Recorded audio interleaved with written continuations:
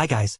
I made a paid service in Telegram where you will find a great collection of fanfiction audiobooks organized and regularly updated. What you get? An unlimited access to the full audiobook library. New fanfiction audiobooks added regularly.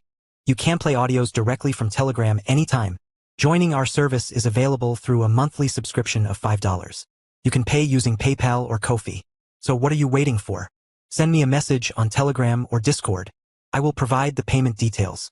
After the payment is confirmed, you will receive access to the private Telegram channel containing all audiobooks. If you enjoy fanfiction and prefer listening instead of reading, this library is made for you. Message me anytime to join. 51, Chapter 7 Part 2. Chapter 7, Chaotic Complications. ATBS. Part 2. ATBS. Erie's Badlands. Cronus. All the warning they got was a brief wave of static before reality distorted and a massive green form materialized in front of the convoy in a shower of purple lighting. The leading vehicle slammed into the newcomer without even attempting to slow down, resulting in an almighty crash and screech of twisting metal. Feet slammed into brake pedals and the convoy came to a sudden jerky stop. Tracks and tires dug deep into the baked ground and the sudden stop covered the whole convoy in a thick cloud of dust. Even as screams of outrage and vile curses came from the chaos worshippers, a deep amused chuckle silenced them all. "I'm not that easy to kill, hummies."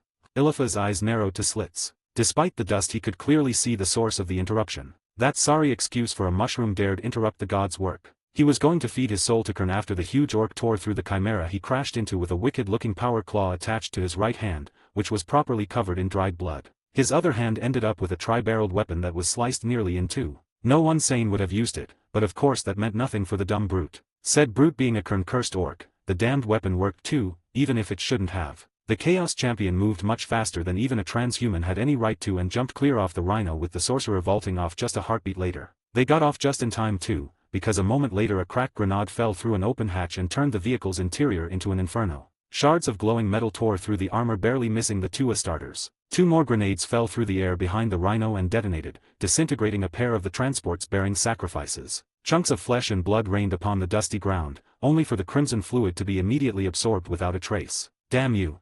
Illifa's roared, took his Crozius in hand and charged the orc, determined to tear the offending green skin limb from limb. The brute chuckled, grabbed the caved-in chimera, heaved as he picked it up and threw it at the next vehicle in the convoy, crushing their crew. The sorcerer found his footing and sent a stream of fire at the greenskin, who merely shrugged it off as if it was nothing and met Illifa's charge with a happy laugh. The Crozius hummed with the promise of ruin in Illifa's hand as he skid to a stop, his feet digging small trenches in the soil. He managed to halt his progress just in time to avoid a backhand strike from the greenskin's grenade launcher, which left the beast open for a devastating strike that should have torn off its lower jaw. Instead, the blessed weapon and its disruptor field merely dented the crude metal and rang the orc's head like a gong. The brute took half a step back, paying no attention to the cultists and a handful of blessed Astartes who had finally peeled out of their vehicles and opened fire at him, and swung his power claw at the Chaos Champion. Illithas jumped back, avoiding the crude claws cracking with energy, and glared murderously at the orc. "Your suffering will be legendary, beast," the champion promised darkly. "Do you have any idea what you just did, you damned brute? You talk too much."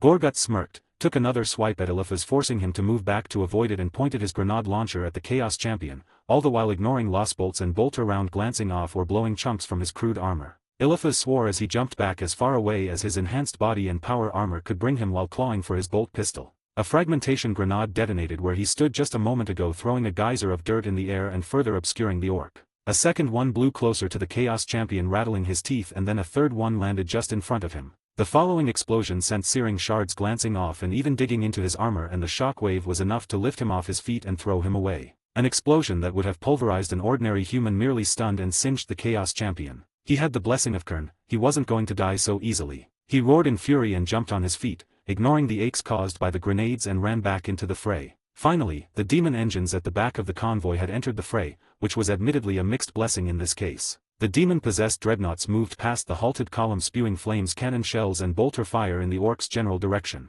The brute himself had wadded into the cultists and cut to pieces a squad of guardsmen who had seen the light of the gods. When Illithas saw him again, the orc was busy tangling with the sorcerer and a pair of Astartes in close quarters. The demon engines put a stop to that in a hurry. 4 shells blew up a chimera, tore 2 of the Astartes to bloody chunks, and left the sorcerer writhing on the ground, leaking blood from the stumps of his legs. The beast didn't emerge unscratched. The detonations threw it off its feet, tore off the left side of its face and the crude bionic eye off its socket, and finally demolished the grenade launcher complete with the arm up to the shoulder, not to mention they caved the left side of its armor and torso. Any natural creature would have been stopped by this much punishment and died in agony. That green mushroom with delusions of grandeur? It laughed and got up on unsteady feet just in time for Eliphaz to fall upon it and begin smashing it with his blessed Crozius. Weakened armor cracked and fell apart under the disruptor field, green flesh tore in chunks of bloody gore, a heavy bolter burst caught the brute in the side and it shook under the impacts before the pile of shot-up scrap on its back glowed discharging green and purple arcs of energy. Prudently, Eliphaz jumped away and it was just in time reality twisted so much it was painful to look at and the orc disappeared with a crack of displaced air that rushed to fill up the void.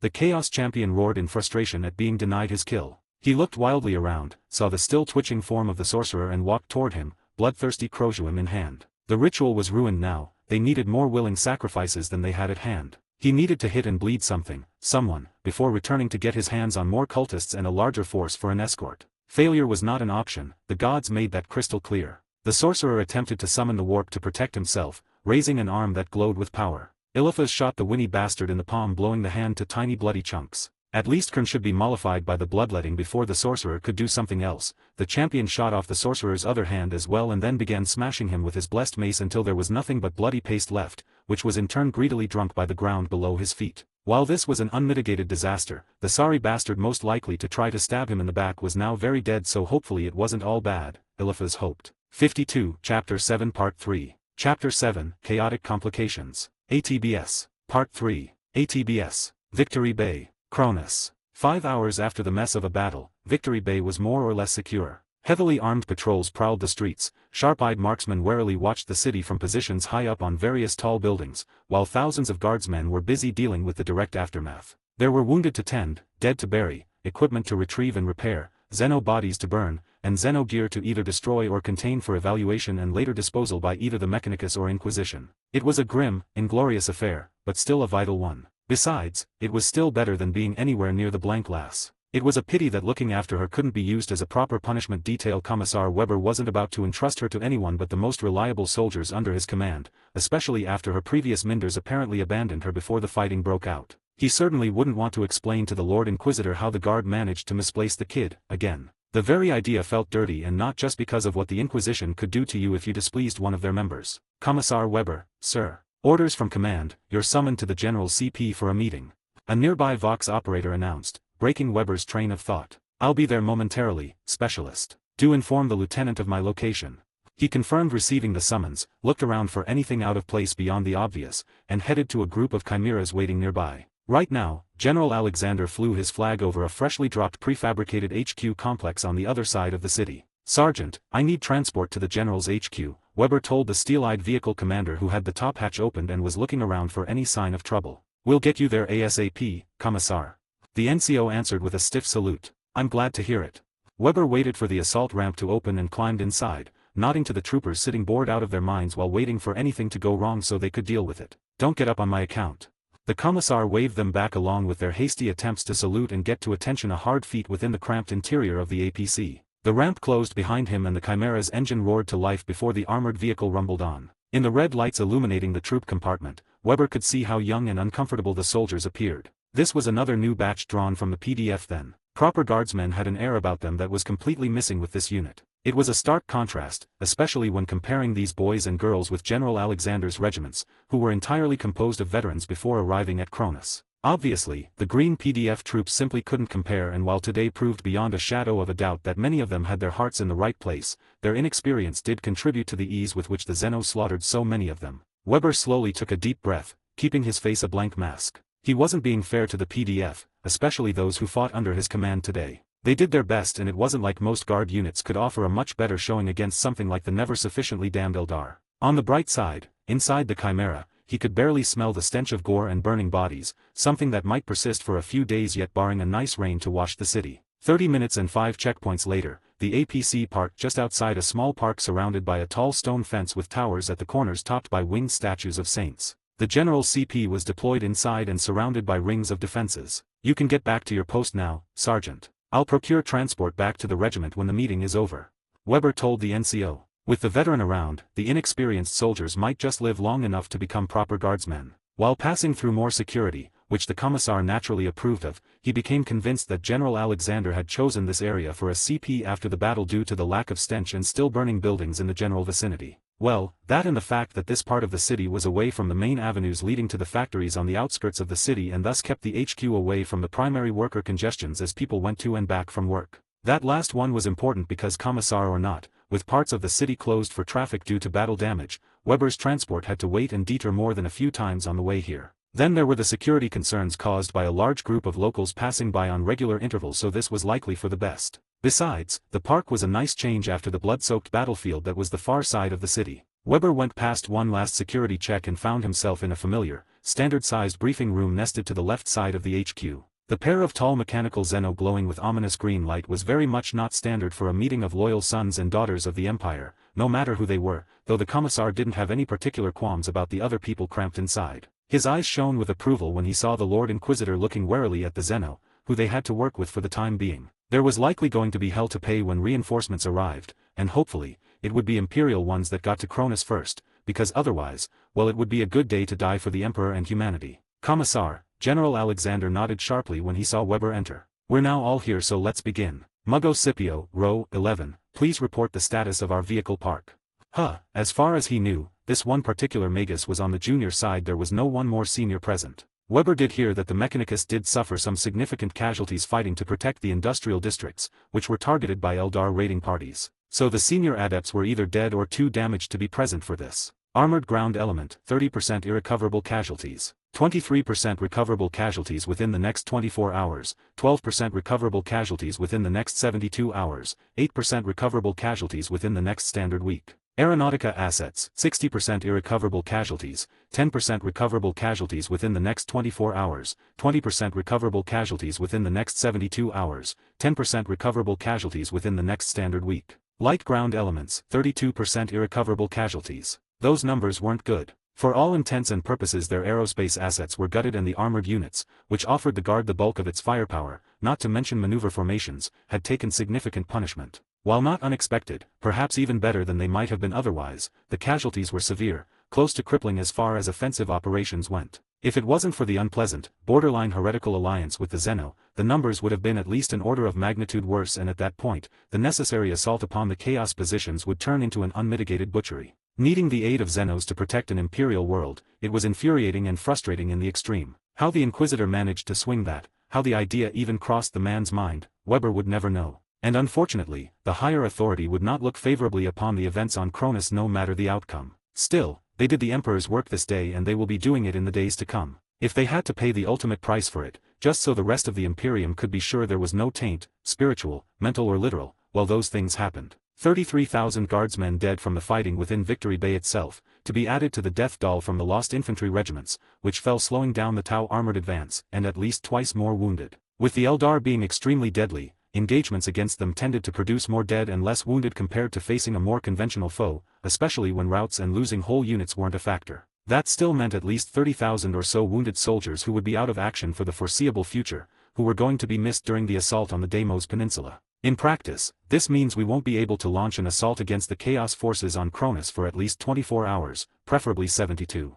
General Alexander said after the butcher's bill was clear to everyone. Unfortunately, time is working against us. With every passing moment, the heretics become stronger due to reinforcements coming through a warp portal they have active at the far end of the Deimos Peninsula, which is our primary target. If we wait too long, they will either have the sheer numbers to overwhelm us or will corrupt this world beyond salvaging and thus doom us all. Either of those outcomes is unacceptable.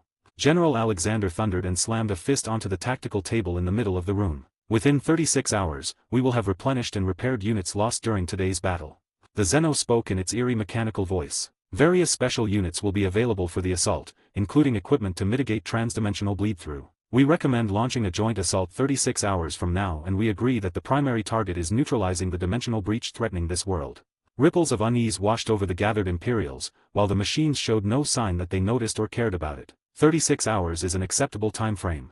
General Alexander grudgingly agreed after staring at the Inquisitor and waiting for Lord Vale's nod of approval. We need a plan for the operation. What assets can you bring to the table? He asked the Zeno. 53, Chapter 7 Part 4. Chapter 7, Chaotic Complications. ATBS. Part 4. ATBS. General Alexander's HQ. Victory Bay. Cronus. The list of assets the Necrons promised for Operation Nemesis, the cleansing of the Deimos Peninsula, was both eye-opening and unsettling. While in raw numbers they were inferior to the Imperial contribution, in practice it was large enough force to give the surviving Guard and Astartes units on Cronus run for their money. Said force wasn't everything these Xenos had on the planet, just the already active portion minus what they felt comfortable with leaving to protect their facilities. Those reinforcements General Alexander and the Inquisition requested better arrive soon, otherwise, the planet might either find itself with new owners of blasted to bits by the Navy when it deigned to appear in force, Weber thought. Drone swarms offered us a good picture of the enemy's defenses.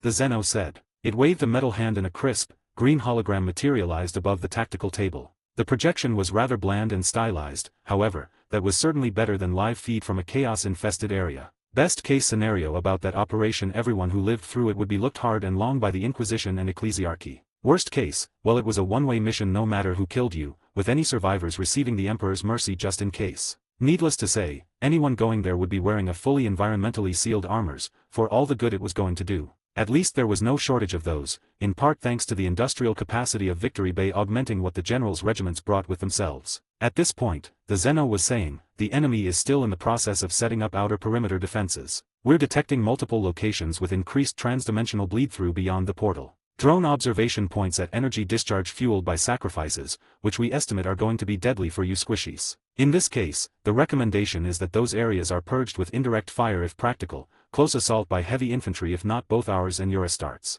2 rings of 6 blinking purple pints appeared on the map, looking like pulsing tumors. We'll need more data on those locations.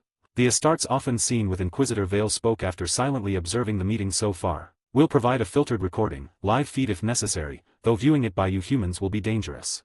The Xeno stated in a voice holding a hint of what might have been droll sarcasm. Was the thing capable of something like that? Continuing, there are 4 locations of concentrated transdimensional energies on the main roads leading to the targets. Those are staging grounds for extradimensional entities. Sacrificing altars and pools of blood help them remain stable in our dimension while their numbers increase enough for a decisive action, we believe. With those words, 4 blinking red circles appeared on the map. Further, there are artillery positions at these points, the Xeno continued, and triangular symbols appeared on multiple locations, generally, hills which would offer better range and firing lanes. Those need to be silenced before we can launch a proper armored assault in order to kick the door to the portal open. Colonel Rovell concluded. My crews will appreciate if any anti-tank infantry infestations are removed in front of our advance. We don't have enough armored units to waste them against such opposition. In 12 hours we'll have units disrupting the construction of the enemy's outer defenses. The Xeno said. We'll be using our teleportation technology to insert in strike units, which will hunt down for artillery and heavy infantry as well. Our assault marines and light units will be ideal for this part of the operation. Captain Thule added. We'll have the capacity to deep strike Terminator and Dreadnought units for headhunter missions, however first we'll have to confirm that our armor and ward can protect us from the suspected warp discharges. If not, they have to be neutralized first. Can't you just insert a unit at the portal and neutralize it, thus buying us time for a better prepared and methodical assault? There is too much transdimensional interference and the area of effect is slowly increasing. At projected rates, it will cover the whole peninsula within 2 weeks. While we can protect our units which will take part in the assault from its corrupting effect, long-range teleportation is out of the question. The same goes for air or orbital strikes. The Xeno explained. That damn warp dome above the portal. The Lord Inquisitor grumbled. We'll have to do it the old-fashioned way. Inquisitor Vale is right. General Alexander nodded grimly. Make no mistake, this is going to be a tough, bloody fight against some of the nastiest things this galaxy has had the misfortune to ever see.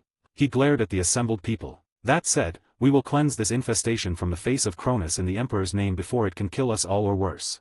As he said that, the general made the sign of the Aquila and every single Imperial, even the Mechanicus adepts, followed suit. The Xeno? They simply looked around with what might have been curiosity. Regarding morale, dealing with possible corruption and contamination, while everyone committed to the operation should be on the lookout, dealing with said dangers will be the primary responsibility of the commissars, junior officers, and the ecclesiarchy cadre we either brought with us or can draw on locally. After the battle, everyone who takes part will be quarantined until a determination on their status could be done by proper authorities. Which meant the reinforcements, the Inquisition in particular. Well, that couldn't be helped. We'll do our part, sir. Weber spoke aloud in a voice leaving no doubt about his conviction, a sentiment echoed by his fellow commissars among the gathered officers. I expect nothing less. General Alexander said before changing the topic. We can't count on the enemy sitting behind their defenses and waiting for us to come for them. We need to be on the lookout for either infiltration and sabotage attempts or perhaps even an all-out assault on our positions. Further, we'll need to establish forward operation bases and supply dumps closer to the target zone in order to make our logistics easier during Operation Nemesis. In particular, that is one of the constraints delaying the launch of the assault. Some of the areas between us and the Deimos Peninsula are currently no man's land, which needs to be secured. Air and orbital support is and will be available in those areas. The Zeno motioned at the map and it shifted, zooming out, changing into a crisp orbital image, which had the Deimos Peninsula hazed out, likely as a precaution. Multiple amber bands superimposed themselves between the target area and Victory Bay, showing zones complete with flight time for air assets Aeronautica, Astartes, and Necron alike. That was going to be useful information, yet it was disturbing because as far as Weber could determine, the flight times for the Imperial fighters and bombers were about right. Any Zeno having this much data about the Imperial war machine was always an unpleasant proposition. Then again, some of the most dangerous of humanity's foes knew the Guard and Astartes capabilities almost as well as the Guard regiments and Astartes chapters themselves. However, Weber didn't have to like that fact, damn it. Let us not forget that while all those details and smaller components of Operation Nemesis are vital, they are only supporting elements that will allow us to achieve our primary objective. The Lord Inquisitor got the meeting back on track. The warp portal. General Alexander's mouth twisted in distaste. Precisely. To put it bluntly, if we fail to seal it, we're all fucked, both literally and figuratively. Inquisitor Vale stated. He looked at the Astartes looming beside him. Options, Antias. Depending on the portal, direct application of firepower upon whatever supports it might be enough. The Astartes grimaced. Or it might do nothing at all. I can't say for certain before seeing the damn thing myself. We'll provide relevant long-range images. If we can secure the immediate area and keep enemy reinforcements coming through contained, we should be able to build the necessary infrastructure to strengthen real space in the area, weakening the breach and eventually seal it. However, doing so will take time and resources, which we might not necessarily have.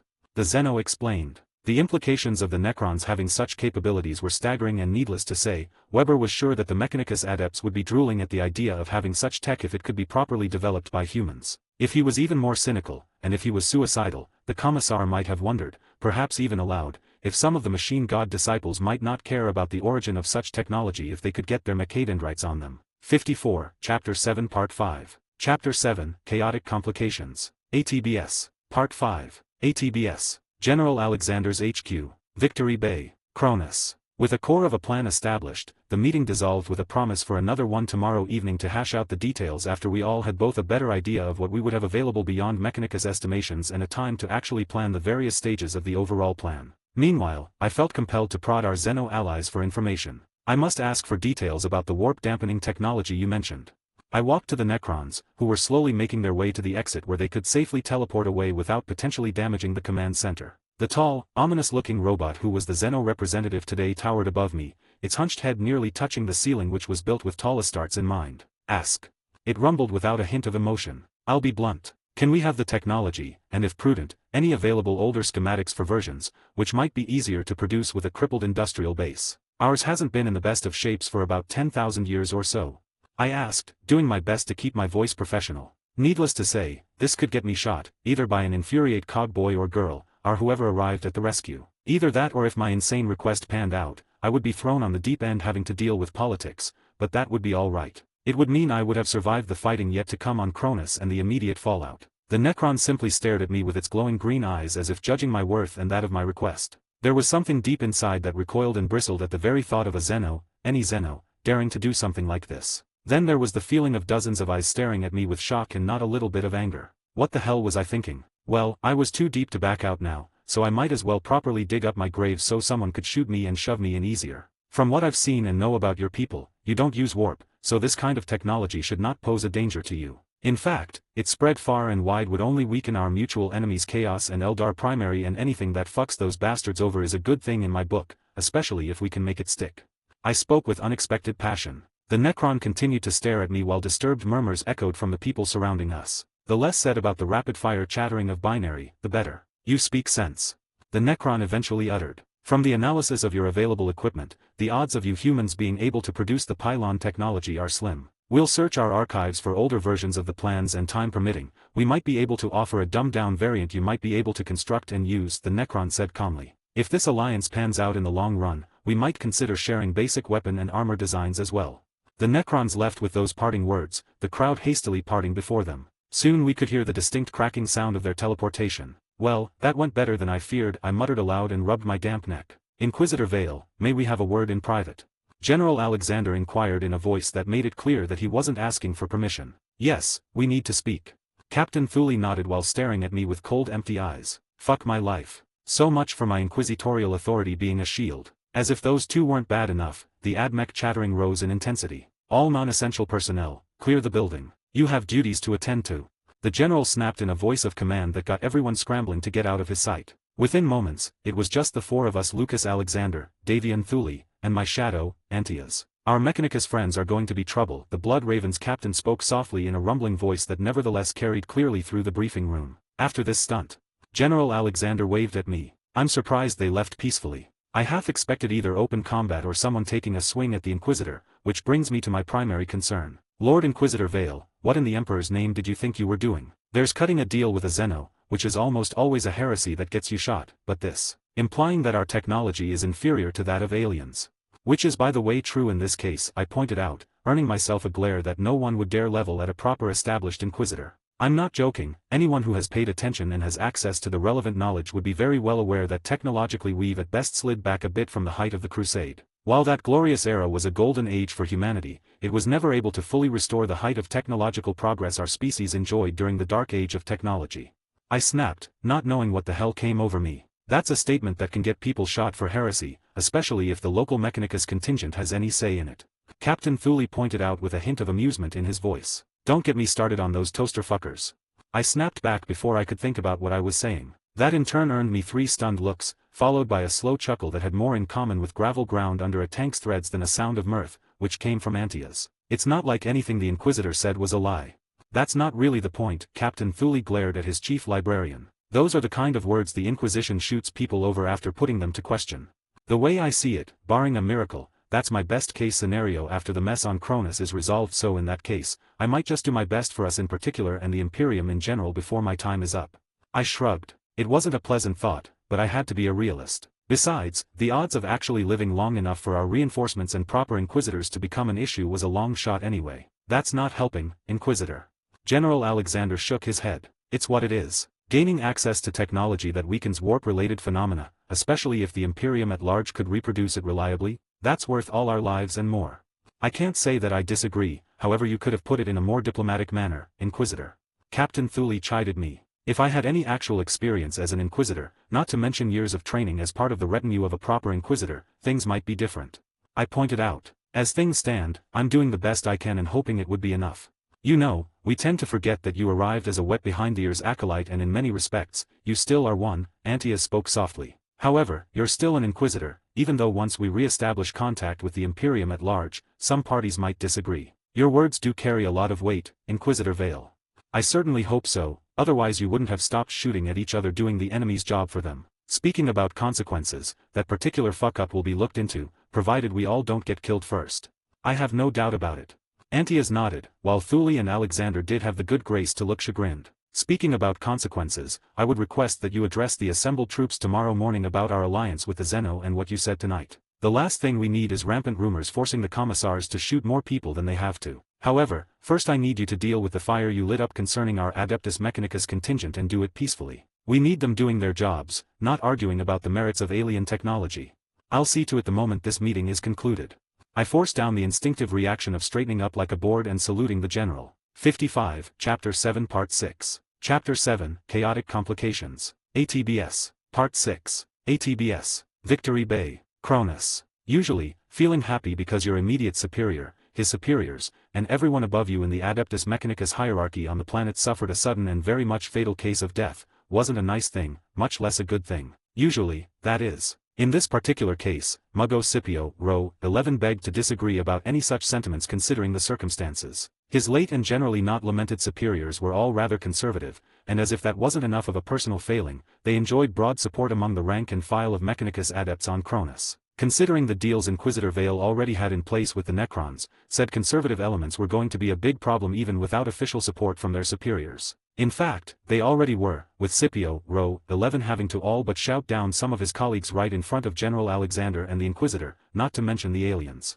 To be fair, he had to shout down some of his allies too, who practically demanded schematics and working prototypes for study from the Necrons, which was a potential sticking point, one that thankfully the Zeno chose to ignore because if anyone unaugmented could understand binary in that meeting, it was those aliens. The Inquisitor's lack of tact didn't help matters. This was no news, no grand revelation, that the Imperium had stagnated or even regressed technologically in places, especially when compared to the heights of the hallowed dark age of technology. Any aspiring Mechanicus adept with 2 brain cells available to rub together could such correct conclusion with data freely available on almost all civilized imperial worlds. That by itself was not in contention, usually, it was simply a regrettable fact. However, said fact wasn't something people tended to comment on or discuss in public, much less in front of high-ranked imperial officials, or worse, aliens, even if everyone in the room likely knew or suspected the truth anyway. It was simply not the done thing and more ammo for the Inquisitors and more importantly, progress enemies to use. This was a case of faulty parts. Scipio, Row 11 didn't need at a time like this.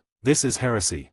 One of the loudest conservative adepts proclaimed aloud, his shrill mechanical voice whistling through the air like a whip. The only saving grace was that the extensively augmented old cyborg kept on speaking binary. The number of resigned or worse, angry, agreements that met the sentiment were less than heartening. But of course, the more forward-thinking, or simply saner, adepts hurried to oppose their counterparts, loudly proclaiming how Inquisitor Vale was doing the Omnistia's work. Naturally, that didn't go down very well and Scipio, Row 11 had to speak aloud, voicing as much disappointment as his augmented throat could produce. By the motive force, this was going to get ugly much sooner than he feared. Fellow servants of the Great Cog, is this how we show ourselves to the Imperium at large? He snapped as if speaking to small children, using simple and easy to understand words for all the good it was going to do. This is a travesty, Muggo Scipio, Row 11 and I for one won't stand for it. That same cyborg declared heatedly. Any studying of diseased xenotech must only be done so we could properly annihilate it faster, easier and if practical, safer. To even entertain the thought that we would study abominable xenotechnology to reproduce it and thus sully the hallowed knowledge the Omnistia granted us? It's preposterous, I say. A concerning amount of the present adepts nodded in agreement, while the others glared at Sulla, Alpha 5 and his cronies as if they just crawled out of a dark Mechanicus lab. Perhaps some great orator, or a magus more experienced in the politics of their organizations might have found a way to defuse the situation instead of merely doing their best to stave off an inevitable explosion. Scipio, Row 11 was neither of those things. Instead, he preferred the company of war machines he tinkered with and the feedback of the soldiers using it, to the words of most of his Adeptus Mechanicus colleagues. That's not for us to decide. Scipio, Row 11 snapped back. I can see where you and your supporters are coming from and certain precedents and policies do support your view. He grudgingly admitted. Other precedents, policies, and the mandates of the Ordo Xenos of the Inquisition do support Inquisitor Vale's actions barring sanction from higher authority, which isn't currently present on Cronus. The final disposition of any captured, recovered, or diplomatically acquired technology and schematics won't be decided by any of us but proper high-ranked Adeptus Mechanicus Magi and experienced Inquisitors. Now what we need to do is our best to ensure that Cronus doesn't fall to chaos before reinforcements could arrive and solve the issue we're having. We have a tremendous amount of equipment to fix, so let's get to it. He did his best, including pulling rank, yet all he could manage was getting everyone to go busy themselves fixing everything the recent fighting broke, while quietly or not so quietly fuming at the situation they found themselves in. At least, the noises concerning a possible heresy subdued. Instead, now Scipio, Row 11 had to deal with his supporters, who clamored to be among the first to study the interesting Necron technology acquired by the Inquisitor. Why was he even bothering at this point? There were vehicles to fix and machine spirits to placate, Omnistia damn it. ATBS. Near the Farseer chambers. Craftworld Ulthwi. There were days that Rohan almost regretted leaving the craftworld he was born on and ending up on Ulthwi. Well, to be fair, he didn't regret getting out of Bealtan and the insanity gripping it, merely the facts that he had to leave his young and stubborn foolish sister behind and the place he ended up in the end. The war-crazy Farseers and other leaders of his former home was bad enough. Those running Ulthwi, while not exactly worse, you had to be either Drukari or She Who Thirsts worshipper for that, were too impressed with their prophecies and diving into the ocean of souls to seek them. 10,000 years since the fall and his people hadn't learned.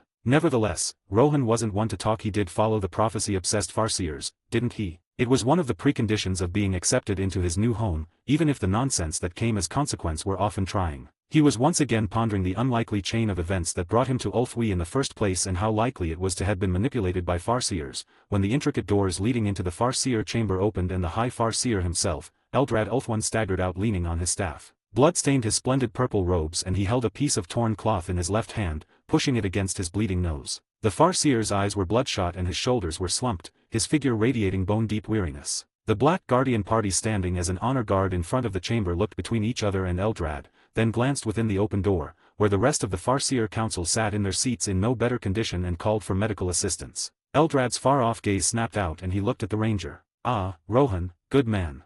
The ancient Ildari forced a smile, revealing blood-stained teeth. There are some complications we need to deal with and some of them concern your former home.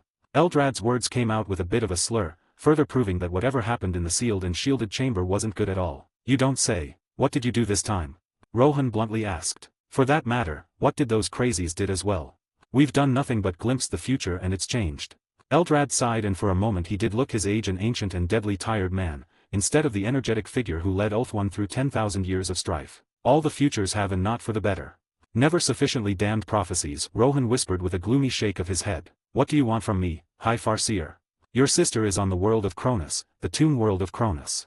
Eldrad began. He removed the cloth of his face, frowned when his nose kept bleeding, and pressed it back in. I don't know what their Farizers had seen, if anything beyond what they wanted to see. Taldir managed to do the unthinkable. She forced the local human forces and the awakening Necrons into an alliance and potentially burned what little goodwill our species have with the upstart Tau, all in one fell swoop. Eldrad explained with more than a hint of exasperation sneaking into his tired voice. Rohan closed his eyes and did his best to retain his composure. Biltan's endless crusade to restore the dead and damned Ildari Empire leading to something like that? It sounded terribly in character. His young sister being entangled into such a mess, he could see it, even though he didn't want to believe it. What do you intend to do about it? What do you want me to do? You didn't call me to gloat, neither to merely inform me of the newest disaster. Rohan concluded. Damage mitigation. The future is not what it was supposed to be. The enemy is moving to counter us, and barring a miracle, our plans for long-term salvation are now moot. We're going to need allies and all the help we could get in order to survive. Biltan just turned from an occasionally useful liability into a noose around all our necks, one that might just drag us all into eternal damnation. No matter how exhausted we Farseers are, we should be able to force a webway connection to Cronus and send a war party there. You won't have Farseer support on this one. Eldrad grimaced and leaned onto his staff in an uncharacteristic display of weakness. Your orders are simple: aid the humans, neutralize the chaos presence on the planet, and investigate the extent of the alliance between the Necrons and the humans there. The High Farseer fixed Rohan with an intense stare. Under no circumstances, you're to show Ulthwee's forces as hostile either to the humans or the Necrons' presence on that planet. Biltan already ensured chaos might very well win there and convinced those two factions that some Ildari is all but allied with the abominations. In other words, the situation is even more fucked than if the Drukhari did it, and you need me to make it unfucked. Rohan put it crudely and bluntly. What could go wrong, beyond everything? Damn it, Taldir. Yes. Eldrad nodded. 56, Chapter 8 Part 1. Chapter 8 The Calm Before the Storm. ATBS. Part 1. ATBS. Victory Bay, Cronus. After the meeting, I found myself without an immediate objective to pursue, which meant that I finally had a bit of time for myself, which I put to good use thinking about what has been happening as of late. While doing that, I even found the time to get to the officer quarters, where I now had my own small room, get the first proper shower in a long while, a shave too, which wasn't a pretty affair. That's how I found myself in a tiny bathroom in the barracks, staring at my face, which I had trouble recognizing, and not just because of the nasty, still healing jagged scar disfiguring most of my right cheek thanks to that damned orc knob I was dumb enough to charge like an imbecile. As if that wasn't bad enough, I had another reminder from that encounter besides my bionics, and right now, I could clearly see my brand new left arm complete with another still not fully healed, even nastier scar, where it connected with what used to be my shoulder. That was gone too, because of an orc axe. Compared to that, having 8 new golden teeth on the right side of my mouth, because of that knob as well, shouldn't have even registered, yet I couldn't stop staring at them. The bloody things were polished so well, they sparkled in the dull light of the bathroom. What the fuck was I thinking?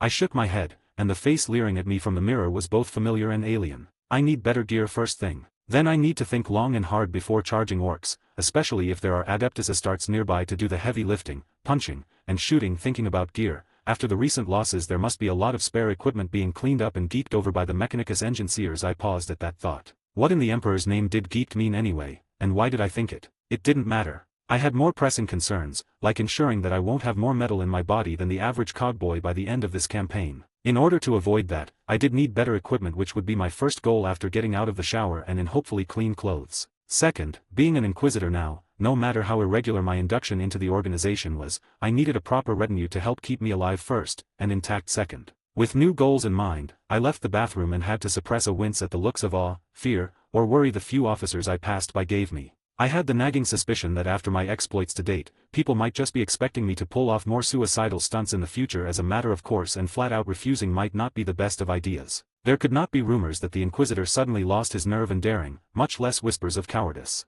I got into officer's field uniform without insignia, provided by the general's aide, got my trusty Lost pistol in a holster, and headed out, in search of a proper armory containing the nice stuff. To my surprise, Antias materialized and fell in step next to me, moving very slowly for a space marine. Inquisitor, can we have a quiet word?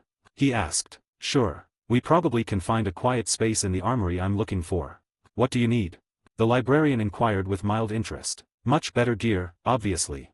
Antias glanced from my cheek to the bionic arm and nodded. That might help, however even Astartes in our power armor can be crippled by the nastier orc specimens when we go in close combat. He paused, pointedly giving me a once-over. It seems to me that a space marine, you are not, Inquisitor. I somehow figured that part out myself, thank you very much. I did my best to keep as much sarcasm out of my voice, though I'm sure I failed miserably. I wasn't sure. Usually, you regular folks aren't too keen on charging orcs in melee, much less riding on top of an APC. When our job on Cronus is done, I'm sure that the recordings of your exploits will be an instant hit at least sector-wide, if not across the segmentum. An Inquisitor getting down and dirty with the regular grunts, doing his best to fend off humanity's enemies at a great peril to himself? That's likely going to be propaganda gold. Antias lowered his voice to a whisper. With the deals we're doing with Xenos here, we might need all the help we can get when all is said and done. Yeah, he had a point. It was just that I wasn't particularly certain that I would live long enough for the fallout to become an issue. However, a bit of contingency planning wouldn't hurt. It was just that I didn't really know where to start on that one, beyond praying fervently to the Emperor and hope that our reinforcements, when they arrived, would be under the command of someone reasonable. The same could be said for whatever Inquisitor would be dispatched to look into the unholy mess that was the situation on Cronus. Without those deals, we would be in an untenable position right now. Do you think we would be in any shape to attack the traitors if we had to fend off the combined Tau Eldar offensive alone? I pointed out the obvious. You're preaching to the choir, Inquisitor. While I certainly don't like the need, not at all, I do see the benefits. Besides, it has been known for Ordo Xenos Inquisitors to work with or even broker temporarily truces, even short-term alliances with Xeno factions. It's just that, such arrangements almost always end up in betrayal. However, that's not what I need to speak with you about. An appropriate armory should be 2 blocks that way. Antias pointed to a group of Gothic buildings to the right. You used your helmet's vox to ask for directions, didn't you? Why would I need to do so? I'm an experienced Astartes librarian, we always know the area we operate in like the back of our hand. He almost sounded offended at my accusation. That wasn't a flat-out denial, mind you. I shot back. We spent the next couple of minutes in uncomfortable silence, which was exacerbated by the looks the various locals milling around gave us. The undisguised awe aimed at Antias was something else, however, some of it did splash upon me too. There was even a small group of kids, none could have been older than 10, who pointed excitedly at us while chattering at each other. Soon, we got to a prefabricated armory building dropped from orbit, got past the guards, and found ourselves in a scene of barely controlled chaos. Inside, we could see a small horde of Mechanicus adepts, servitors, the odd servo skulls singing in binary flying around, all the while a single harried engineer, who appeared to be more flesh than metal for a change, tried to direct them. The reason for all the excitement was obvious. The place overflowed with crates full of roughly packed equipment recovered from the battlefield. One corner had people and machines fixing up various armors, another dealt with normal human-sized bolters, a third handled plasma guns, while in the center of the room, a trio of red-robed Mechanicus adepts with much more mechadendrites than arms and legs, rapid-shot binary at each other while reverently inspected several power blades. This was the right place indeed. On the downside, there would be no quiet conversation while inside, so Antias would have to wait. If it was something particularly important, he would have said so, surely. While the majority of the occupants either didn't notice us or dismissed our presence as of no consequence, the engineer trying to ride a herd over them, saw us and headed our way. Surprisingly enough, he had only 2 mechanic tentacles coming from her back, and they ended up with sensible manipulators too. He had his face hidden from a rebreather, however, there was no other trace of augmentations on it. From what I could see, his 2 hands were flesh and blood too. Lord Inquisitor, my Lord Astartes. The engineer bowed slightly. How can we be of assistance? I require proper equipment for our impending actions against the traitors. The man examined me, taking note of my bionics, which made his blue eyes lit up in approval. I'll see what we can do. There is a lot of equipment available, or at least it will be once it has been properly re-sanctified, and its machine spirit soothed. What weapons and armor do you prefer? What stormtrooper protective equipment do you have available? Preferably fully environmentally sealed. We were going to face chaos, and one of the last things I wanted was to survive the coming onslaught only to perish in agony due to some never sufficiently damned pestilence. There are more than a few armors we're patching up after their previous occupants ran afoul of the pointy-eared freaks. The engineer sniffed in disdain, then gave me a closer look. At least one should be a decent fit without much work. What else? I'll like to requisition one of those nice power weapons. As for ranged firepower, I trailed off, looking from the plasma guns to the hot-charged las guns used by the Stormies. While I would usually recommend bolters, you could seldom go wrong with them. Those aren't ideal weapons for normal humans, especially if you lack either a light power armor or a suit with exoskeletal support like the better void combat gear. Antias shared some of his wisdom. Considering what we're going to face, a plasma pistol if you have the misfortune of facing one of our traitorous brethren, otherwise a stormtrooper rifle should be good. This sounds more than reasonable, thank you, Antias. You heard the man, engine seer. Would receiving this kind of equipment be possible? I see no issues with it. We should have your gear ready, sanctified, and blessed within 24 hours on the outside, perhaps earlier if we have to rush it. He said it in such a way that implied rushing won't be a good idea. 24 hours sounds good. I'm glad you agree, my lord. Just stand here for a moment, while I have one of our servoskulls scans you so we can get an armor properly fitted for you. Your gear should be ready for pickup this time tomorrow. With the scan done, the engine seer went back to running the armory's crew and Antias led us away for that quiet chat. 57, Chapter 8 Part 2. Chapter 8 The Calm Before the Storm. ATBS. Part 2. ATBS. Victory Bay. Cronus. We ended up in a secluded spot at the edge of the park where General Alexander had his HQ deployed, and Antias looked me square in the eyes after making sure that there was no one around to listen. Inquisitor, I can't say that I'm particularly happy with the deals you had to make so we could win today's battle on the cheap. The Emperor knows, if we suffered more casualties today, we would hardly be in place to deal with the heretics. However, the way you spoke with that Zeno back in the HQ, what you said, nothing more than common knowledge. Where was he going on with this? Well, not exactly. I'm sure that most tech priests know the technological state of the Imperium in general, Astartes, especially those of us who take pride in recovering and preserving knowledge, like the members of the Blood Ravens know it as well. I'm sure that there are nice, safe civilized worlds where most people are educated on a more or less true general history of the Imperium in particular and what we do know about humanity's ancient past. Yet, it is not common knowledge of how much we've fallen since the dark age of technology, neither about the slow slide back from the peak during the Emperor's blessed Great Crusade. I squinted at Antias, trying to process what he was telling me. That was bloody common knowledge as far as anyone paying attention, surely. I can see you aren't getting it for some reason. You don't act like a noble, you aren't speaking as one, so that can't be it. The librarian shook his head in exasperation. I'm trying to process the idea. I stated flatly, disbelief plain to hear in my voice. If it makes you feel better, you can blame either the administratum or the Inquisition. He shrugged. I'll speak bluntly, using small words, Inquisitor. Yes, you better do that. At least half of the officers present in the HQ during the meeting, much less any of the rank and file who might hear rumors about what you said, to a Zeno no less, well, they will be shocked by the very idea that we not only lack some of the best technology in the galaxy, but that the Imperium isn't advancing, neither is it stagnating, but generally technologically regressing, or at least part of it are. You really shouldn't have said that to the Zeno in public, Inquisitor. It's bad for morale. It makes people think thoughts neither of us they rather think. The first thought I had once my mind processed Antia's explanation was to wonder in what kind of madhouse of a feral world I ended up in and where did most of the regiments here come from. Yet, I only had to give one look to the city around us, and even if it was on the tiny side for the Imperium, Cronus was a more or less proper civilized world. I can honestly say that this particular point never crossed my mind.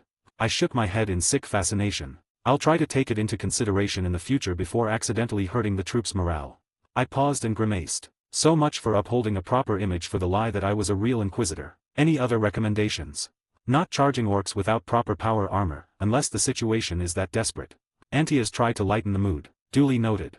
In the same vein, you might want to ask around and see if our Mechanicus contingent has recovered any protective relics that might help keep you from losing any more pieces, like a conversion or scatter field generator. Even if they're a family relic, you should be able to requisition any such piece until the end of the campaign. That's another thing that hadn't crossed my mind. Vaguely knowing how expensive one of those things were at the best of times, the very idea that I could get my hands on one anytime soon was ludicrous. Then again, I was supposed to be an Inquisitor now, probably the worst equipped and prepared for the job Inquisitor in the galaxy. That's another thing I'll keep in mind. Thank you for the suggestions, Antias. I take it that Captain Thule and General Alexander aren't too pleased with my conduct during the meeting. And why didn't they say something about it after it instead of sending the librarian? Not particularly, no, however. Given the circumstances, it's not their place to undermine your authority in any way, shape, or form. He grimaced. Especially when it comes time to justify why they listened to you and stopped their forces from shooting at each other. Me on the other hand, I'm currently part of your retinue and merely offering to advise, which should be a part of my job, surely. He flashed me a toothy smile. Politics. I nodded in understanding. That was currently cause number 2 on the list of most likely things to get me killed. Number 1 was enemy action, with number 3 being a fellow Inquisitor getting me interrogated and shot as a heretic, and only because there were currently no reinforcements in sight. Speaking about being part of my retinue, any idea of appropriate members to poach from General Alexander's command? Now we're talking. We might keep you alive still. Antias happily sounded his approval. First, we'll be facing heretics, which means that troops with a bit of experience in the matter won't go amiss. I'll recommend checking if those who were with us during the search for Inquisitor Requista are still alive and in any condition to fight. Second, a Mechanicus support would be prudent, though we must be careful about them. I'm sure your actions and the possibility of useful Xeno technology is going to divide their ranks.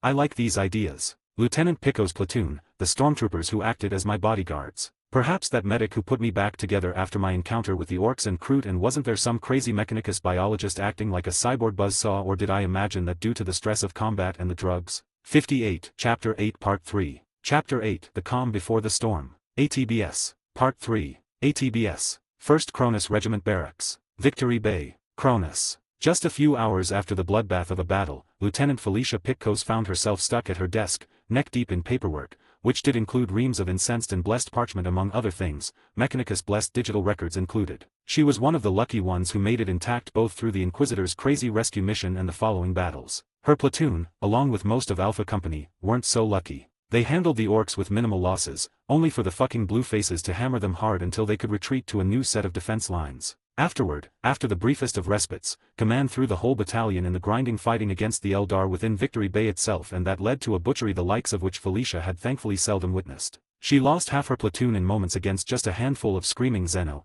whose voices turned soldiers' insides to a bloody mess, moved almost faster than the eye could track, and had swords, which cut through proper carapace armor as if it wasn't their much less flak vests. If it wasn't for a bunch of those mechanical Xenos arriving in the heart of sinister green lighting, Pico's whole platoon and the lieutenant herself would have perished then and there. That might have been for the best really, because just a few minutes later, a Xeno sniper picked off a third of the survivors before someone either killed the damn thing or it had to displace. Felicia dearly hoped it was the former. It would be if there was any justice left in the galaxy. She forced herself to push those maudlin thoughts aside, took a sip of Amasec, the good stuff kept for special occasions like this one, and returned her attention to the breeding mountain of paperwork. Even with the platoon combat ineffective for the time being and the few hale survivors under the sharp eyes of Sergeant Graves, the LT's work was never done. Felicia picked up the next data slate and swore. It was yet another reminder of how many people she lost lately, a requisition related, about special weapons, a request for her to confirm how many of those her platoon would need. The answer was obvious, preferably at least as many as she had warm bodies to carry them.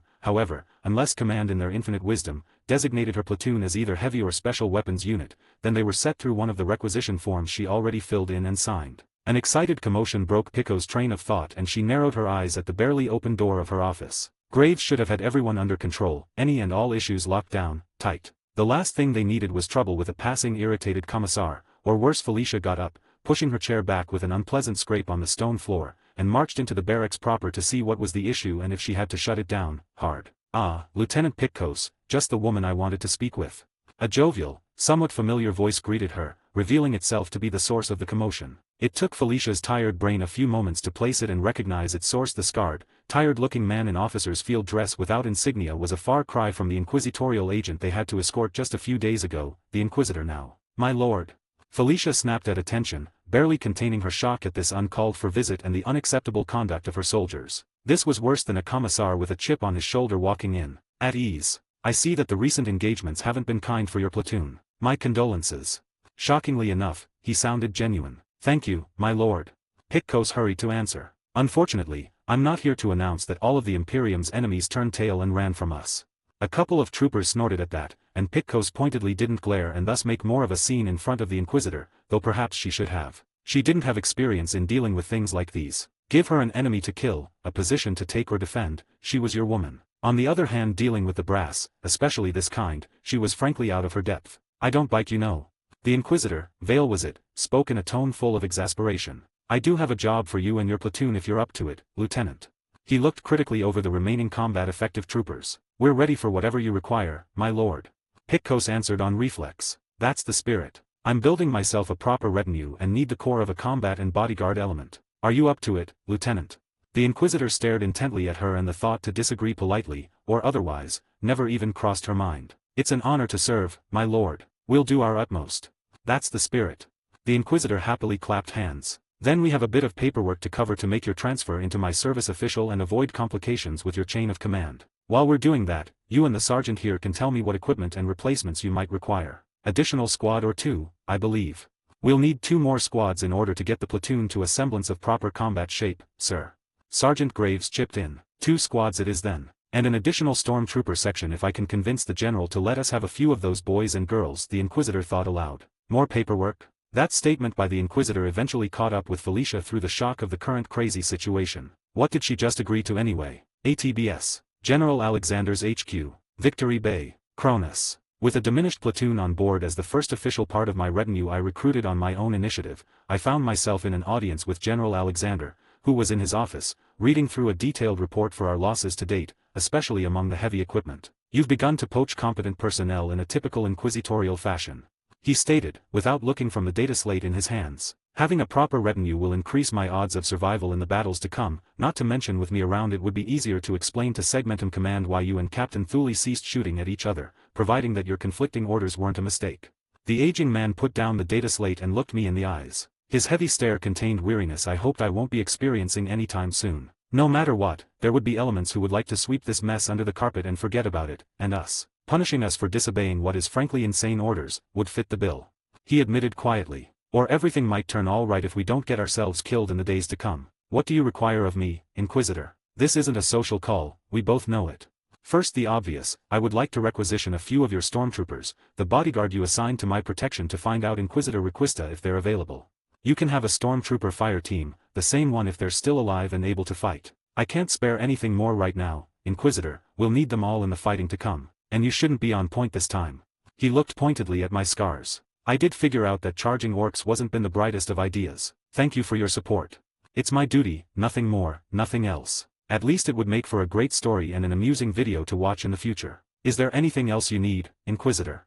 Mechanized transport for my retinue while we're operating on Cronus and thus within your area of responsibility. If I believed that it was available, I would have requested air transport and a pilot as well. However, I'm aware that our Aeronautica assets took crippling losses. They aren't combat effective any longer and we can put just a handful of bombers and fighters in the air. We'll have to rely on integrated AA units and our allies to deal with any heretic air power. Because of that, I believe I can authorize you to get a pilot and transport. However, obviously, I can't provide you with fighter escorts, so going anywhere by given the security situation would be a great way to commit an expensive suicide. I'll advise against doing so, Inquisitor. That's great news. I might see what available pilots we have for future reference if nothing else. I won't take up more of your time, General. Once we've dealt with the heretics, we should talk about the source of your orders, those of Captain Thule's as well. I'll see to it that we do. If we are still alive was left tactfully unsaid. 59, Chapter 8 Part 4. Chapter 8 The Calm Before the Storm. ATBS. Part 4. ATBS. Victory Bay, Cronus. A few hours of inquiries finally led me to a field hospital on the outskirts of Victory Bay. It was hastily set up after the battle and currently chock full with wounded and the people who tended them. Heavy guard too, because after the Tau practically overran our outer positions earlier, no one felt like taking chances, even if the uppity bastards shouldn't be in a position to launch another assault. If I had any illusions about getting through the battle lightly, the visit to the hospital would have dispersed it. It further drove home just how lucky we got and how invaluable the Necron's assistance was. The place was packed with wounded, many high up on drugs, and it was obvious that some of them won't be making it despite the best efforts of the available medicas. Needless to say, this wasn't the only hospital packed to bursting. There were at least 3 other field ones, and the guard began using it only after all the proper hospitals in Victory Bay got packed up with our wounded first. As bad as the sight and smell were, it further drove my determination to seek a proper medical expert for my retinue,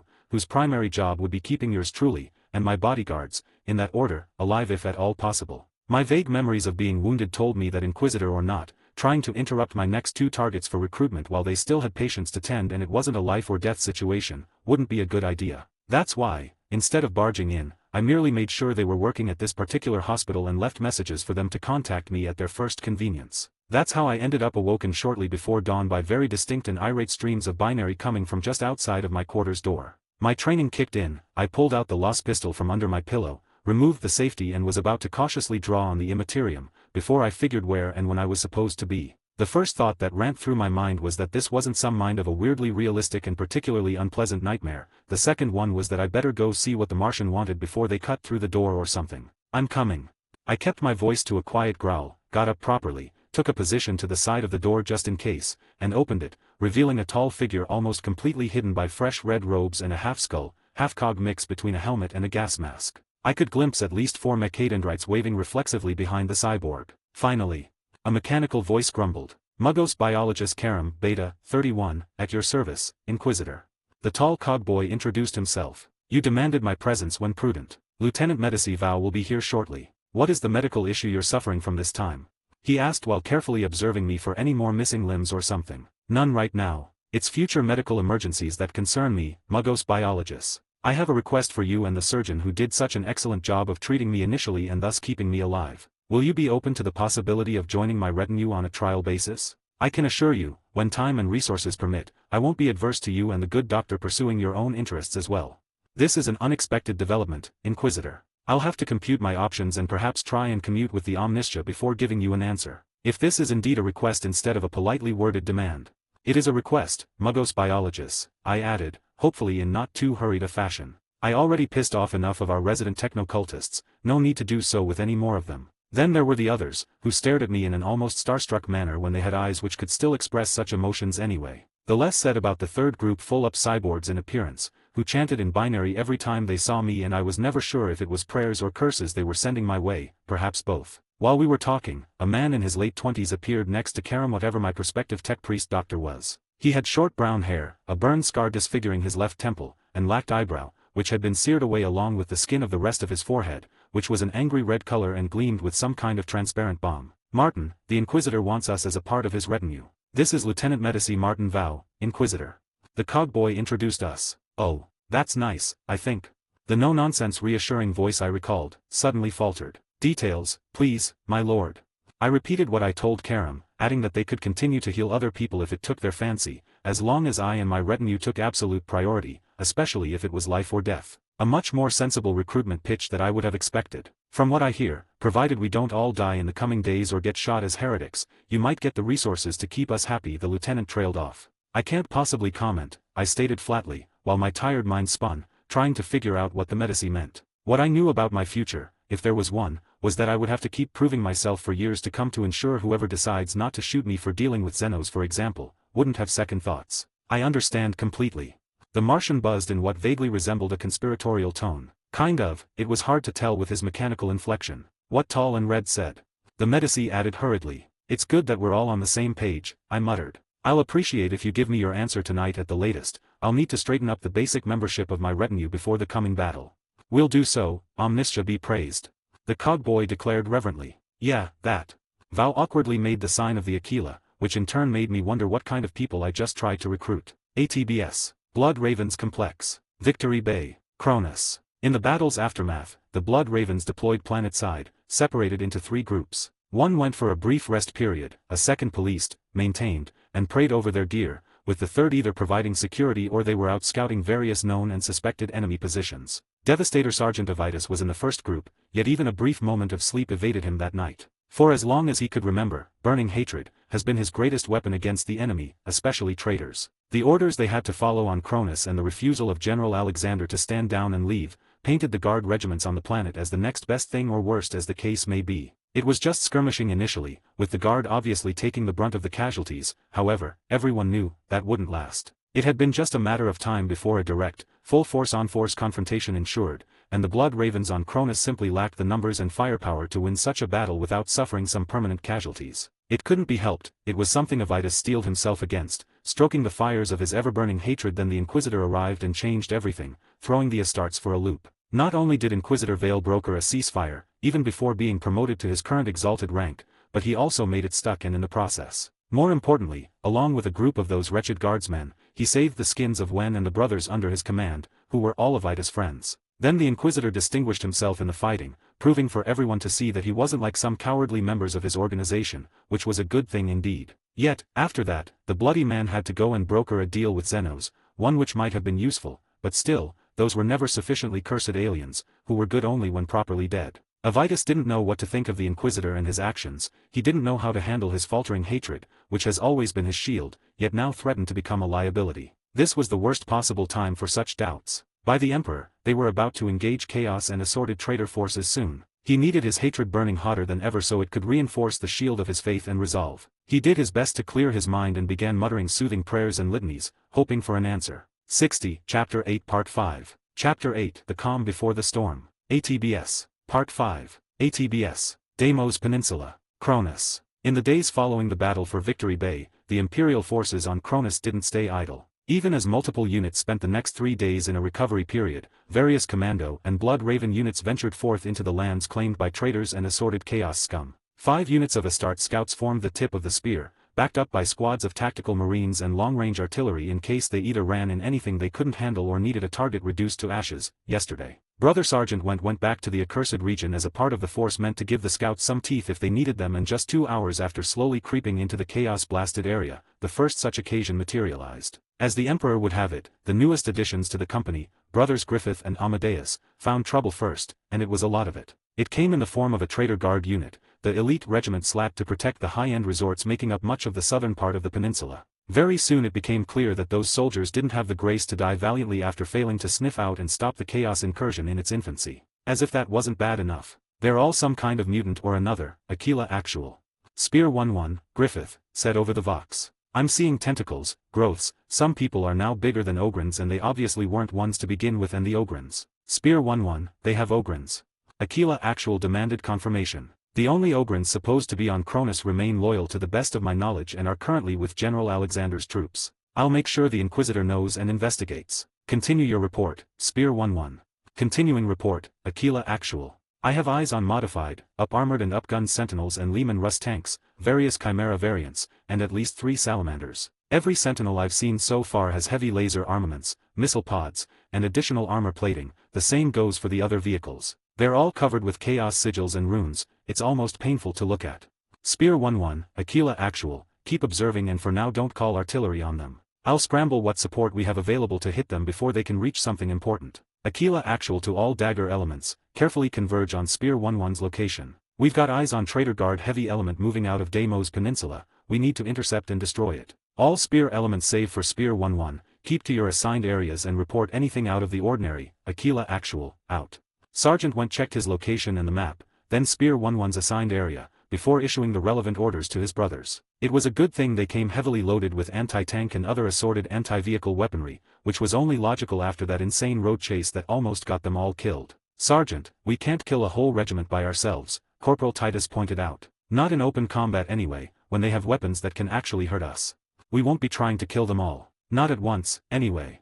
Went grumbled good-naturedly. Titus was one of his most experienced astartes and always a pessimist. Sadly, this darkness-covered universe tended to prove the grizzled old veteran right more often than not. Slow them down. Stop them until reinforcements could arrive and help us kill all the traitorous bastards.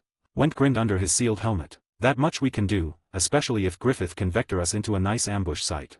That's why I'm carrying all those explosives. The unit's explosive expert, Tech Marine Vidas, wrapped an armored gauntlet over his chest plate, which was barely visible from various harnesses loaded with gear, most of the explosive variety. Obviously, they all tended to go to considerable lengths to ensure no one-shot Vidas before he could unload and stash his explosives somewhere safe, preferably in very close proximity to the enemy. ATBS. World Bearers Positions. Deimos Peninsula. Cronus. Even the pleasant and persistent smell of freshly spilled blood and screams of prisoners who refused the word of the gods did little to lessen the headache plaguing Eliphaz the Inheritor. The Black Apostle of the Word-Bearers Legion suffered from it ever since that never sufficiently damned green-skinned brute foiled what should have been a simple, clean and fast operation. The displeasure his patrons expressed didn't help any, and now it compounded the pounding, nearly skull-splitting headache, something fierce with a kind of geas meant to ensure that his primary objective won't change, neither would his resolve to carry it out no matter falter. To that end, Eliphaz dispatched the local guard regiment, which was among the blessed souls who accepted the word of the true gods. They received all kinds of blessings as their just reward, and now the Black Apostle dispatched them to secure the Erie's Badlands, while he tried to do his best to figure another way to release the Carnate demon imprisoned below the desert. A secondary objective, a very important one, granted, was to murder or open the eyes of the Corpse Emperor's servants so he could take Victory Bay and release yet another demon, this time one of Nurgle's. Wisely, Eliphaz didn't ask aloud how those two got themselves caught and bound, and how useful they would be in the future after such failure in the past. His patrons weren't particularly happy with him right now after all. The Black Apostle strode through his Astartes base camp, which was taking proper shape already, and headed for a waiting vehicle, which would bring him to one of the largely untouched resort complexes to the east. That was one of the places where a lot of the faithful waited either to receive proper blessings or to find a good way to serve their betters, which was needed now. Eliphaz needed to gather more willing sacrifices in order to break the demon free, fast, and they needed to be the right kind. Just any odd souls and blood wouldn't do. If it was that easy, he would have fulfilled his primary objective already. There was always the option of bunkering down and waiting for enough troops to arrive so he could overwhelm the enemy, but that unholy alliance between the cursed soulless machines and the corpse's worshippers could be a threat if it struck before there were enough servants of the true gods on Cronus.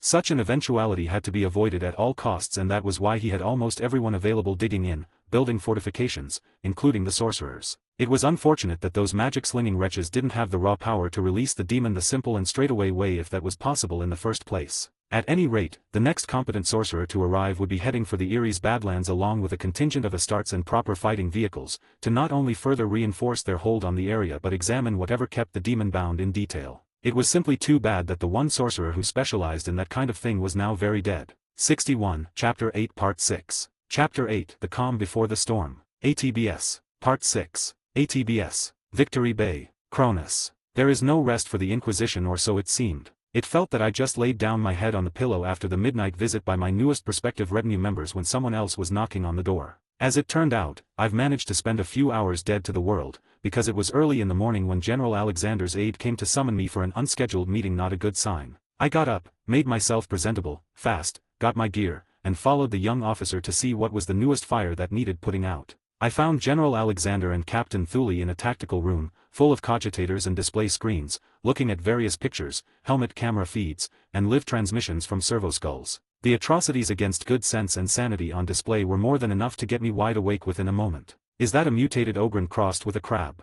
I stared at something that, judging by the chimera it walked beside, had to be at least 3-meter-tall abomination. There are Nurgle corrupted ones too. General Alexander nodded to a screen on his left. There, displayed in all its rotten glory, stood a picture of a sickly green monstrosity that had more in common with a chaos-spawned demon than an ogren. We've got a traitor regiment moving our way from the Deimos Peninsula. As far as any records and trustworthy personnel could tell us, there was only supposed to be a company or two of regular PDF soldiers looking over the former governor's interests over there, not a whole regiment, much less what looks like it was the best equipped one on the planet before our arrival. The disgust in General Alexander's voice was evident, and it wasn't just because of the abominations shuffling and crawling our way. We could have used those soldiers and machines if they weren't corrupted, traitors.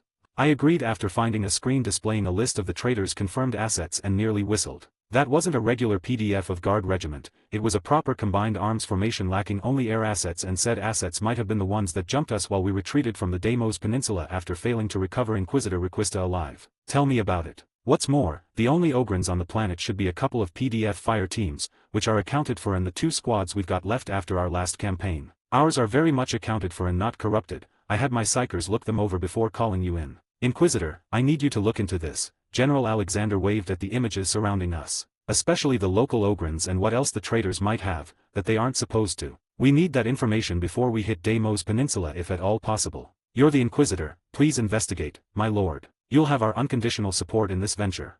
I'll get to it. I'll need access to the PDF ogrens for interrogation. Surviving officers from the local PDF, especially anyone in their logistics branch, that much gear, it needs a lot of spare parts, especially if people train with it, and that should have left a record, otherwise, we have an even larger problem. I spoke, falling back upon my training. Consider it done. I have the ogrens surrounded and ready to receive you, Inquisitor. I'll have my aide give you the names of all the relevant officers, their locations, and ready as standing orders for their units to cooperate with you no matter what they say. You'll have at least a company ready to back you up in case we're harboring traitors in our midst. The general spoke with controlled, burning anger. That's appreciated, General. Captain Thule, I'll appreciate if I can have a fire team of your Astartes on call just in case. I'll have them ready. Brother Librarian Antias will be able to call them quietly if you need them. Do you need anything else, Inquisitor? Nothing you can provide at this time, Captain Thule. I'll inform you both when I have anything of interest. So much for a couple of quiet days before all hell broke loose, literally in this case. ATBS. 20 minutes later, I had my retinue assembled, briefed, and geared up, so we could get to work. That was a very prudent decision on my part, I concluded, the moment I saw the local ogrens. We found them in a small barracks complex left for their use, and it wasn't hard to figure out why even the civilized ogrens, who did bathe, sometimes, still stank to high heaven, giving yesterday's battlefield a run for its money. They were all huge mountains of muscle too, with only one of them about Antia's size, who granted was practically on the tiny side as far as Astartes went, but still a full-fledged space marine. The ogrens were all mean, lean, veterans, which was made evident by the myriad of scars covering every visible part of their skins and the many bionic implants making them whole. That also explained their presence here. They either intentionally left to retire here or the administratum simply forgot about them, and predictably, they ended up as a part of the local PDF, which at least in theory was the safest option for everyone involved. I frowned when I didn't notice any sergeants among them. They were all regular enlisted personnel, which meant, less than bright, even for ogrens. Lads, I'm Inquisitor Vale, and I have questions. I proclaimed loudly, getting everyone's attention. Until our arrival, the ogrens were milling around in confusion, likely unsettled after the general's pet mindfuckers examined them for taint. I would be less than pleased in their shoes as well, which was a pointed reminder that something like that awaited me in the future, along with a rigorous interrogation if I survived the fighting on Cronus anyway. I shoved that thought aside while starring up the Ogrins, which probably looked ridiculous for anyone observing us. It took some very long moments before they could work through my title, question, and the implications. Then something unexpected happened. Their faces light up like children during the sanguina and they began to happily babble at me. Let me tell you, trying to figure out what they were saying was hard. Did I mention that the average Ogrin, even those in the guard, aren't that bright, at least in the conventional sense? I don't think that's the usual answer when an inquisitor announces their presence, my lord, Lieutenant Pitcos muttered from my right, where she was busy staring warily at the overly happy, bear-sized troopers. Unless the situation is very grave, usually the Inquisition is met with fear and distrust. Antias explained in what I began to dub his mentor's voice. The only time I've seen something like that was after a sermon from a particularly talented and charismatic priest, Corporal Santos added. My stormtrooper bodyguards had turned up loaded for orc knobs, fully armored too, just like General Alexander promised yesterday. They didn't sound particularly unhappy about their change in career choice, though that might not hold up in the future. Our young Inquisitor has many talents, Antias innocently added. Can someone figure out what they're saying besides the bonehead being right? I interrupted the sickly fascinated chatter of my retinue. That's their sergeant. Often they call them Bone-Eads, that's who they're talking about, my lord. Sergeant Graves explained. She was the senior surviving NCO of my brand new and lightly decimated guard platoon, and likely the second most experienced soldier I could consult with, after the librarian. Good to know, Sarge. What about the Bone-Ead? Where is he? I asked, hoping beyond hope that the Ogrins will become making sense. Speak one at a time. You, I pointed at the tallest of them, who towered somewhere just above 3 meters, and thus every one of us had to crank their necks to look him in the face. The Bone-Ead. He repeated. Yes, the Bone-Ead, your sergeant. Where is he? I repeated slowly. The Ogrin waved his hands, looked around, and pointed at one of the more reasonably sized giants. The package. He grinned, showing a row of teeth and something that might have been a tusk before being broken, that would have made most orcs proud. Bring the package. He said again. Do we need to become nervous right now, sir? Santos asked flatly. We have no idea what the package is, and even if they're all clean, it's obvious that some other Ogrins on Cronus aren't, and their sergeant might be one of them. This package might be a trap left for both us and them. We'll be very careful with it. Perhaps requisition a servitor to open it. That's a good idea. Properly paranoid. Antias said, approval evident in his voice. We'll make a good, and sane Inquisitor of you, yet. Sane? Lieutenant Pitcos dared ask. Sane. Some of the Inquisitors I've known, let's just say that they had some interesting quirks and leave it at that. Antias spoke with a finality that indicated that he won't be answering questions on that topic anytime soon. This isn't the time or place for such questions. I chided my retinue. Why are you so happy to see me? I asked the huge Ogrin. The Bone-Ead said you'll come and fix things. He spoke eagerly and with a visible strain to make his words clear to understand. I see. Make what right? Fix what problems? Something not right here. He waved his hands around helplessly, either not knowing exactly what or how to properly explain. Bone-Ead said Inquisitor makes right. He went to fix things, told us to not go anywhere, no matter what, until Inquisitor comes. And didn't this have some interesting implications? I really don't like the sound of this, my lord, Santos muttered. Me neither, Corporal, me neither.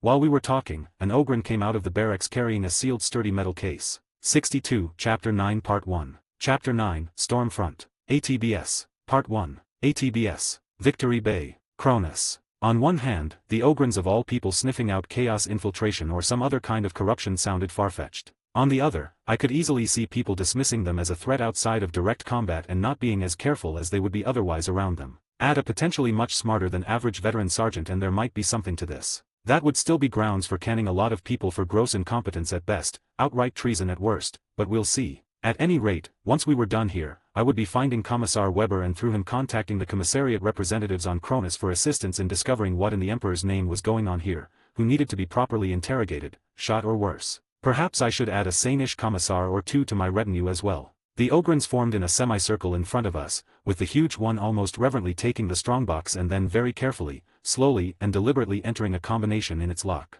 The lid popped open with a hiss and he turned the container around, showing us the contents with a proud, toothy grin. By the Emperor, this was like dealing with young, overeager children with extreme capacity for violence. I could see a neatly folded parchment sealed with a red wax seal proudly wearing the Aquila, nestled among a lot of medals. Warily examining the contents through the warp, I could find nothing harmful, which left all kinds of more mundane, yet still lethal threats potentially in play. Yeah, I was growing more and more paranoid by the day. Corporal Santos, if you will.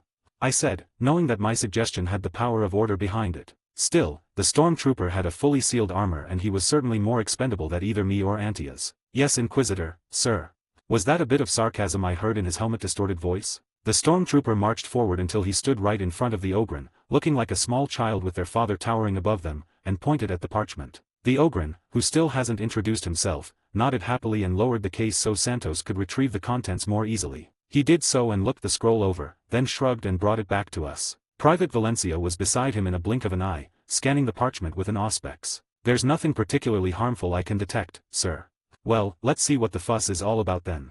I waved for Santos to bring me the letter. I took the large parchment from the corporal's armored hands and cracked the seal. The message was written in large blocky letters, which were nevertheless fully and easily legible. To whom it might concern. I've witnessed disturbing trends and events as of late. Regiment Command has deemed fit to send a third of my boys to the Deimos Peninsula, a place which should warrant no more than a platoon or two of PDF troopers at best, though some arbiters to keep the peace should have been sufficient. We've protested but no one has been listening. The few and far between messages we got from our boys were disturbing, and they soon ceased, before Regimental Command decided to send nearly half of my remaining boys there. My protests fell upon deaf ears and trying to go around the chain of command and contact their superiors was met with condescending disbelief. I'm going to get 2 of my best remaining boys and go find out what is happening at the Deimos Peninsula. I've ordered my other boys not to go anywhere unless I'm back and right, or an Inquisitor arrives to clean up whatever this is because I feel it in my bones. It's going to be that bad, I swear by the Emperor's light. P.S. I've asked around, no one who is talking knows much about whatever forces are being stationed at the Deimos Peninsula. There shouldn't be anything over there warranting strong PDF presence, much less an Ogryn deployment. Even worse, trying and inquire about my boys through back channels and a few more reasonable contacts we've made since ending up on Cronus leads me to believe that there is indeed something rotten here. Some of those people claim that according to records, all Ogryns on Cronus are here in the capital and accounted for as if 2/3 of my boys never arrived on the planet. I'm going to find them and get to the bottom of this. The Emperor protects. P.S. 2. Below are the names of the few people who tried to help and of the officers who either didn't care or gave the orders to send my boys away. Sergeant Braun. The letter was surprisingly articulate and if I didn't know better, it would be hard to believe that an Ogryn wrote it. Whatever they did to the sergeants to make them even smarter, obviously worked, which begged the question, why the regular Ogryns didn't receive the same procedure to make them proper discount Space Marines, just without all the nice additional ordnance and power armor. Perhaps my 2 medical contacts might shed some light if they agreed to join my retinue and do something about it. I filed up that thought for later investigation and offered the letter to Antias. Your bony AD was right, boys, there is indeed something rotten going on. I'm afraid we might not be able to get him back in one piece, however. The Deimos Peninsula is currently in chaos and traitors' hands. We'll get to the bottom of this and we'll make all the traitors pay for what they did to you boys and everyone else they've harmed. I promised to gleeful cheers. Why do I have the feeling that I'll have to look after them as well?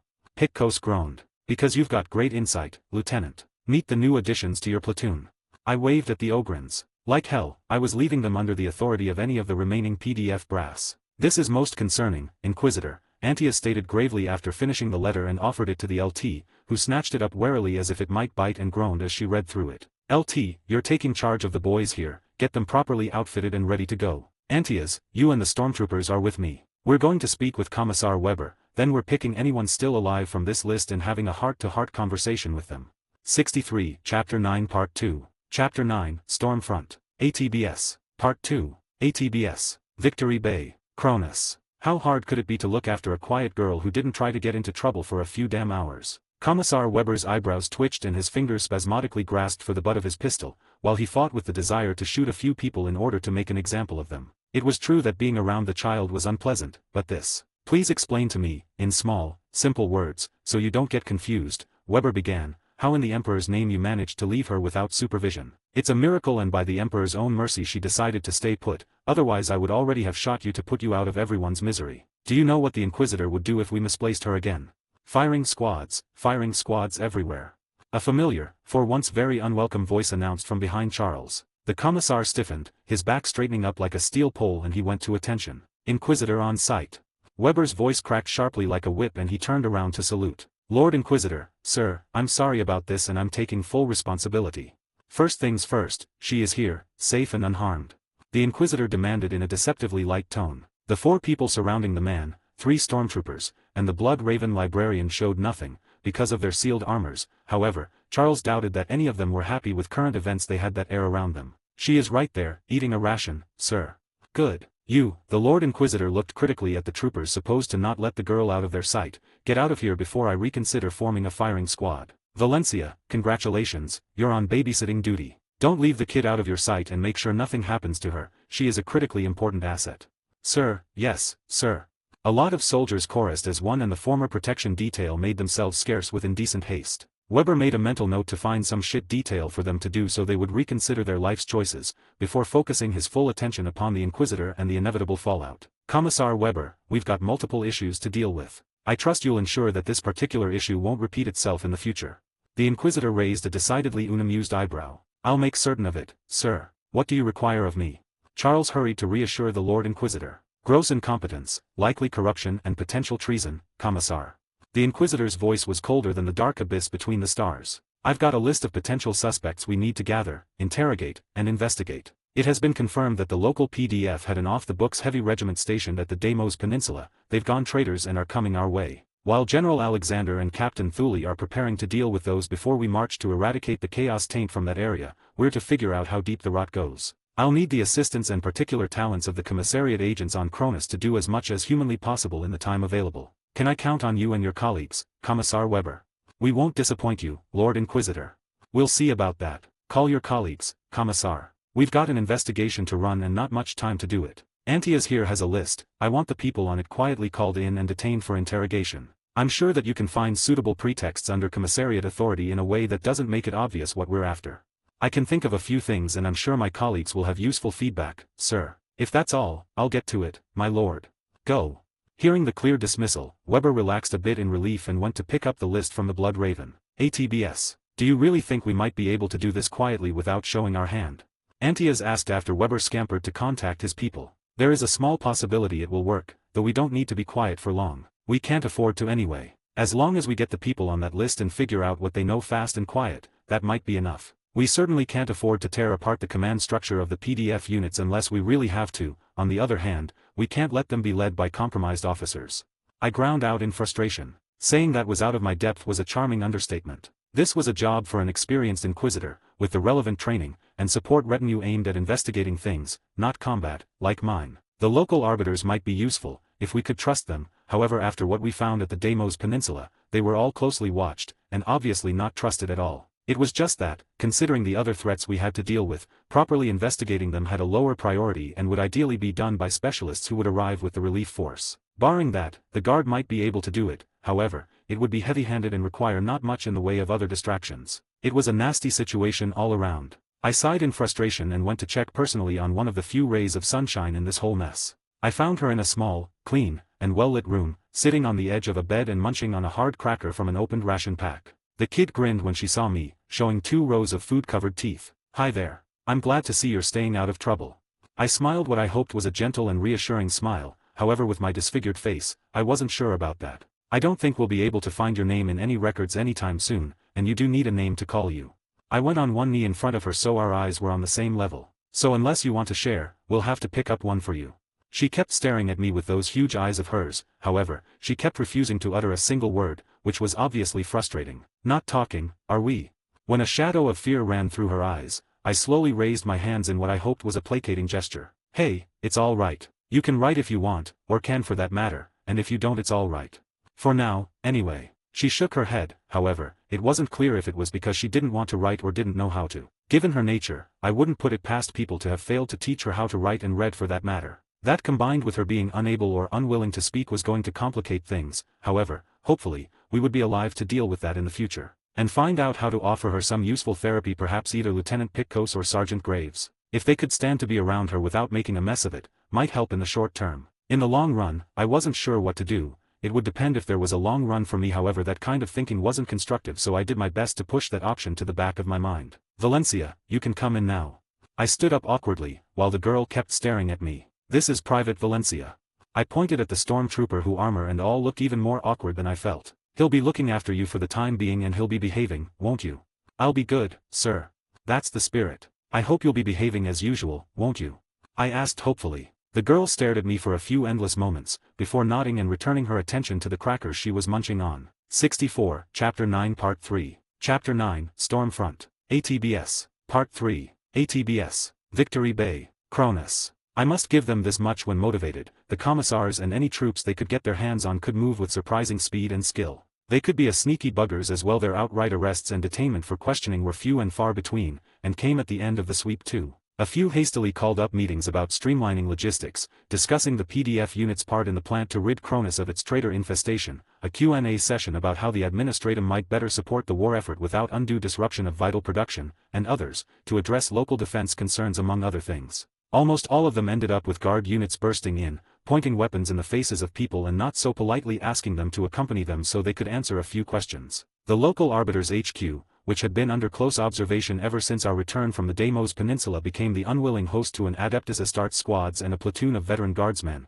who backed up by a few tech priests, went in searching for any evidence about corruption and collusion with traitors. In contrast, 5 people ended up sat in reasonably comfortable chairs, while I sat in front of them, with Antias towering above my right shoulder and Santos skulking to my left, hands tightly holding his weapon. My guests were the helpful people noted in Sergeant Braun's list, those who were still alive and able to answer questions anyway. One of them was an armory sergeant from the capital's PDF garrison, who had drawn the short stick and had to deal with the Ogrins and their equipment. Beside him was one of the few helpful medicas looking after them, a pair of administratum drones and a local priest who had been very happy with their faith and was determined to keep stroking its flames high. They were colorful characters too. The armorer was a grizzled veteran, who had good experiences serving with Ogrin units and was determined to do well by those now in his charge. He had almost as much metal in him as the average cogboy. Beside him sat one of the 2 women, a tall, reedy thing, with a haughty expression of superiority, because she was a 4th daughter of the local minor nobility, who nevertheless was trying not to act like a typical noble and more often than not, failing miserably though she got points for effort.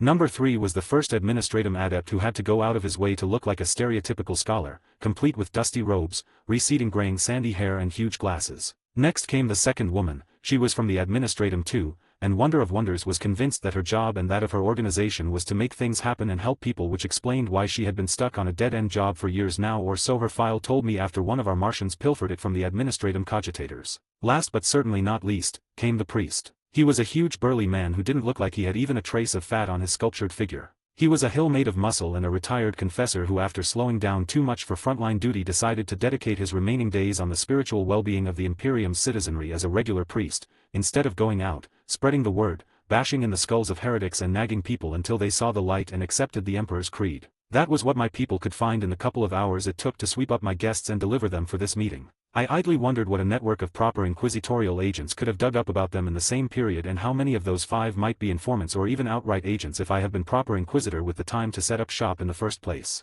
Depressingly, this particular train of thought refused to leave me alone, which was not a good thing. Doubt can be as deadly as the sharpest of blades. Ladies and gentlemen, I'm Inquisitor Vale and I have questions. At my introduction, all but the priest froze. The fanatic's eyes lit up with holly glee and he was about to begin a sermon or something before I could silence him with a pointed glare. The Deimos Peninsula is in traitors' hands, controlled by a full-fledged chaos incursion. It was engineered by traitors on Cronus, some of whom might still be in our midst as we speak. The 5 of you have been helpful, or so it appears. Bourne and his laddies. Sergeant Telek nodded in understanding. He had some well-founded concerns, however. I couldn't help him much besides pointing him in what might have been the right direction. My lord. That's what that was about. The not-so-young noble exclaimed. That big boy wouldn't stop pestering me for information about Ogrins being shipped away. I remember processing some of the necessary requisition forms about a squad of them being administratively shifted to the Deimos Peninsula Adeptus Arbiter's control and signing on the relevant shuffling of medical resources to account for them. When I checked, there were no records about any Ogrins being present on Cronus beyond Sergeant Braun and his people here in the capital. The scholar grimaced. I've dug in as much as I dared, however, there simply were no records left in the system I could access. I tried to find hard copies, but hit a wall there as well. Who has the access and authority to make said records disappear? I asked innocently. That would be a department supervisor or even higher authority. I guess that the engine seer and her adepts looking after our cogitators should be able to do it as well. There were 2 of those on the list of people to be interrogated, a nice start I hoped. What could the rest of you add on that topic?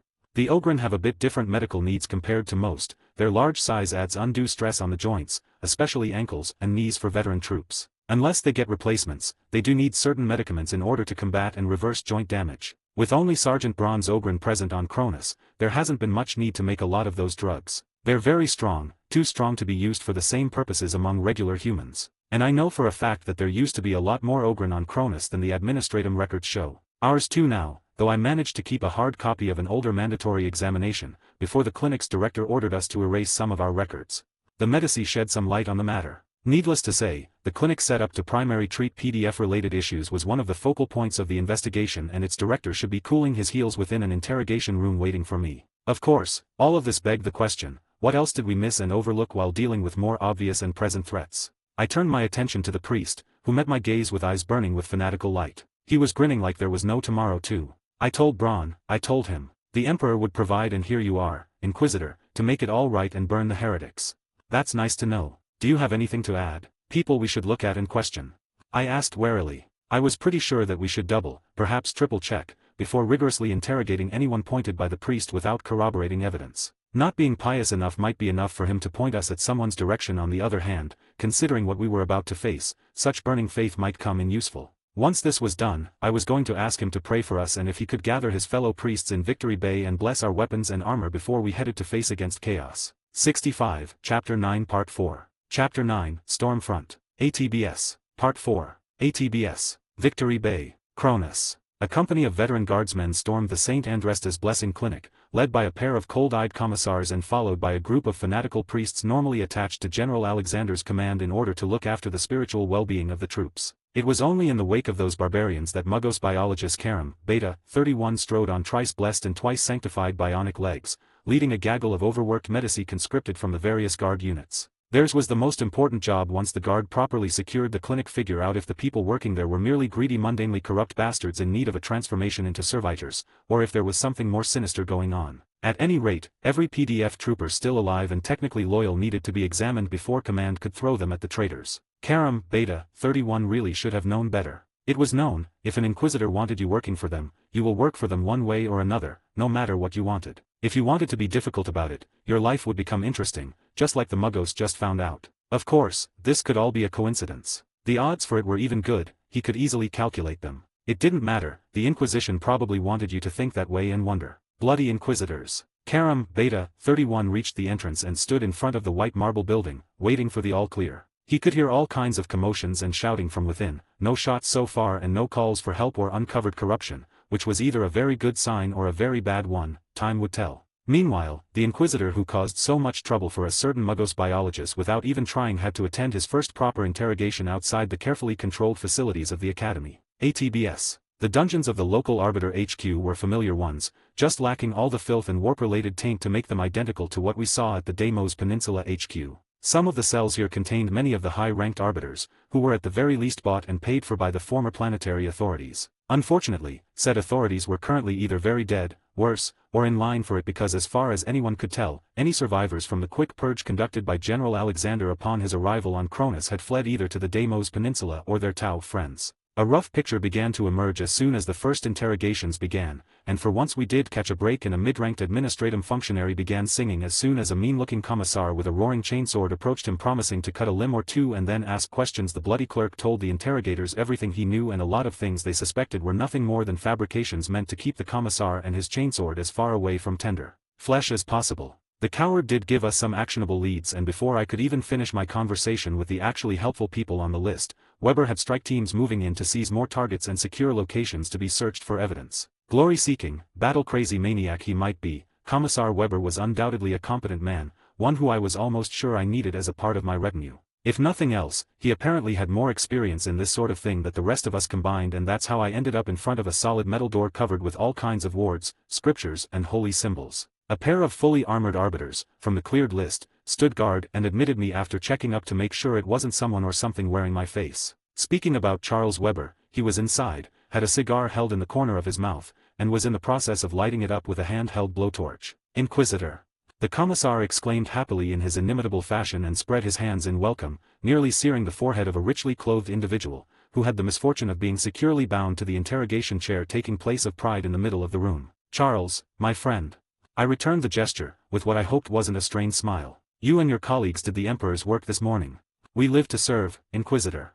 Weber beamed happily at me. His pleased smile turned into a rictus grin that wouldn't be amiss to a chaos cultist or a bloody dark Eldar, and looked at his prospective victim. This piece of refuse is Lord Ignatius Joachim, and by all accounts, he not only sold his soul to the Tau, but he also looked the other way and facilitated all kinds of corruption among the local administrative adepts. From there, the rot spread tainted the higher levels of the Adeptus Arbiters, and as we all know now, certain whole branches of the organization on this planet.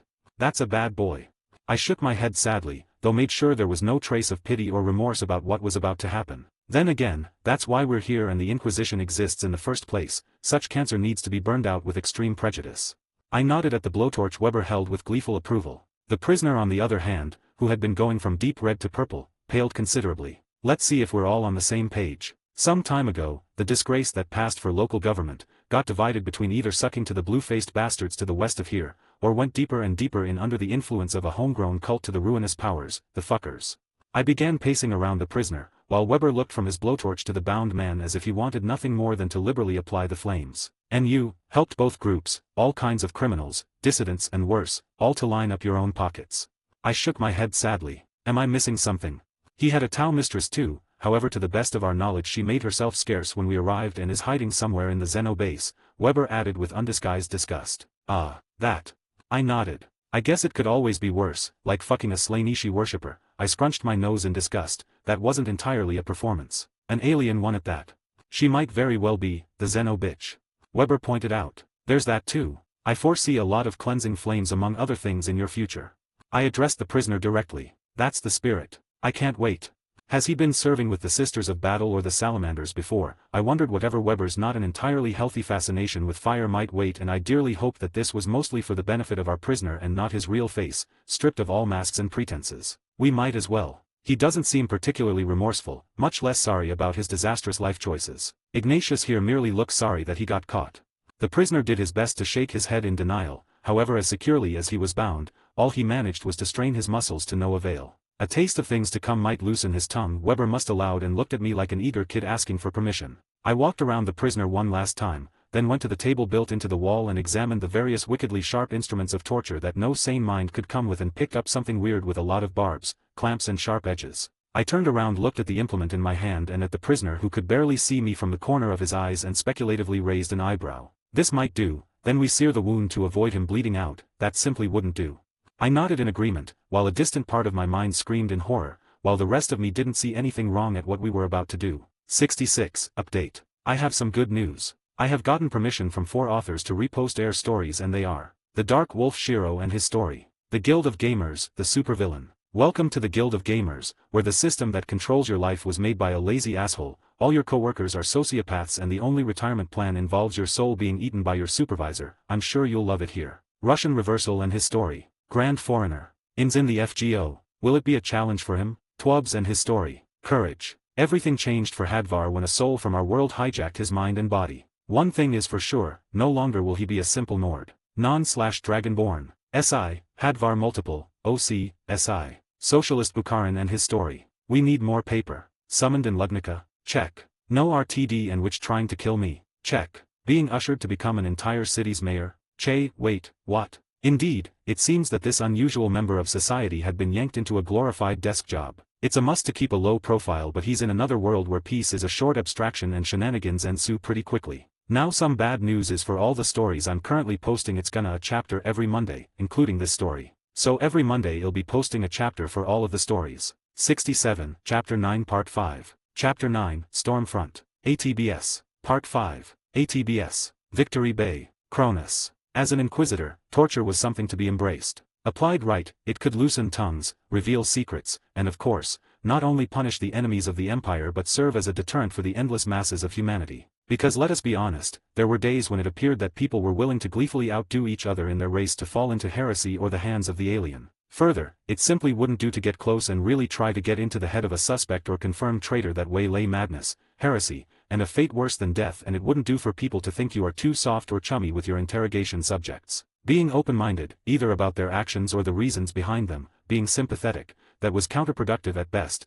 endangering your very soul and countless others at worst. An open mind was a fortress with its doors thrown wide open and a battleship-sized blinking sign inviting all kinds of nasties inside. My trainers were very clear and emphatic about that. Yet, despite all that, there was a small part of me more than uncomfortable with my handiwork. Even worse, it kept screaming at me that this was wrong and unnecessary, even when presented with evidence to the contrary. This was a disturbing turn of events, one that didn't increase my chances of survival when we made contact with the Imperium at large. It didn't help that while pain and threats helped disrupt my interrogee's mental defenses so I could ravage his mind, I kept struggling with that damn voice in my head and constant conflict between revulsion and the satisfaction with a job well done. By the Emperor, I likely needed my head examined and I wasn't looking forward to figuring out what was wrong with me. This simply wouldn't do. I shook my head in a futile attempt to clear it of pesky distractions and looked around. A servo skull floated in a corner of the interrogation room, chattering excitedly in binary, burning blessed incense and most importantly, writing down what I dictated while browsing through Joaquin's mind. "Let me see what you wrote," I ordered. The servo skull, which chattered unhappily at me, floated back towards the ceiling, and gave off the impression it was possessive of the parchment held within its small metal claws. "Don't give me this shit, the parchment now, or no blessed oils for you for at least a week." The servo skull gave out a piercing shriek of indignation, and I was sure I didn't endear myself with its machine spirit, something it might even complain to the next tech priest it met if it could anyway, but finally complied. I snatched up the parchment before the Mechanicus toy could change its mind and gave it a look over. Everything looked in order, it was written in a neat precise script that was better than mine ever. I glowered at the infuriating device, which smugly chirped at me and offered the transcript to Weber. "Make good use of this and make sure we get everyone in Victory Bay or its vicinity. We've got our work cut out for us." "I won't disappoint you, Inquisitor." Weber preened at me. "I know you won't. Nice work with that blowtorch. It seems you're fond of using cleansing flames." I asked idly, fishing for information. On this one I kind of agreed with that grumbling and offended voice in my head. I needed to know if what I just witnessed on the commissar's part was merely an act or his true self revealed. "Thank you, sir." Charles preened like a peacock. I had no idea what that was. I needed my head examined post-haste, or better not, because doing so might get me shot or worse. Then again, not getting it examined when I knew there was something wrong could be worse in the long run. It's because of my mum. She's a sister of battle and very fond of flammers, inferno pistols, well, everything and anything that can bathe heretics in holy cleansing flames. Weber explained happily. "I remember my first toy, it was a replica inferno pistol Mum put in my hands in the cradle."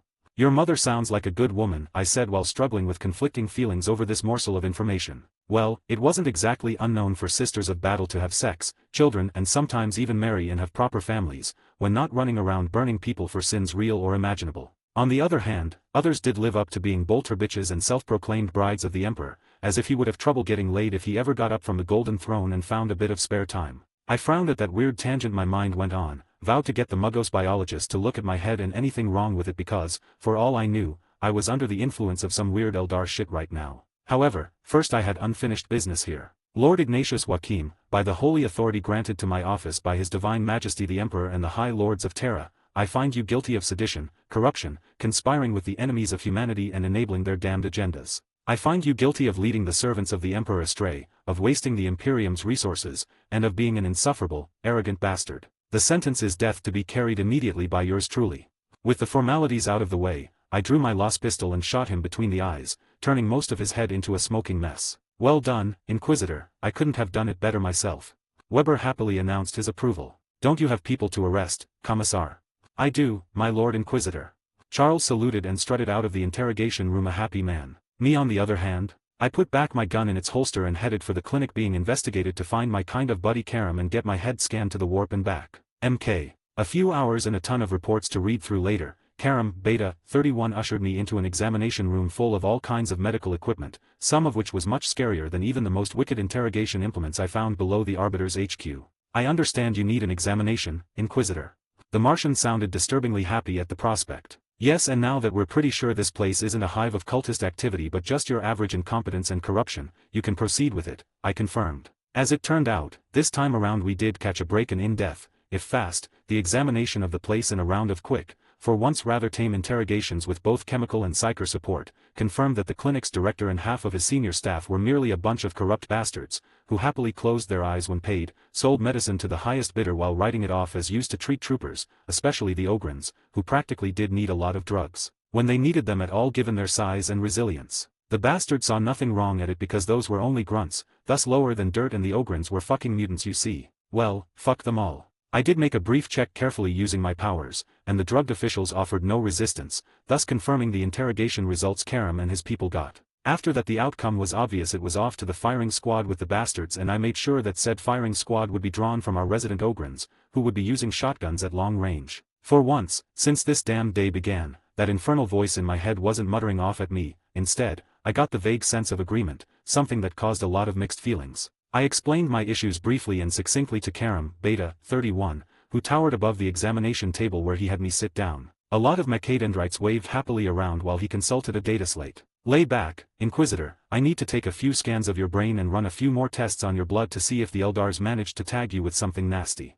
Despite his synthetic voice, the cogboy managed to sound gleeful at the prospect to play with some nasty alien drug or toxin at my expense. And if we're lucky, it might be something rarer and stranger still, he added happily. And I was beginning to think that taking my chances with not reporting my issues and waiting for the reinforcements to arrive might have been the smarter thing to do. 68, Chapter 9 Part 6. Chapter 9, Stormfront. ATBS. Part 6. ATBS. Victory Bay. Cronus. Awareness came back slowly, dubiously doubly so because I didn't even remember blacking out, neither a reason for it. This was more than a concerning state of affairs. A couple of familiar voices my clouded mind could barely make out were cold comfort under the circumstances. This was an unforeseen event. That was the Muggos biologist I went to examine me. The same one I wanted to be part of my retinue, I was sure. By the Emperor, was that a bad call on my part? Both hypothesis alpha and beta were wrong, despite supporting evidence. Was that a whine I heard in the technocultist's synthesized voice? We've checked the Inquisitor for chaos corruption multiple times over the past days. He's as clean as any Psyker stuck on Cronus could be, if not more. Antia's voice boomed, clearly announcing the librarian's displeasure. There's no Eldar influence I could find in his head, Muggos, and you're sure he hasn't been drugged? Hypothesis beta was a logical conclusion.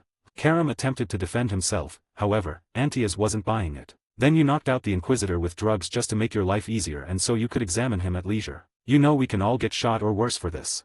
Antias thundered. That sounds like a great idea from where I'm lying, I croaked, my mouth running off before I could even think about it. Inquisitor, you're all right.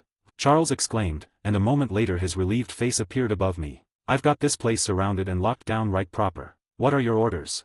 He asked and eagerly looked at something I couldn't currently see. Sitrep, I croaked again. Certain parties decided that drugging you for in-depth examination was a good idea and in the process almost restarted the infighting, my lord. Weber explained hurriedly. We've got a whole mechanized battalion surrounding the building. Your new Ogren friends want to beat whoever harmed you to death, and then some. Elements of our Mechanicus contingent are declaring you either blessed by their machine god or heretic in need of purging, Weber blurted out. What? I blinked at him in disbelief. This had to be a bad dream or a hallucination. Someone let it slip out that you might not be in your right mind, my lord, and all hell broke loose as a consequence. My favorite commissar explained with clear exasperation in his voice. I saw him throw a particularly dirty look at someone out of sight, probably Karam. Water, stimulants, proper explanation, in that order, I croaked in a hoarse voice. Here, my lord. Weber offered me his canteen and I greedily gulped water, not caring that some spilled over my chin and chest. It was cool, had a slight metallic taste, and it was one of the best things I've tasted in a long time. Weber moved aside and a guard Medici approached, then jabbed my neck with something sharp and I almost immediately felt the stimulants racing through my blood, giving me a sorely needed kickstart. Now, someone explain to me the newest disaster we have to deal with and make it good.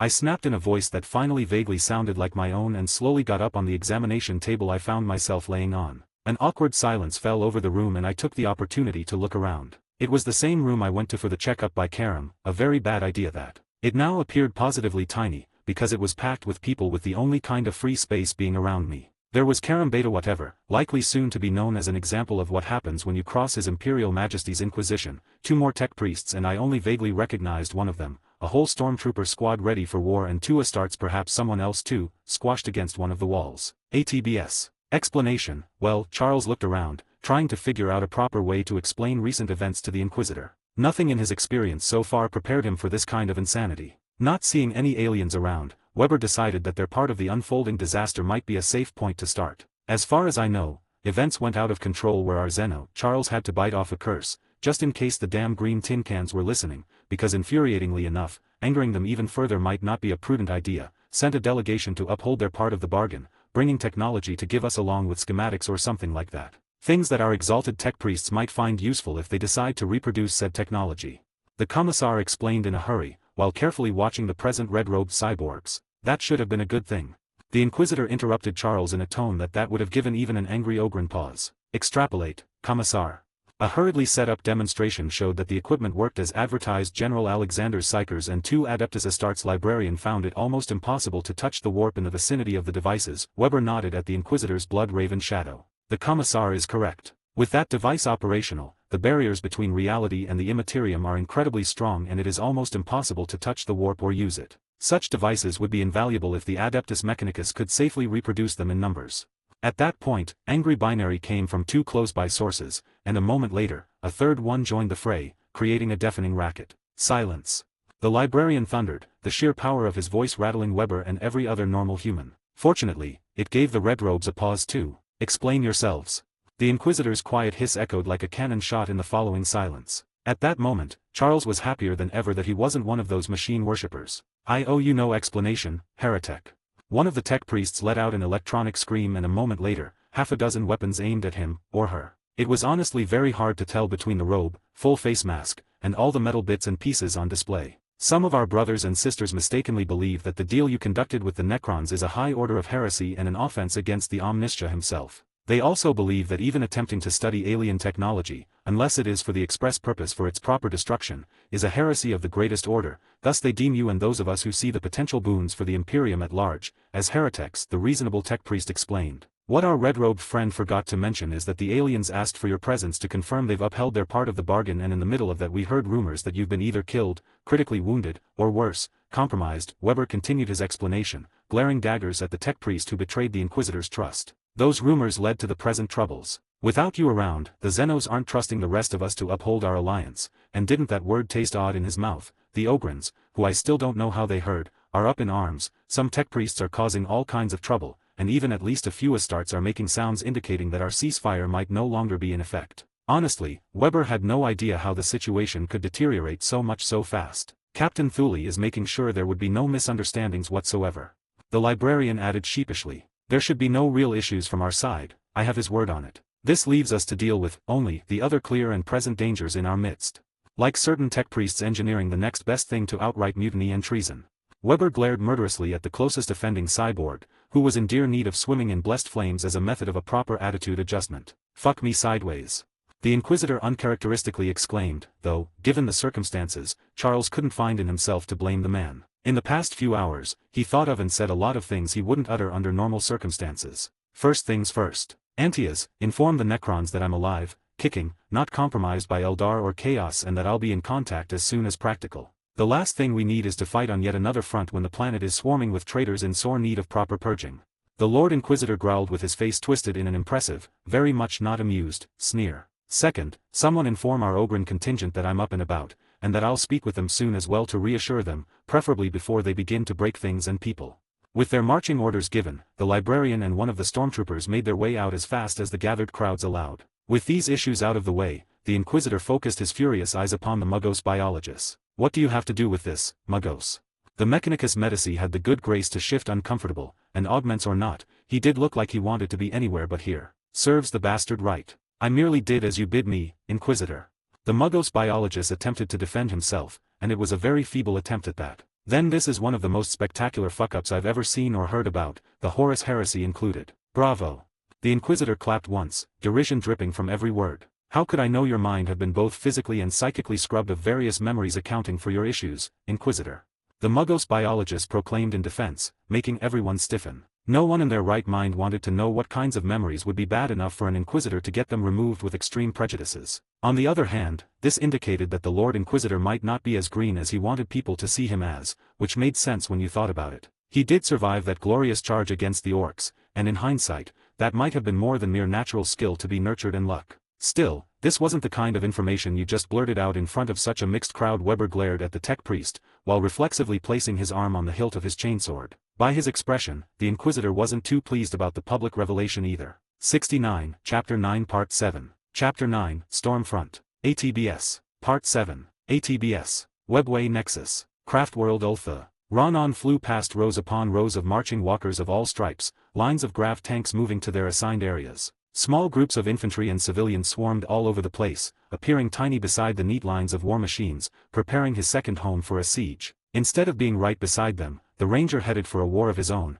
and he couldn't chase off the nagging feeling that his mission had something to do with whatever shook the Farseers so much. Details were still not forthcoming, however, everyone who wasn't blind and deaf could figure out that something bad was coming. There was an oppressive feeling of fear and anticipation in the air, the kind he hadn't felt outside of a heavily contested battlefield, usually not even then. People could make a rather accurate guess about the coming trouble because, for 10,000 years, Craftworld Ultha had been stuck on the edge of the Eye of Terror. She Who Thirsts and her cohorts would be coming to claim even more Eldari souls. Who else would dare attack a Craftworld, especially one stuck out here, on the edge where reality clashed with insanity? This wasn't the first time the Primordial Annihilator assaulted Ultha, not even the first time since Ronan swore himself to his new home's service and protection. However, everything he saw in the past few days indicated that a great calamity was on its way. He certainly hadn't seen such amount of frantic preparation before, neither here, nor back at Biltan. In the distance, Ronan could barely perceive colossal war machines striding, high above the webway nexus, Ultha's fleets gathered, along with units from friendly craft worlds. The Ranger banked left and descended, slowing down so a squadron of accelerating interceptors could fly by,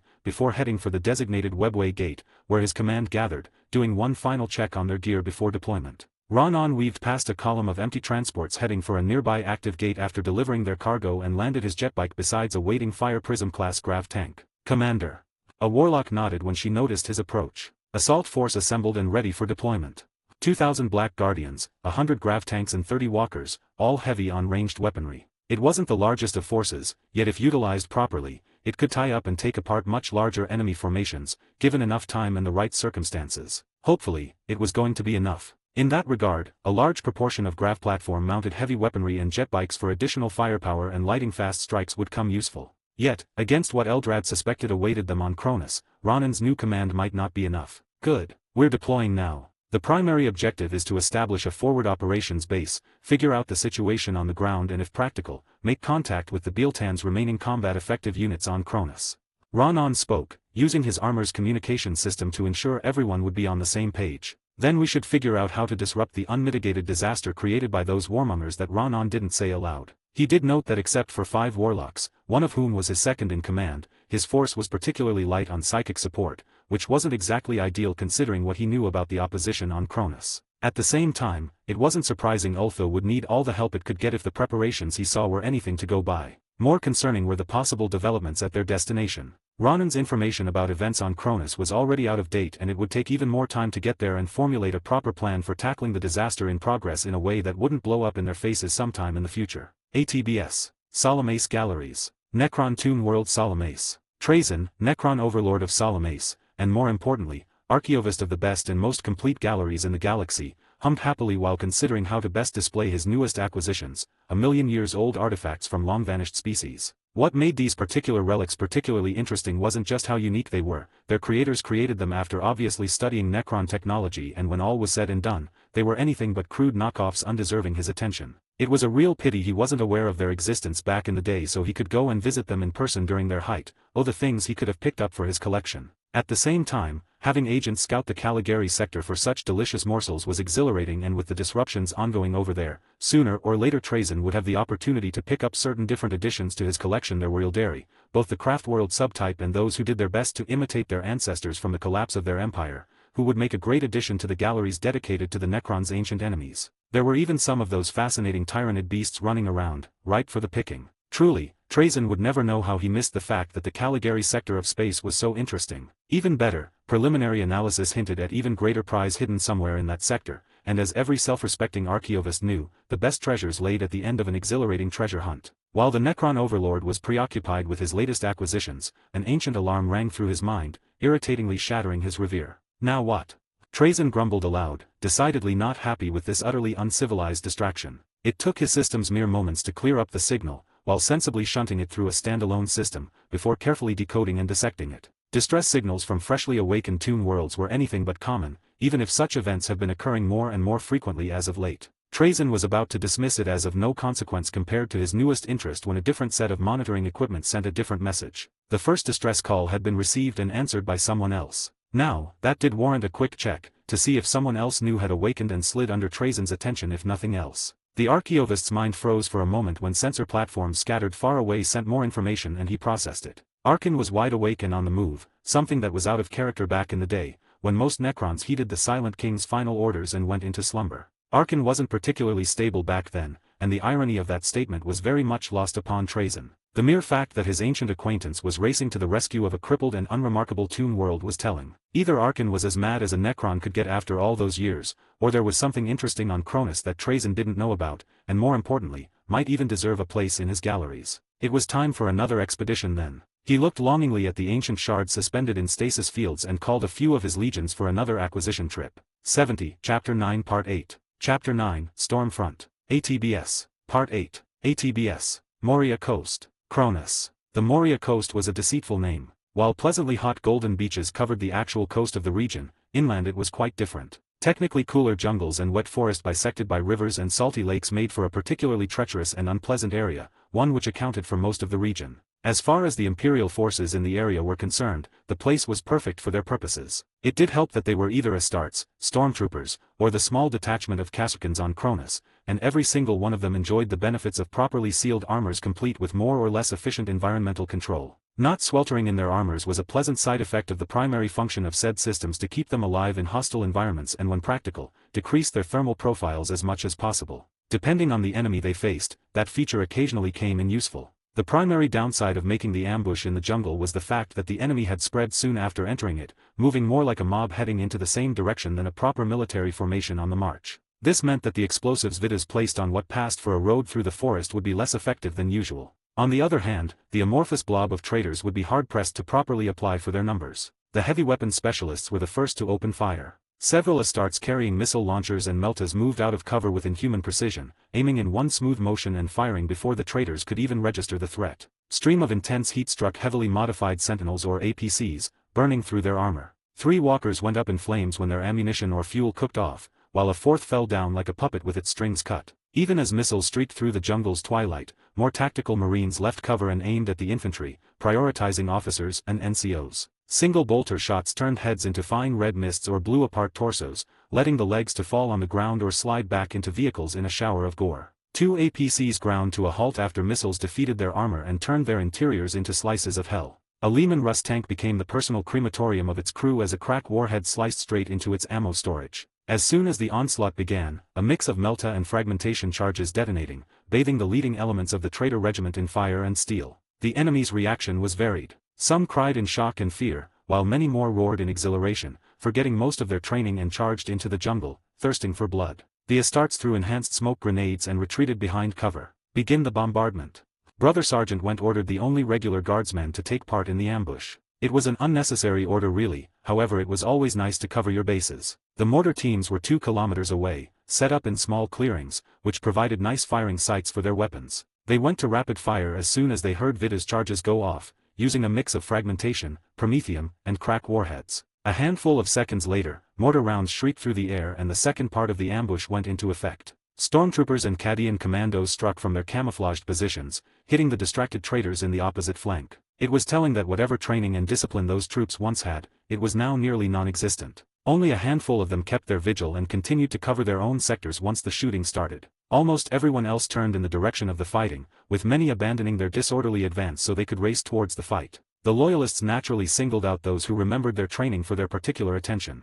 Hotshot lasguns and snipers scythed through the alert traitors like a power blade cleaving through mere flesh. Plasma guns and meltas struck the vehicles on the flank, boiling armor and turning fighting compartments into ovens. More sentinels died before they could unleash their significant armaments, while a tank slid to a halt, throwing mud and half-melted tracks in all directions. Its right sponsor gun was gone, its engine was a burning ruin, yet the tough machine was still able to turn its turret at those who dared damage it and opened fire, its battle cannon sending shell after shell into thick clouds of sparkling smoke. The mortars struck then, explosions blossoming throughout the traitors' formation. Corrupted guardsmen went down screaming, others ran without directions, howling in agony while burning promethium did its best to cleanse them. Others were luckier they were far enough from the blasts or only crack warheads detonated nearby, so they had just enough time to properly figure out what was happening, and in some cases, actually remember their training. The traitors roughly redressed their lines in something that might actually pass for a proper formation if you squint hard enough, and launched a ragged counterattack, all the while mortar shells did their best to break their cohesion.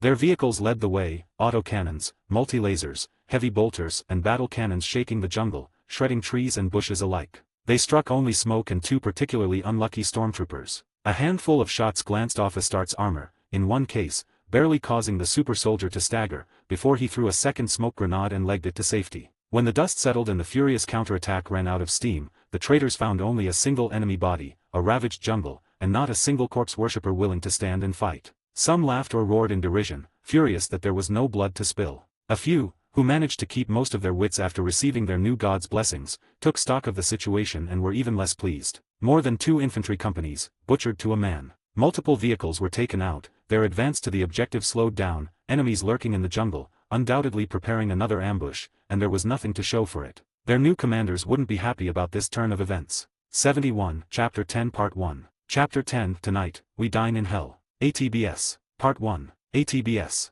Victory Bay, Cronus. I stared at Karam with empty eyes, my mind struggling with what he just told me. I've been expertly mindfucked. In fact, I now had a reason to suspect everything I knew from before boarding the ship that brought me here. Was Delcatar Vale even my name? I shook my head. I didn't have time for an existential crisis. I had to get myself in hand and deal with the brand new disaster that just found its way to fuck my life. Muggos, we're about to enter combat with arch-traitors to the Imperium, casualties are going to be extreme. Your experience will save some of our people who otherwise will die. That is the only reason Commissar Weber isn't arranging a firing squad as we speak.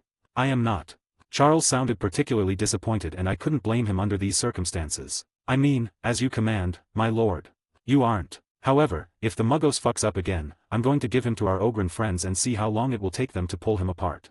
I like how you're thinking, Lord Inquisitor. That's not fair. I was only trying to help. Karam whined, making me wonder how the hell he managed to get to his current rank without someone killing him. Do the words, need to know, mean anything to you Muggos? I glared at the cyborg. Get out of my sight.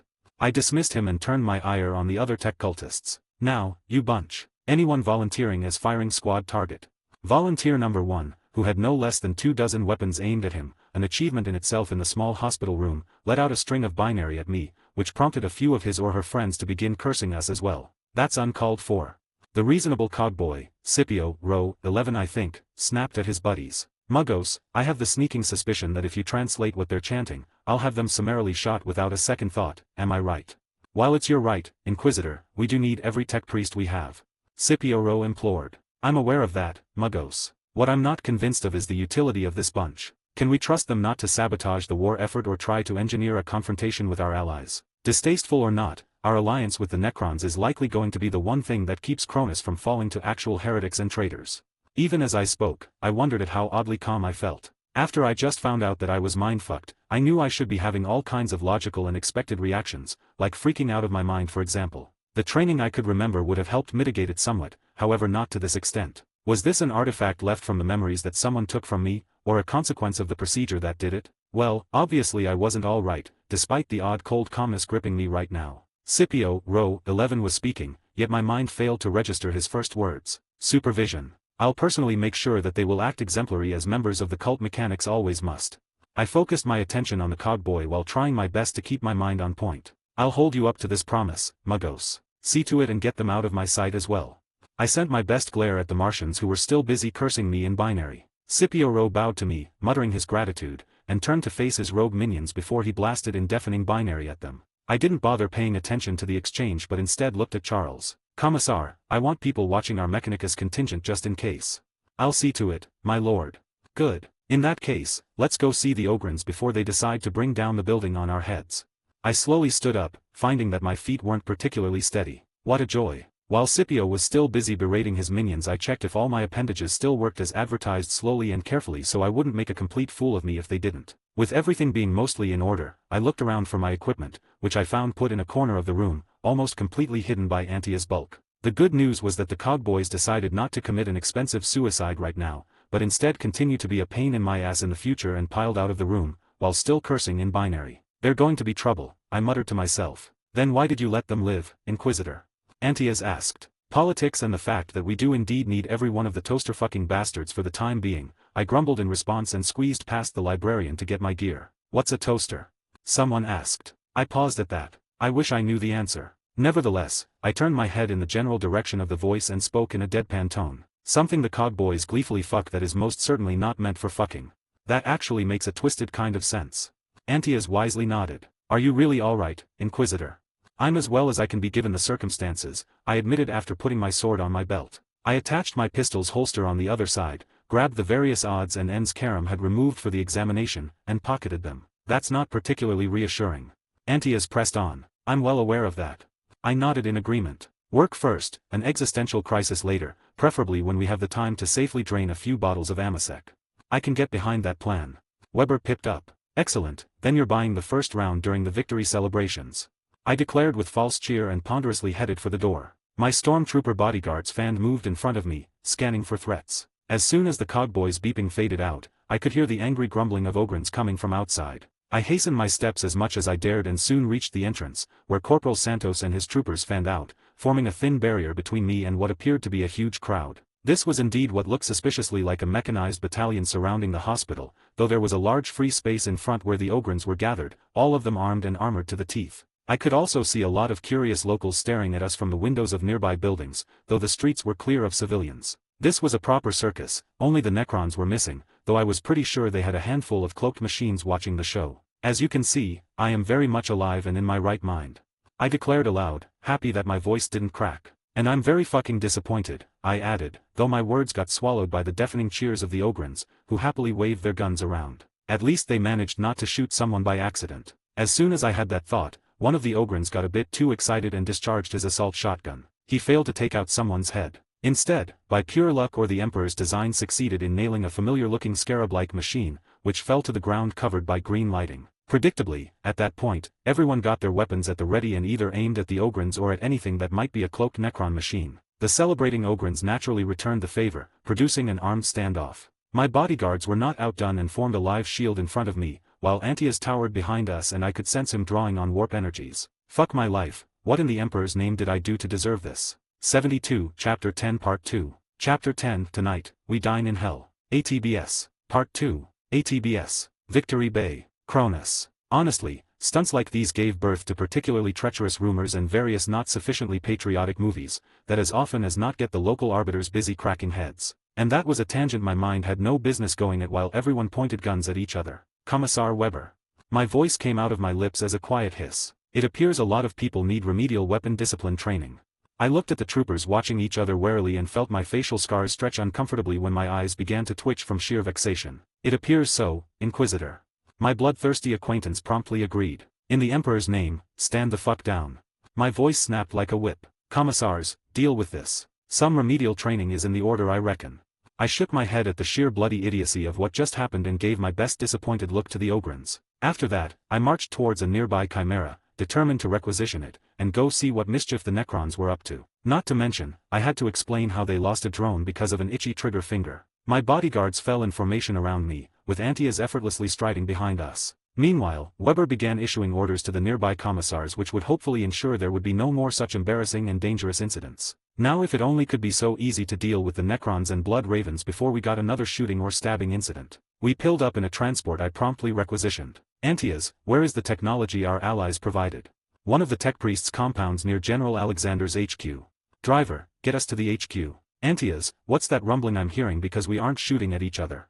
I asked the librarian, who barely fit at the back of the Chimera. We left as fast as the Chimera could accelerate with a space marine weighing it down. Behind us, I could barely hear the screams of pissed-off commissars. It was like music to my ears. We spent the next 20 minutes or so in a comfortable silence, which offered me some sorely needed time to get my head straightened up as much as possible. Various mental exercises and quiet prayers to the Emperor helped a bit. The latter even earned me a few nervous smiles from the troopers stuck inside with us. A wave of static electricity washed over me, focusing my mind on the here and now. It was a weird sensation, like nothing I've experienced before. The energy wasn't physical, I found out a moment later. It didn't touch my skin, instead, it clashed over and around my soul. With every passing moment, the ever-present sensation of wrongness and power emanated from the warp storm nearby felt more distant, losing their grip on me. My eyes widened and I warily attempted to touch the immaterium. It felt distant, more distant than ever, and with every passing heartbeat, that distance increased. I was sure that very soon it would be out of my reach. At the same time, I could feel the walls separating the materium and immaterium strengthen, in a way that was similar yet not to a Geller field in action. A couple of minutes later, the warp was little more than a distinct echo. For the first time since I could remember, I could breathe easily, as if a great weight no longer pressed upon my whole being. Soon the effect became apparent even to the troopers who were lucky enough not to have a clear connection with hell itself in their souls. The guardsmen and women in the Chimera looked around, more lively and dare I say, light-hearted than before. The device is indeed working, Inquisitor. Antaeus rumbled. I nodded with a smile. It was a game-changer. And I would be damned if I wasn't going to throw it in the faces of the damned traitors we would soon be facing. When we reached the Martians' compound with the nice Necron devices and disembarked, it was immediately clear their effect was great for the morale. Even with groups of Necron scarabs and other assorted drones flying around, not to mention a group of their infantry standing at attention near the entrance, the soldiers dug in nearby were all in a much better mood than they had any right to be. I had never paused to think about how the warp might passively affect regular people, especially when there weren't friendly warp-touched entities or artifacts to boost their morale. You know, like the odd imperial saint or relic. This was certainly something worth studying in the future if we didn't get all shot as heretics for dabbling in what we shouldn't have. A couple of minutes later, we were inside and past the security checkpoints. The heart of the building was one giant workshop. A large monolith made of the same stuff the Necrons were built of stood as the centerpiece. Thick cables connected it to a pair of portable plasma generators through crude attachments. Green lighting forked up and down its surface, and I could feel energy resonating with my very soul as I approached it. While it wasn't exactly uncomfortable, I would never call the sensation pleasant either. Groups of Martians chanted in binary. A few of them knelt reverently in front of the monolith, while others took readings with all kinds of sensors. Incense burned all around the workshop, and to top it all, servoskulls flew around carrying smoking sticks of it. At least no one was spraying the device with blessed oil, though there was a pair of toaster fuckers with what suspiciously looked like sprayers ready nearby. A single Necron Praetorian stood proudly close by, and if I didn't know better, I would swear he was rolling its solid glowing eyes. "Inquisitor," the Necron announced in a toneless synthetic voice. "You're alive." The Praetorian turned to look at me. "And you appear more or less sane." He lowered his head a bit to look at me closer. "Or so it appears. Please explain this." He pointed clawed fingers at the Martians, who were all too busy with their religious fervor to pay us any attention. Sadly, ever since the fall of the Human Federation, these are what passes for our scientists and engineers. My facial muscles twitched at the very idea. "By treaty and out of desperation," I added. I wasn't sure where those words came from. What I knew was that sooner or later I would be paying for them. Praise the Omnistia. By the motive force. That much I understood. The gleeful beeping I was reasonably sure I didn't want a translation of. The Necron looked at the Martians, then back at me. "You don't say, Inquisitor. I'm glad you've lived up to your part of our bargain. How many of these devices can you have operational for when we strike at the Deimos Peninsula? Their ability to wall off access to the warp is going to be invaluable." "Not as many as we would like." The Necron rumbled in a deep voice that was a passable imitation of Antia's deep baritone. "I find myself curious. From what we've been able to figure out, your kind is supposed to be frothing at the mouth because of our very presence and stirring up the locals on a crusade against us on general principle. Didn't we agree that I'm a sane Inquisitor? Don't worry, when our respective reinforcements arrive, we'll probably have to either kill each other or get blasted from orbit on general principle."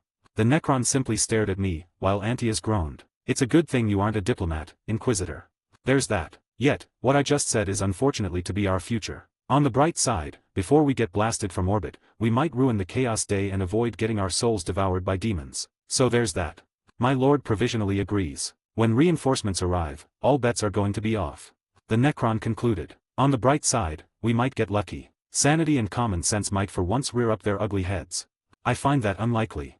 The Necron decided to rain on my parade. I find myself in the uncomfortable position of agreeing with the Zeno. Antias pipped up. "Let me have my delusions until I get thrown into an inquisitorial interrogation chamber or shot on general principle. At any rate, before we might suffer such auspicious ends, we have work to do. Antias, my friend, please get the attention of a few of our Martian friends. I need to ask them a few questions." 73, Chapter 10 Part 3. Chapter 10 Tonight, we dine in hell. ATBS. Part 3. ATBS. Unknown location. Cronus. A crack of displaced air and blinding red lighting heralded Gorgut's, EAD, Unter's return to the Matrium. In his expert opinion, it was a letdown. There was no one to crump or shoot around, no fighting whatsoever. It was cold too, and everything appeared covered in that odd white stuff that meat boys could melt and turn into propar booze if they had enough rocket fuel to play with. Speaking about booze, Gorguts brought his mug up and downed it, enjoying the fiery stinging sensation of the liquid washing down his throat. Finishing his drink made the last uncomfortable ache in his back went away. He looked around. Still no one and nothing to bash over the head. Gorguts shrugged and took another pull from his mug, savoring the drink. His memories from meeting Gork and Mork were already fading. However, he could clearly recall the really important bits and pieces. A big crumping waak would be happening in a place called Kaurava, or something like that. Gorguts would be there having the time of his life. However, first, he had some work to do. It simply wouldn't do to get blasted from space. It really wouldn't, though it might be fun to do it to the Humias next time. Gorguts had to find an answer to that problem. He wanted to lead another Huog horde against the Humias. Well, first, he had to find a way off this rock. Perhaps a rocket, or better a rocket. There might be a few useful boys left here and there to pick up as well. Gorguts drained his mug again, without thinking about it. He was already deep in thought, you see. Naturally, he didn't think about how odd his contemplation was, for an orc anyway. Gorguts most definitely didn't think that his thoughts were crystal clear, despite the booze he kept chugging, or the fact that he was, well, an orc. Deep and detailed planning had never been his kind strength. Yet, that was precisely what he was doing, while confidently striding through snow-capped mountains. ATBS. Chaos Fortifications. Deimos Peninsula. There were very few things in the Matrium that could make a dark apostle wary. A sorcerer clawing out his eyes and gurgling in tongues wasn't one of them. This being the third one who tried to divine what the corpse worshippers were up to, well, it made him think appropriately dark thoughts. Eliphaz wasn't happy, on the contrary. The carefully nurtured and expertly turned PDF regiment he sent to secure the demon's binding place was busy playing tag with blood ravens and surprisingly effective guard soldiers. The Dark Apostle briefly thought this was just typical PDF idiocy at play, then remembered that the Four had blessed that particular regiment, so that couldn't be it. Competent corpse worshippers in need of murdering it were then. Eliphaz nodded to himself. Now what to do about it? He looked through narrowed eyes at a nearby building painted with all kinds of pleasantly glowing chaos symbols. That was where he had the new batch of willing sacrifices gather to await deployment. There were almost enough of those. The issue was they needed some innocent ones as well, and those were much, much harder to find. Damn that green-skin brute to the deepest, darkest parts of the warp. Eliphaz made a point to check on the area's security just in case of more orc mishaps or other unlikely trouble. Only then he returned to overseeing the bickering sorcerers. The remaining ones anyway. There was a fourth one writhing on the ground and frothing at the mouth after trying to brute force his way to some answers. That, combined with the machine abominations, didn't paint a pretty picture. First, no blood for the blood god. Not good. Second, no souls to send screaming to the Four. That was even worse. Obviously, the Necrons were the real problem. With them around, the Dark Apostle didn't dare send a meaningful portion of his forces to deal with the corpse worshippers or even take and hold the area where the greater demon was imprisoned.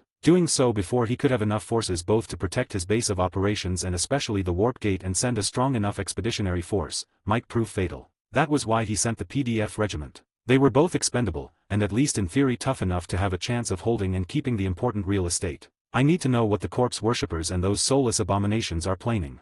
Eliphaz roared at his diminishing supply of sorcerers. He drew his blessed crosium and smashed the skull of the still frothing at the mouth imbecile. Get me results or I'll personally deliver your skulls to Kern. Eliphaz left the sorcerers with that heartfelt promise and marched towards the warp gate. He was going to assess again what he had available, trying to figure out a reasonable way to achieve his mission. Failure was not an option. In theory, the various ongoing rituals all over the peninsula should soon make it close to impenetrable for the Necrons' damned technological sorcery. Once that was done, in theory, he would be able to wield many of the disjointed warbands and groups of cultists that kept coming through the gate, not to mention the warp spawn. The problem was that in theory was far from enough. He had to free the greater demon and either feed this world to it or ensure it retreated through the warp gate if Cronus couldn't be held. Eliphaz passed by sacrificial altars, felt pulses of blood magic wash over him, and smiled. With those particular defenses up, no mortal could approach the gate. Each pulse was strong enough to strip the flesh of a mortal not enjoying the blessings of the Four, and a second one would send their souls screaming to the devoured. Those same defenses might do absolutely nothing to even slow down the abominable machines. That though stripped away the Dark Apostle's smile. That was the reason why there were many more altars spread all over the place with hundreds of locals ritually sacrificed while thousands more awaited their fate. As far as the Eliphaz was concerned, soon couldn't come fast enough. 74, Chapter 10 Part 4. Chapter 10 Tonight, We Dine in Hell. ATBS. Part 4. ATBS. Upper Wastes. Cronus. Rohan's forces achieved their first objective as soon as they left the labyrinth that was the webway. For a brief moment, all anyone could see was a frozen stark wasteland. Next, the Eldari registered the sorcery cloaking everything around them. Technology and spells from the handful of warlocks riding on top of the grav tanks rent the veil, allowing them to perceive the truth. The Bealtan's contingent had established their operations base right on top of the gateway, thus risking exposing its location. There weren't many of them present, a handful of guards spread all over the place, some fixed defenses and a group of snow-covered walkers towering in the distance. The warmongers' response was slow and sluggish. Rohan already had half his tanks through the gate, and the infantry riding on them dismounted and ready by the time a wide-eyed guardian challenged their incursion. The Bealtan warrior first to encounter them was very young, little more than a boy really. There was no trace of his helmet, a fact partially explained by a fresh, severe burn covering part of his face and right side of the head. The ghastly wound had received some basic treatment, likely just enough to prevent infection, nothing more. Where is Taldir? Rohan hissed more harshly than he intended. The more he saw and experienced from this place, the worse his option of the disaster became. An aura of shock and defeat surrounded the whole area, clinging to it harder than the ice gripping the ground below his armored boots. The youth slowly raised a hand and pointed at a nearby wraithbone building. My thanks, warrior, Rohan said in a gentler tone. He briefly looked at the warlock riding on top of the grav tank beside him. Deploy our forces to secure the area. I want real-time intelligence of the surrounding regions. Rohan went to find his sister, doing his best to get his temper under control. He didn't know for sure what forces the warmongers deployed to Cronus. What he knew was he could see their shattered remains, and they were a pitiful sight. The building he entered was an armory, which was now empty of most weaponry and ordnance, highlighting the losses Bealtan suffered so far. Now it served a different primary purpose, that of a hospital. Wounded Eldari laid or sat in the corridors and rooms Rohan passed by. Some were left alone, healing themselves through a psychic trance. Others had guardians and the odd aspect warrior doing their best to keep them alive. Anger burned within the ranger's heart at the sight of so many broken Eldari who suffered for no good reason. He finally found Taldir at the far end of the armory. The room supposed to hold heavy weaponry had been stripped bare and turned into yet another healing point. Taldir laid in a corner, looking small and fragile. Seeing her that way, reminded Rohan just how young and inexperienced his sister was. Yet that hasn't stopped the fools at Biltan from giving her an independent command. Taldir stirred when he approached. In the artificial light, her hair looked like a smoldering flame. Her skin was paler than the snow outside. She slowly opened her eyes and stared at him without recognition. "Sister." Rohan greeted quietly. His voice sounded tired and resigned to his ears. "What had you wrought?" "Rohan." Slowly, a spark of life and recognition appeared in her empty eyes. "It's me, sister. What happened?" "The Monkey and the soulless abominations they slaughtered us." Taldir spoke slowly, haltingly. Her voice was chock full of pain and disbelief. "I'll need more than that, Farseer." Even though Rohan knew better, he couldn't help it and snap. He wasn't just angry with Taldir but with himself as well. Perhaps if he had stayed behind, or found some way to get his sister away from those maniacs. What ifs didn't matter. He wasn't a damned Farseer. Rohan left his sister behind, and now he had to pick up the pieces if it was at all possible. Taldir simply stared up at him and the spark of recognition in her eyes burned out. The dull empty look was back. Monkey, Tau, and orc infestations detected on arrival. Divination pointed at possible Necron awakening. We needed to secure the planet and prepare to neutralize Necron threat without distractions. Taldir began her report like an automaton. The path was obvious: direct the lesser species to kill off each other, sweep off the survivors, and then neutralize the real threat. Stirred orcs and pointed at Monkey. The brutes failed. Convinced local Tau forces to assault Monkey positions to provide distraction and expend their offensive forces. At that point, Taldir halted her matter-of-fact monologue and flinched. Monkey allied with the abominations. It was a trap. The Farseer shook and stared intently at Rohan. "It was a trap," she repeated. "We slaughtered the Monkey until the streets ran red with blood. They didn't break." She became more and more frantic as she spoke. Her eyes looked through Rohan, seeing the bloody past. The beasts kept coming, then the Necron struck. Taldir all but screamed. "They slaughtered us. It isn't right. We're Eldari. The galaxy is our birthright. It's not right." At that moment, Rohan had never been more grateful for the helm he wore. It hid the way he blanched at seeing his sister fall apart in such a way. One thing was certain, he wasn't getting a better report from her anytime soon. "Rest, Taldir. The monsters are far away," he said in his best soothing tone. Taldir's face twitched twice before she laid back on the ground and visibly relaxed. Yet, all the same, she kept muttering, "It isn't right." Rohan had to consciously keep himself from running while he made his way out of the building. That was, he focused upon the tenets of his chosen path and began to rapidly recite them in his mind. The familiar monotony of the action was like a soothing balm to his frayed soul. All of this, was at least in part his fault. What happened to his little sister most of all? Taldir should never have been here, much less leading this disaster of a mission. He spent a few moments to calm down and focus, before striding towards the closest Hail Biltan warrior. Rohan needed better answers than Taldir could currently provide. Once he had them and knew exactly what he was dealing with, he had to find a way to fix this. He had to. Anything less was simply unthinkable. 75, Chapter 10 Part 5. Chapter 10 Tonight, We Dine in Hell. ATBS. Part 5. ATBS. Victory Bay. Cronus. We ended up at the Martian facility where our tech cultists were busy thinking inappropriate thoughts at the Necron pylon. Steaming sanctified lubrication oil covered it from the tip to the wide foundation. There was enough incense in the air to make it hard to see. It was even harder to breathe without a respirator. I narrowed my eyes at the now gleaming pylon and prayed to him on Holy Terra. This had to simply be proper sanctified oil I saw and not other tech priests applied fluids. That's a bit much. Antias concluded. At least he had no trouble breathing the benefits of space marine biology. How did you survive long enough to leave your homeworld? I'll never know. Our Necron tagalong stated flatly. Legend has it that we had proper scientists back in the day. I felt compelled to explain. We didn't need to pray and try sanctify everything to avoid chaos corruption. It's the Eldari fault then. The Necron nodded wisely. When in doubt, it's a safe bet to blame them. Antias agreed. Honestly, it was a surprise we haven't tried to kill each other yet. Or that no one tried to ventilate our brains out of fear that we were heretics. Then again, let's not tempt fate, I thought. Right now, the Eldar aren't our primary concern. I pointed out. Nevertheless, being right next to the pylon might make the heretics and traitors' job a bit harder, so it was a win-win situation. A rare thing indeed. Our plan to deal with the chaos incursion is still viable, I hope. I asked the Necron. The immortal nodded. With you alive, Inquisitor, my lord believes the human forces on Cronus will uphold their part of the bargain. The operation will proceed as scheduled. That's good. I could really use some good news after the latest debacle. With that settled, any suggestions on how we don't end killing each other if we survive the coming battle? I might as well try a bit of positive thinking and see where it might get me. Unsurprisingly, everyone in earshot stared at me as if I suddenly grew up a second head or some other mutated appendage. I know it might be hard to process, Inquisitor, but we might try not shooting at each other. That might be a good starting point. The Necron stated in a tone that might have held the tiniest bit of exasperation. If it was only so easy, I chuckled. The murder machines had a sense of humor, who knew? Why not? The Immortal inquired. Blistering streams of binary came from the resident Martians. They waved mechadendrites in agitation, and I'm sure it was a pure coincidence that they pointed a lot of sharp instruments our way. It's a very long story, and I'm sure that at least some parts of it make sense.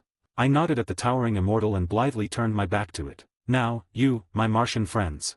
I smiled at the tech priests. Please convince me that those rumors I heard were baseless speculation. It couldn't be true that many among your ranks refuse to study and figure out how to replicate the technological wonders our allies of convenience provided, right? This time, the angry beeping and whining were deafening. All kinds of weird weapons joined the various implements on display, and the agitation I could see among the Martians was something else. That wasn't surprising. From what little I could gather lately, Muggo Scipio, Row 11 was among the competent and forward-thinking faction of the Martians. That, in turn, meant he had like-minded tech priests attending the pylon and other Necron-sourced toys. Thus, this particular crowd was anything but happy at the very idea of someone or something infringing upon their newfound treasure trove. Wise or not, I kept on edging them. It couldn't be that some tech priests are ready to destroy everything within this chamber and dismantle anyone who thought studying it was a good idea. By now, my smile was a thin, wintry thing that held no trace of amusement. Because, if that was the case, I would be forced to discharge my duties as an Inquisitor, and it would be regrettable. It would be for the best if this doctrinal dispute is resolved as an internal Mechanicus manner. At this point, Scipio, Row 11 raced into the chamber, whistling like a speeding train. I looked at the Muggos, and whatever he saw on my face gave him pause. Is that right, Muggos? Can I rely on you and your peers to resolve your doctrinal dispute by the end of the day? You know what we're about to face. We can't afford internal disruptions. For the next few minutes, a never-ending chorus of binary surrounded us. I stoically watched the exchange, wondering if I just made a terrible mistake. Mechadendrites shook like branches picked up by a hurricane. The piercing beeping became physically painful, and with every passing moment, the Martians pulled out more and more weapons from under their robes. There were even a couple of tarantula turrets that ran up one wall, before attaching themselves to the ceiling. And just like that, the screaming match in binary ceased, leaving behind just the familiar rumble of machinery. Lord Inquisitor Vale, you're making a good point. Scipio, Row 11 straightened up his robes with bionic fingers. We will have words with our more conservative compatriots. I'm glad to hear you say this, Muggos. May the Omnistia bless your efforts. He studied me for a few moments before nodding and turning around. Follow me, brethren. In the name of the Omnistia. He declared aloud and followed in binary. All but a handful of Martians left brandishing all kinds of weaponry. The tarantula turrets detached themselves from the ceiling, spun in the air to land on their stubby feet, and followed suit. Inquisitor, I hope you know what you're doing, Antaeus whispered behind my back. Me too, I muttered back. A loud clang echoed above me. I turned around and saw the priceless sight of a face-palming Necron immortal. How in the name of the Silent King did your kind become the dominant species of this era? By the grace and sacrifice of people much better than any of us, I answered honestly. And by the sacrifice of the God Emperor himself. I saw Antaeus nod in approval, while the Necron muttered something in an unfamiliar language. Enough of this. Let's go see what new disaster we might yet prevent. We just managed to leave the building when the Immortal froze for a moment. There is a single Eldari grav tank heading our way. It's carrying one of their rangers on top and he is holding a white flag. The Necron looked down at me. Our drones just picked a transmission in the clear from the Eldari. They want to talk. It's a trap. Has to be. Antaeus decided. We concur. The Immortal agreed. Fucking Eldar. 76, Chapter 10 Part 6. Chapter 10 Tonight, we dine in hell. ATBS. Part 6. ATBS. Outskirts of Victory Bay. Cronus. Rohan looked morosely at the crude Mon-Ki, no human, so excuse for architecture, and wanted to scream in frustration. Call them humans. He had to remind himself again. His kind's usual superior attitude, no matter how justified, or well-earned it might be, wouldn't serve him well today. He saw firsthand the fruits of that sort of thinking. Even now, those fools who failed to consider the debacle might have been primarily their fault. No matter how much he pondered Taldir's choices, he came to the same conclusion. They were born of unthinking arrogance and blind following of the visions his little sister saw in the Sea of Souls. Even he knew that such divination while useful were never to be taken at face value. Unfortunately, that was a lesson often lost upon the Farseers. It didn't help that most of the time their visions did pan out. It was just that when they didn't. Smoothly, the grav tank Rohan drove up a hill, and he could finally see the human settlement in the distance. It was ugly, crude, and dirty like almost all human settlements he had the misfortune to visit in person. There were no comforting gentle curves, no wraithbone pillars resonating with energy and the psychic presence of the humans, it simply grated. He could swear there was an aura of hatred and single-mindedness permeating the whole region. Or perhaps he was projecting his own opinion on the average human he had seen. As expected, there was a greeting party on a trampled field outside the city. A couple of the red boxy tanks preferred by the Space Marines, several primitive scout walkers, and a couple of dozen dug-in heavy weapon teams formed an honor guard for the delegation waiting for him. Rohan focused his attention on the small group of humans waiting to meet him. One of their armored giants towered above the rest holding a power hammer. A dangerous foe at close range, one the ranger would never engage in close quarters if he had a choice. Next, it was one of the human political officers needed to keep the rabble making the bulk of their forces in line. Under most circumstances, the commissar would be a priority target to take out, which usually had devastating consequences for the morale of the humans nearby. Finally, a step ahead of the others stood an inquisitor. From what Rohan could gather, it was that human's fault that the Biltan contingent failed spectacularly. He didn't bother hiding a sneer at that thought. Even now, those fools failed to consider the debacle might have been primarily their fault. Of course, not. It was the despicable Monkey to blame. To make their failure complete, many of the survivors swore an eternal vendetta against the humans they held responsible for what happened. It was pathetic really, and almost physically painful to see how far his people had fallen. Well, not precisely his people because he did have the good sense to leave Biltan behind when the opportunity presented itself. The grav tank gently came to a stop a respectful distance from the humans and Rohan nimbly jumped from his perch next to the main cannon. He landed lightly on his feet and walked towards the people waiting for him projecting confidence. "That's far enough, Eldar." The Space Marine barked. Rohan halted and gave a closer look to the trio. He couldn't sense them with his psychic gift, which granted wasn't particularly strong. There was a ravenous void where those three stood, almost like a black hole hungrily devouring the Sea of Souls itself. What did the humans or the Necrons for that matter do this time? Was this even more than a disaster than he knew? At that point, a tiny human figure poked its head from behind the knees of the giant in red and stared at him with huge curious eyes. It was all Rohan could do not to recoil at the sight of the human child. Laying his eyes on her provoked a profound sense of revulsion and not a little fear. "Humans, what did you do?" The ranger hissed, all his hasty plans for the meeting forgotten. "Who are you, and why are you here?"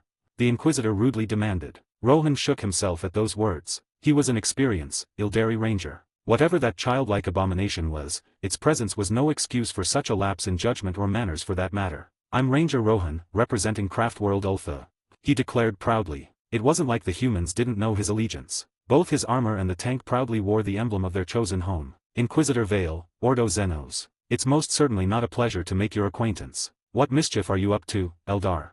The relatively short rude human introduced himself. "I'm here to offer an apology on behalf of Farseer Eldrad, Craftworld Ultha's Farseer Council, and every sane Eldar in the galaxy." Rohan bit out. His words didn't come out as smoothly as they should have. However, the presence of the little abomination had him on edge. Rohan nearly ground his teeth to dust in order not to do something particularly foolish. "We should believe you. Why exactly?" The human had the gall to sound amused. He even cracked a smile that stretched his fresh facial scars in a grotesque parody. Rohan opened his mouth to snap at the Monkey, then closed it with a snap thankfully muffled by his helmet. This was actually a good question, especially because of Biltan's recent mishandling of the local situation. "I'm ready to pledge the Ultha forces I brought with me for the battle against the Primordial Annihilator. I also have intelligence about one of its objectives on this world. A powerful demon is imprisoned below the desert no too far from here." Rohan struggled to speak with the gravitas required of an Eldari of his station. He was representing his people not only in front of the humans but the Necrons who undoubtedly observed and waited for an excuse to pounce at them. "A demon. Of course, there is going to be a demon here," the Inquisitor grumbled. The human didn't sound surprised, mind you, merely resigned. "How curious. Besides those pouring through that warp gate," the giant added. "Or those the heretics are busy summoning." The commissar spoke for the first time too. "Yes, besides those." The Inquisitor's dry voice made Rohan look at the humans more closely. Unsurprisingly, the Space Marine was a towering, armored statue that betrayed nothing even with an abomination hiding behind him. The commissar did a good job of not glancing nervously at the little human-shaped monster. However, his unease at the situation was clear to see. The Inquisitor, on the other hand, it was obvious that the only things the human was wary of were Rohan, the grav tank, and potential treachery from the Eldari. He showed no visible sign that the little abomination affected him at all. Yet, according to the Biltan survivors, he was a Psyker. Rohan clamped down on the burning desire to demand an explanation from the humans. What have they done to themselves? We will hear more about this demon. The Inquisitor's words shifted back Rohan's attention to the task at hand. If you're willing to pledge forces for the battle with the heretics, they'll have to lead the way. None of us will trust Eldar at our backs, especially after they used their so-called Tau allies as little more than cannon fodder. Rohan grit his teeth even harder. This wasn't the time and place to declare every single Eldari life was beyond precious and more valuable than hordes of lesser beings. Even hinting he agreed with that accepted fact wouldn't go down well with the humans, he knew that much. 77, Chapter 10 Part 7. Chapter 10 Tonight, we dine in hell. ATBS. Part 7. ATBS. Outskirts of Victory Bay. Cronus. My rage grew further and further until it was a boiling maelstrom of barely controlled fury. It was fortunate that thanks to the Munchkin hiding behind Antia's knees, I couldn't touch the warp even if my life depended on it. In this state, I would be vulnerable to the various demons clawing at the walls of reality. The reason for my rage? Our new Eldar acquaintance and the news he brought. To my best knowledge, that entity had been imprisoned for the past 10,000 years or so. It is beneath the desert region known as the Erie's Badlands. Properly releasing it requires a long ritual with willing sacrifices being a key ingredient. This explains the enemy's actions. A Necron drone decloaked above my right shoulder and spoke with the voice of that poor bastard Maccabi. I was pretty sure that the Eldar stiffened at the device's appearance, however, it was hard to say for sure. He did look like he had swallowed a polearm and so far did nothing to dissuade that notion. The drone projected a short skirmish between a familiar huge green beast and the traitors. That thing simply refuses to die, I concluded after watching the recording. Gorguts was very much alive. I wasn't going to assume that the warboss would be lost for good in the warp again. We might have to deal with an orc resurgence sooner rather than later. The beasts will still need time to replenish their numbers and build a sufficient number of their scrap weaponry to become a credible threat. Antias reasonably pointed out, we should be able to deal with the heretics before the green skin become a credible threat again. Because of this new intelligence, my lord believes that one of the vehicles destroyed in that engagement carried the willing sacrifices for the ritual. At least the orcs were useful this one time, I concluded. I need to consult my people before making a decision on your suggestion about an alliance against the Chaos Forces, Ranger Rohan. If we find it agreeable, we'll require your available units to operate where we can see them. Further, it would be unacceptable to let them operate in our rear areas. After the last few days, we're trusting your kind even less than usual if that is even possible. Antias spoke for all of us. That might be agreeable. The Eldar said flatly. That one wasn't a happy camper. On a related topic, can we get to the demon without a ritual? I looked at the Munchkin. She needed a name. Then I glanced at the drone. Between our little friend here and your technology, would it be possible to lock it out from the warp and end it once and for all? The drone bobbed up and down but didn't immediately answer. Such a thing should be impossible even with the aid of a powerful pariah. Antias rumbled thoughtfully. However, the Necron pylons have a curious effect upon the Immaterium. It might be theoretically possible. You humans are insane. The Eldar declared with conviction. That's rich coming from you. I bit the inside of my cheek to keep going on a rant. Your kind has more experience with the Immaterium, and its inhabitants than most of us. Is it possible to kill the demon for good? The ranger twitched and turned his helmet to stare at Antia's knees. Our little resident blank poked her head around the librarian's bulk and stared back at the Eldar. As far as I know, it should be impossible. His voice faltered. Yet, an abomination with such a powerful effect upon the Sea of Souls shouldn't exist either. He shuddered, and it was plain to see. That's not a nice thing to say. I turned to look at the kid. Sweetie, the rude knife-eared man, I bit off a curse, didn't mean it.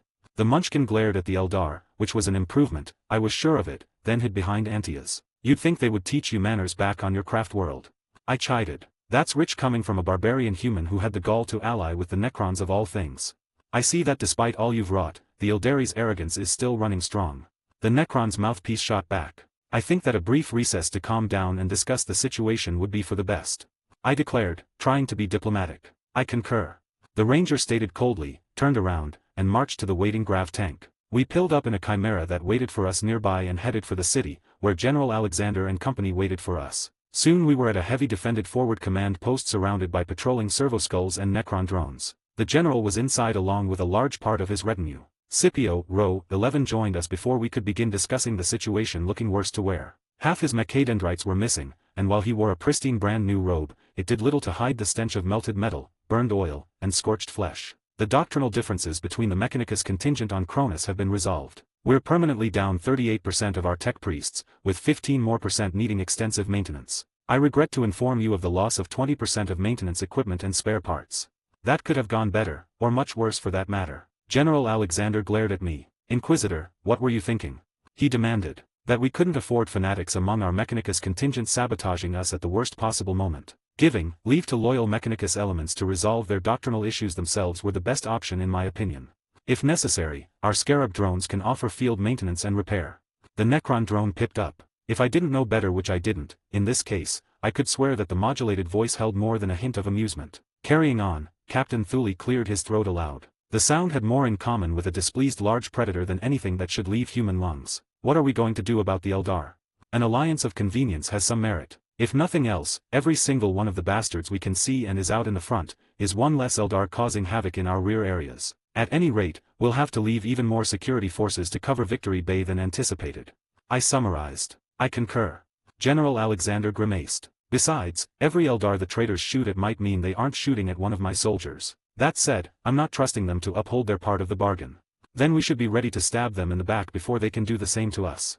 Captain Thule calmly concluded. That's the standard operating procedure when dealing with Eldar, even the few friendly ones, I added. Thoughts about the demon below the Erie's Badlands? The Blood Raven's commander grimaced at that. The chapter master dispatched us here to recover various archaeotech and chapter relics. A number of them are supposed to be somewhere in that region at the buried remains of Heresy-era battlefields.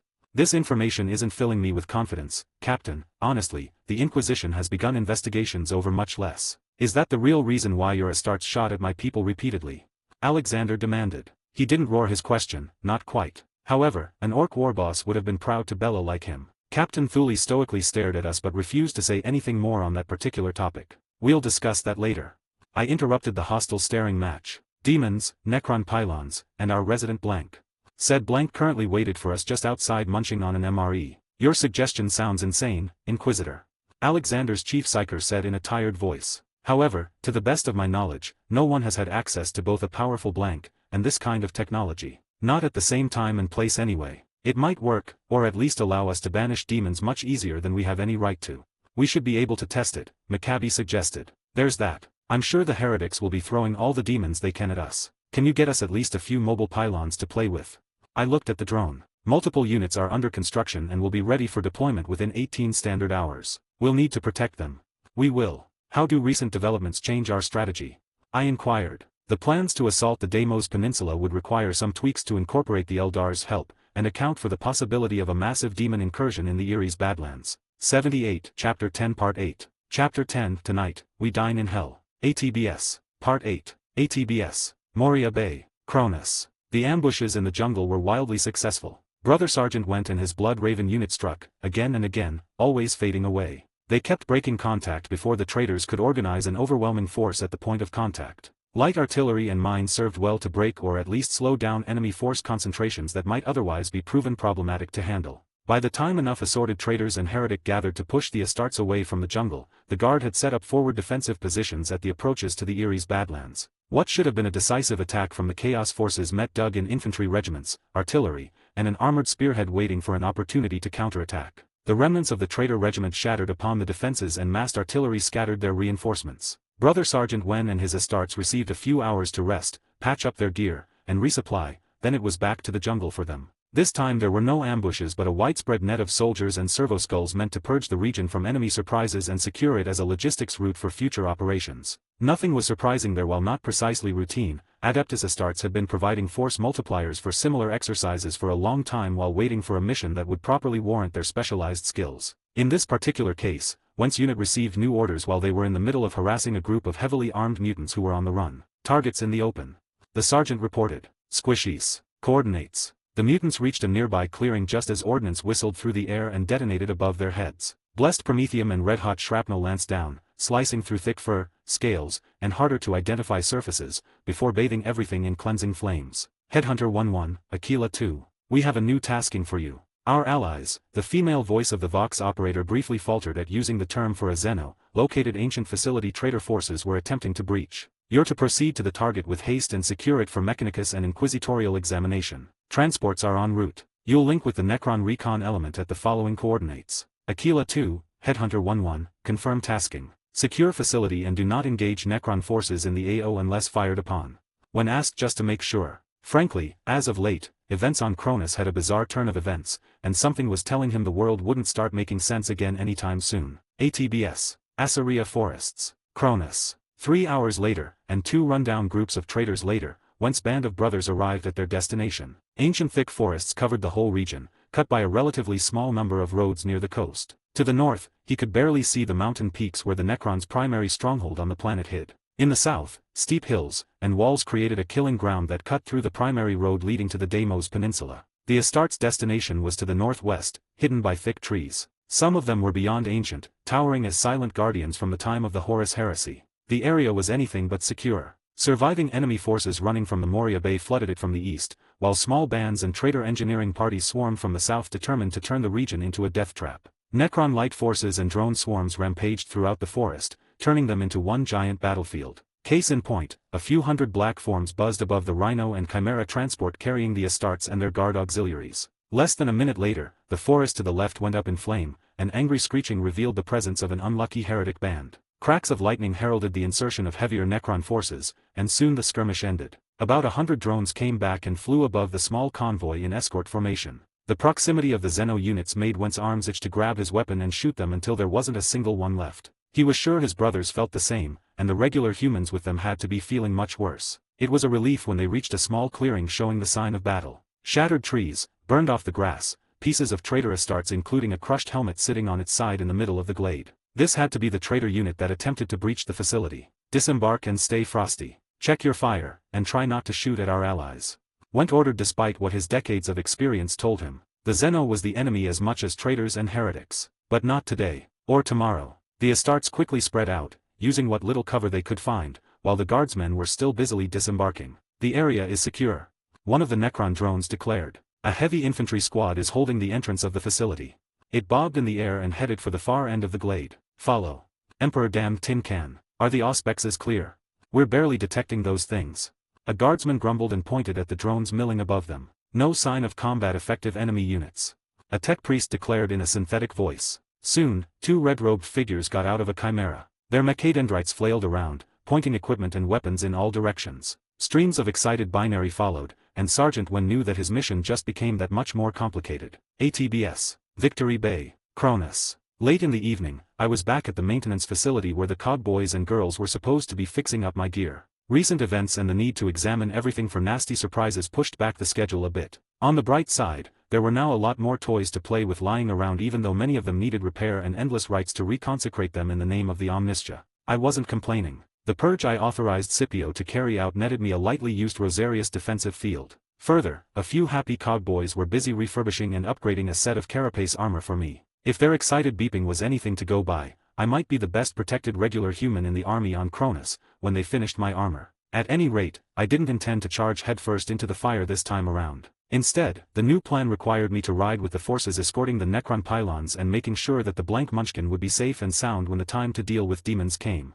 The girl sat on the edge of a nearby workbench and curiously looked at the Martians working around us. She was munching on dried fruit courtesy of Weber, who in turn was busy handling discipline issues. Several heavy armored and armed Ogrins milled nearby. They were now parts of my retinue, in no small part because they didn't trust anyone else. Things were looking up, which meant I might just live long enough to get shot by our reinforcements. That was a joyful development. Really, what about Alexandria or Alex?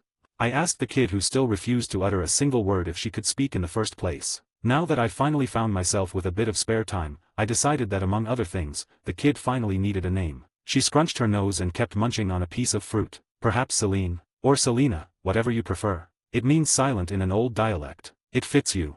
I tried again in exasperation. We've been at this for the last half hour. At least it was enough of distraction to keep everyone on their toes while the tech priests measured the kid for her bean-sized armor. She turned her head to look at me and smiled, showing 2 rows of teeth covered in chunks of fruit. Celine it is then. Or is it Selena? The girl raised a single finger then returned her attention to the fruit. Her eyes followed the light show provided by the working Martians, and she proceeded to ignore me. Celine, it suits you. I nodded. And now I had to get some paperwork filled up on her behalf. Selene. One of the Ogrins repeated slowly and grinned. I like it. Then you're going to be keeping her safe. No good deed goes unpunished in the Emperor's Guard. I should know. We will. The other Ogrin nodded happily. Predictably, the brief period of peace and quiet suddenly ended. Lord Inquisitor, our advance forces found something you should know about. A young tech priest ran into the room. He was mostly human with almost no visible bionics or cybernetics. There's a still operational Zeus-class relay and control station at the Asaria forests. Mugos Explorator Garis reports that we should have full control of the facilities soon. All the Martians halted whatever they were doing. They turned around to look at the kid who flushed under the attention. That's great. Right? The rapid streams of binary that followed pointed at this probably being something major or the COG boys being themselves. Then, the kid said something that got my undivided attention, even though the binary chants mostly swallowed them. Say again. I demanded aloud. At least 5 still active orbital bombardment platforms. The young COG boy blurted out. Muggos Explorator Gaius believes he will have the machine spirits placated soon, and we should have control of the orbital weapons then. Well, I didn't see this one coming. However, I could see why everyone was so happy, even though my newfound joy was likely for a different reason. If even one of those platforms was still armed and operational, it would make our lives much easier. 79, Chapter 10 Part 9. Chapter 10 Tonight, We Dine in Hell. ATBS. Part 9. ATBS. Assyria Forests. Cronus. It should have taken them days, no weeks, to properly perform all the necessary rituals. Awakening such ancient, holy machine spirits blessed by the Omniscia himself, was a slow, careful, and precise work. Muggos Explorator Gaius should have had the time to examine the beyond ancient corridors at his leisure and bask at the everlasting achievements of the ancients, before even thinking about touching the holy machinery. Instead, in a few hours, the Necrons had the whole facility opened up, mapped, and their drones were busy repairing everything in a crude mockery of the Omniscia's sacred rituals. It was working. The Astartes guarding Gaius and his acolyte were even happy at the insanely dangerous and improperly fast progress. The Muggos Explorator himself was torn. The unfolding events had all the hallmarks of sacrilege,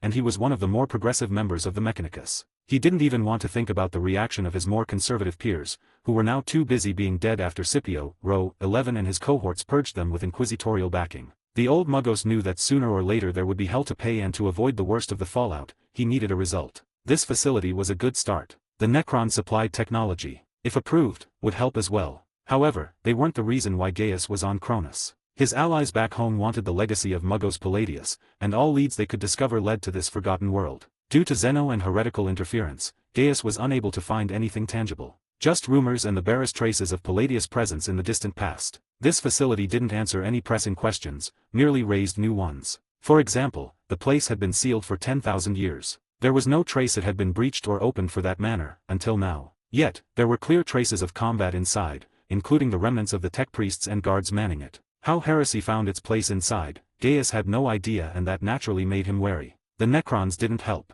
Their machines jump-started the logic engine responsible for the facility's critical operations, even gained limited access to its functions. It was fast, brutal yet elegant in a way Gaius knew he wouldn't be able to replicate without some of the most sacred and coveted relics held within vaults on critically important forge worlds. The Necrons did it with what was for all intents and purposes light, disposable multi-purposes machines. Not even a sacred fusion of flesh and metal, just machines. It was vexing, infuriating, yet it stirred burning envy too. Beyond ancient large screens and hololiths came to life painfully slowly, yet when they did, the images were crisp and clear, better than most the Mechanicus could easily produce these days. The image of Cronus appeared above the main hololith in the control center, then blinked rapidly while powerful scanners sang their songs and tagged everything in orbit. The logic engine quickly recognized the Imperial designs, even though it painted them in amber due to not having their IFFs in its data banks. Multiple red symbols appeared next, showing the small battered Tau fleet keeping station above the blue Xenos holdings. A sorry collection of mostly disabled orc monstrosities came next, barely holding orbit above the Greenskin stronghold, thus preventing its purge by the Imperial Navy. And finally, a handful of trader vessels hung above the Deimos Peninsula. Those combined with the warp emanations coming from the abominable gate there made effective orbital bombardment impossible. Another pulse rippled through the crystal-clear hologram, and 5 new gray symbols flickered to life. Their designations were in an older dialect of Gothic, though one Gaius could easily read. Orbital bombardment platforms, Ares class. The Muggos loudly praised the Omniscia and ran to a nearby console, his revere interrupted by the new information. He demanded data on those platforms, only to find out he needed access codes he lacked. He had to placate the machine spirit of the logic engine and gain more access. Who knew what other treasures this facility might allow him to find? ATBS. Task Force Talon. Thursday ABI's Plateau. Cronus. It was close to midnight and low clouds covered the sky. It should have been pitch black out here in the heart of the desert. Instead, a green glow and the occasional arcing lighting illuminated the white sands. Instead of forgotten ancient ruins that should have been buried and unrecognizable at this point,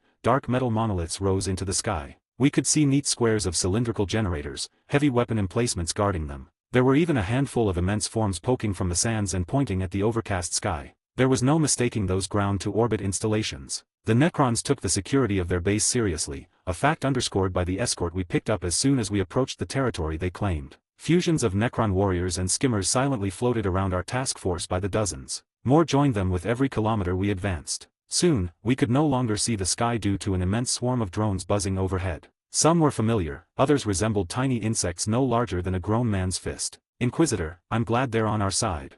Commissar Weber sat beside me on top of a chimera. My Kasrkin bodyguards rode in the troop compartment below. My new Ogren friends traveled into the following vehicles. They refused to let me get too far away from them. The newly named Celine rode on top as well and dozed off cuddled in my side to the profound relief of my security detail. I hope our superiors will agree when they arrive.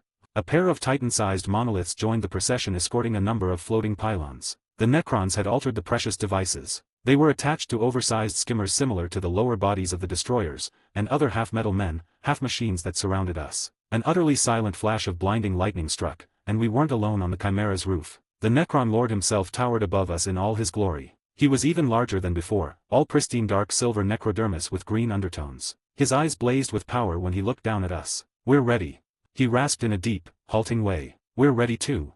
I carefully waved at the armored column stretching behind us. It contained the fastest vehicles the Guard had available and nearly half of the Blood Raven's armored forces. "Proceed," the Necron Lord ordered, and a shudder went through the Xeno forces surrounding us. Then they moved forward as one. "With this, we might stand a chance when assaulting Hell today," Weber muttered, then winced when he remembered where he was and who could overhear him. "We're going to Hell and back, my friend. Tonight, we dine in Hell and kill every single traitor, heretic, or demon who dares stand in our way."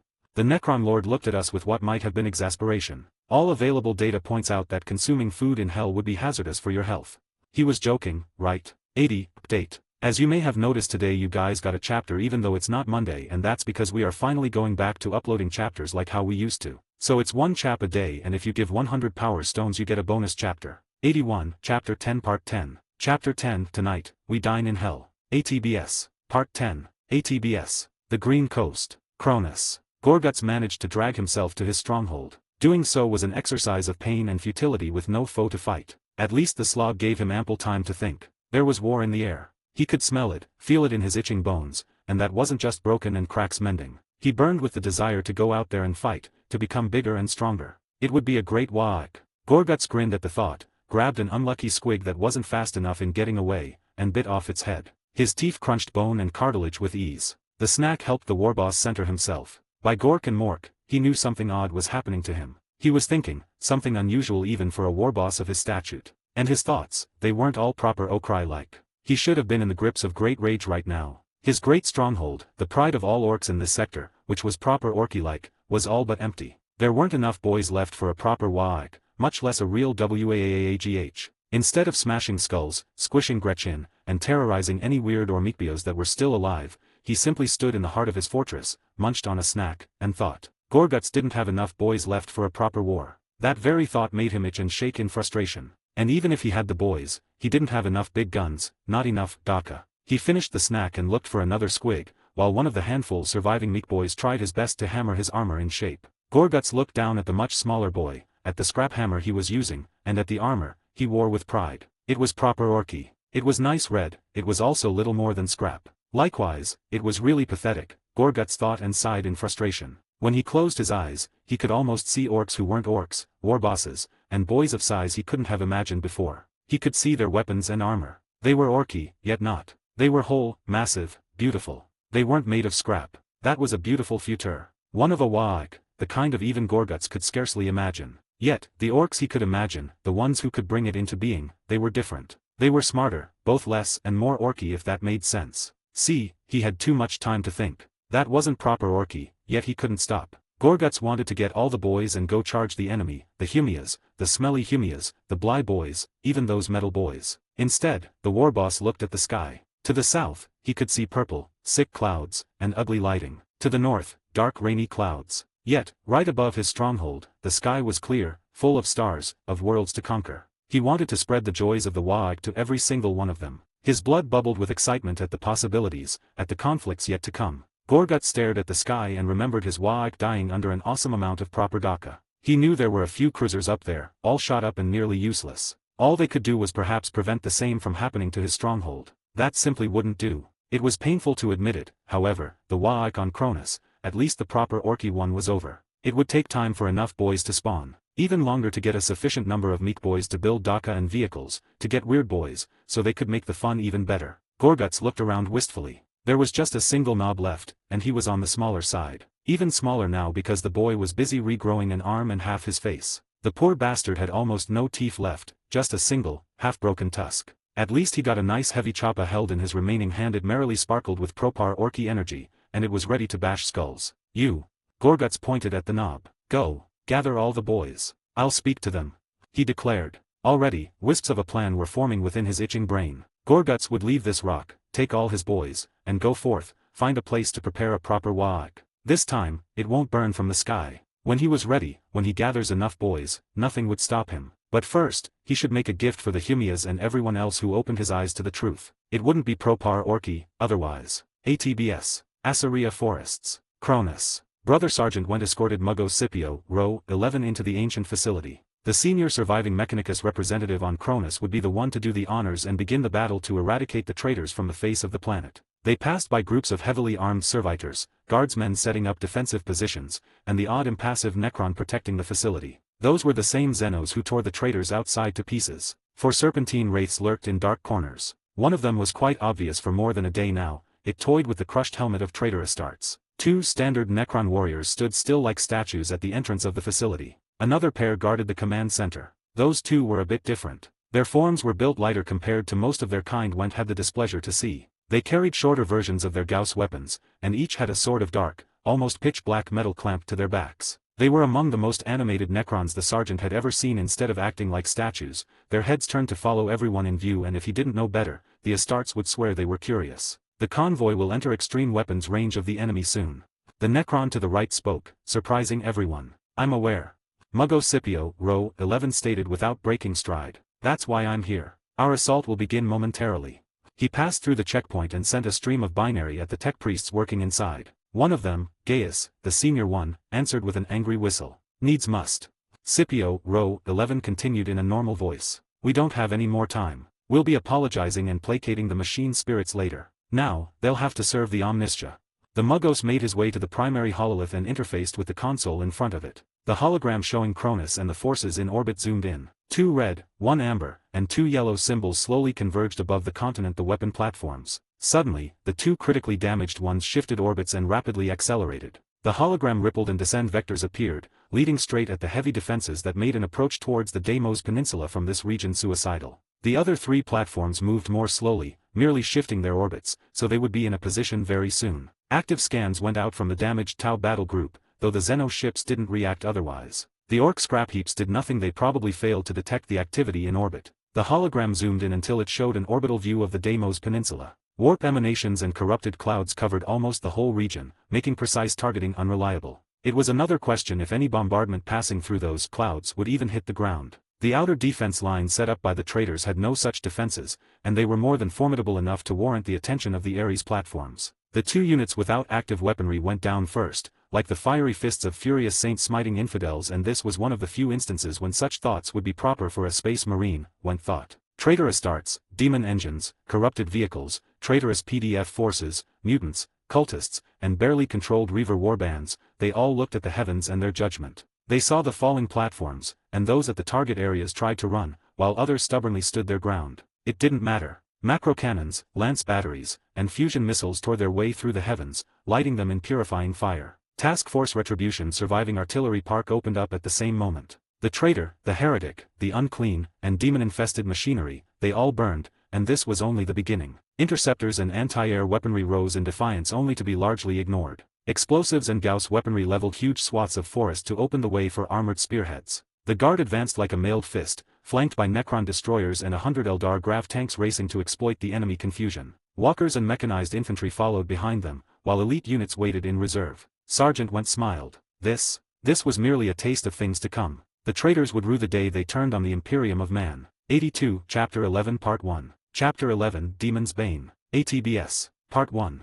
ATBS. Deimos Peninsula. Cronus. Under most other circumstances, Eliphaz would consider what he just saw a glorious slaughter that would make Kern happy. Well, the god of war was going to be happy regardless, the Dark Apostle concluded. He could hear the thunder of the orbital bombardment and felt the aftershocks below his feet. The Astartes could also taste the thousands upon thousands of souls torn from their mortal coil and sent screaming into the warp. Some were even happy at the prospect of what awaited them, while others howled in fury at the bloodshed denied to them. Such an unwitting sacrifice, no matter how sudden, had its uses. Some of those souls would fuel the defenses, making the rest of the peninsula that much harder to crack. Unfortunately, Eliphaz was no longer certain he had the assets to grind down any assault that might come his way. Much less, then proceed to counterattack them to death after the warp gate replenished his numbers. The corpse worshippers surprised him. Even if they could find the control center for the ancient orbital platforms, and there were enough of them left operational to matter, which obviously was true, more's the pity, they shouldn't have been able to gain access and use them anytime soon. It was a very long shot.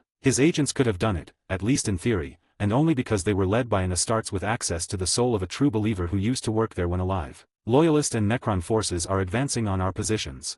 A deceptively calm voice hissed. We need support if we're to hold. Explosions and screams drowned the Vox transmission. Ilitha's experienced ears could hear the exotic sounds of discharging Eldar weaponry. Who could have foreseen the corpse worshippers would ally themselves with not one, but two Xeno-Menaces to ruin his plans? Ilithas didn't bother to answer the request. Instead, he ran towards the nearest command post. He could see in his mind's eye a good enough map of his forces' disposition, or where they should have been, because a third to half of the warm bodies he had available couldn't be relied upon to stay put and follow any complicated orders. He could rely on his Astartes. Some demons and demon engines would be of use. Several guard and PDF units who saw the truth and turned on the Imperium would follow orders as well. The rest were rabble, little more than cannon fodder useful to screen competent units. The problem was that he just lost a significant number of the latter, and more would follow until he could organize a proper response. Get sacrifices going. I want a solid wall of demons tearing those corpse botherers to pieces. Ilithas ordered his remaining sorcerers. Those weren't among the most powerful, or brightest, however, they weren't a real danger either. Unless someone new had arrived recently without him noticing. Interceptors and bombers rose to blunt the attack, and Ilithas was glad that he didn't have to do everything himself. A minute later he was much less happy when Necron's scythe-like craft met his aircraft and heavy anti-air fire rose from the advancing enemy. At least he was now in an operational command post and could see the scope of the disaster with his own eyes. The ground split into glowing fissures, infernos engulfed settlements bearing signs of the primordial truth, fusion warheads flattened villages, and cracked defense lines. Land strikes focused on any trace of resistance in the lower part of the peninsula. The warp pulsed strangely, while its denizens feasted. Something powerful looked at the battlefield, and Ilithas could feel the tiniest sliver of attention from his patrons. The warp resonated with power, and he could hear chanting in his mind. With the 37 keys of Tsianch, we open the way for our brothers. A sorcerer screamed and plunged his clawed fingers in the chest of a prisoner to tear out her still-beating heart. With the 1,000 whispers of Slaanesh, we call to them. In a profane temple to the corpse emperor, a murder orgy took place led by the dead governor's concubine. Reality sundered and clawed demonics burst through, joining the celebration. With the 12 plagues of Nurgle, we fell their enemies. Within a steel pen, dozens of prisoners writhed in agony, while countless diseases ravaged their bodies and withered their souls, in preparation to turn them into demon hosts. And with the mighty axe of Kern, we cut open the world for them. Berserkers and Kernate cultists fell upon each other, spilling blood and gathering skulls for their patron. Meanwhile, a sorcerer used a ceremonial axe to behead a long line of prisoners, gleefully spilling their blood and using it as fuel. Come forth, and spread the truth of chaos. Something whispered within Ilithas' mind. Show me the warp gate. He demanded, and soon a corrupted hololith, covered in pulsing veins, came to life, displaying the gate in all its glory. Demons raced through by the scores, while world-bearer squads marched in lockstep like on an ancient parade. It was an unending tide of warriors to drown the enemies of chaos undivided. Ilithas grinned widely at the sight, then he frowned. The pouring horde slowed down, and the screaming surface of the portal shimmered. A familiar, hated presence observed the unfolding events and expended power to defy chaos itself. To Ilithas' inhuman senses, beyond the comforting presence of his patron's energy, he could barely perceive a wave of searing golden power. It was anathema, it stood against everything he believed in. With every passing moment, it rose the price needed to bring reinforcements higher and higher. What was so important here? It would bring the corpse's attention. Whatever it was, Ilithas knew he had to deny it to the enemy. ATBS. Antaeus arrived at the battle in style. He rode across the hellscape in the back of a precious land raider, surrounded by a veteran Terminator squad wielding priceless weaponry and armor. For this operation, Captain Thule pulled off all the stops and opened all the vaults on board of their battle barge. The super-heavy assault transport drove behind a spearhead of Predator tanks, followed by a guard Baneblade repaired and upgraded with the help of the Necrons. As a consequence, for a change, it wasn't the Astartes who drew most enemy attention. The countless Necron drones swarming around the battlefield, providing distraction or lethal weaponry, had something to do with that state of affairs, the librarian guessed. He had his helmet's HUD linked to the venerable machine's external cameras, and it showed him a rare apocalypse. Scarred, twisted and bleeding soil burned, weapons of all kinds burned lines through the air, and as far as the eye could see, there were explosions beyond number. A single glance was enough to tell Antaeus that on this battlefield, only the guard units with access to sealed armor would be of any use. Everyone else would die screaming in short order, either because of radiation, toxins, plagues, or raw warp exposure. In their short time on Cronus, the traitors had turned this region into a slice of a demon world, and they were only on the outskirts of the infestation. Antaeus didn't want to think about what they would find when they pushed deeper. Target, 12 o'clock. Demolisher. the driver announced. I have it. The Land Raider vibrated when its heavy loss cannons spoke as one. Antaeus saw the target, a former guard vehicle profaned by now burning chaos iconography. The corrupted machine was turning around, while a group of Necron warriors repeatedly shot it in the flank, stripping large amounts of armor with every hit. It didn't manage to bring its main weapons to bear on the Xenos. A full alpha strike from the Land Raider caught it in the side and cored it, igniting ammunition and fuel. Some small drones flew into the holes and detonated, obliterating anything that might have survived the Astartes' attention. A group of deformed mutants crested a hill to the left, carrying heavy weaponry. Before they could acquire targets, a Vindicator turned them into a red mist with a long barrage reminiscent of a laser beam. A platoon of PDF Lehman Russ tanks attempted to slow down the Loyalist advance and squared off against the Land Raider and its Predator escort. That exchange of fire was over quickly and had predictable results. The enemy managed to score a single hit, which glanced off the thick frontal plate of the assault transport. The faster and nimble Astartes tanks avoided all incoming fire before shooting up the opposition. Aquila actual to all retribution elements. Advance 15 more kilometers and establish a defensive perimeter. Task Force Talon is on the way to secure a forward operation base. Eldar forces will act as a screening element. Traitor artillery finally caught up with the advance and a lucky hit threw off a track from the Predator on point. The Blood Raven tank skid to a halt and caught multiple missiles in the side. Traitor starts with heavy weaponry. Antaeus concluded. He could barely perceive their forms through the camera feed. Witchcraft cloaked them. Foul sorcery. The librarian decided and busied himself with shattering it. 83, Chapter 11 Part 2. Chapter 11 Demon's Bane. ATBS. Part 2. ATBS. Deimos Peninsula. Cronus. We'll dine in hell. Weber threw my earlier words back in my face. He might have been sarcastic, however, it was hard to tell through the distortion of his respirator. There were glowing rivers of magma in the distance, thanks to a deorbited Ares platform that hit something sensitive in the planet's crust. As a consequence, our right flank was reasonably secure for now. A brand new volcano was busy erupting over there, grounding most flights in the area and making a no-go zone for the majority of heretics. Demons and traitor Astartes might be able to slip through, however, their regular ground forces would be stymied. That was the consensus anyway. Nevertheless, 2 infantry regiments were busy digging in at the outer edge of the zone covered by Eldar walkers and a few Necron drone swarms. The expendable little horrors had little issue going into that particular slice of hell and mostly getting back. That covered the fire and brimstone part of the hell comparison. The army of demons massing just behind the Chaos arcane defenses accounted for another check on the list. The heretics were obviously the damned souls, who begged to be purged for good. We'll have to clean up the place a bit, first.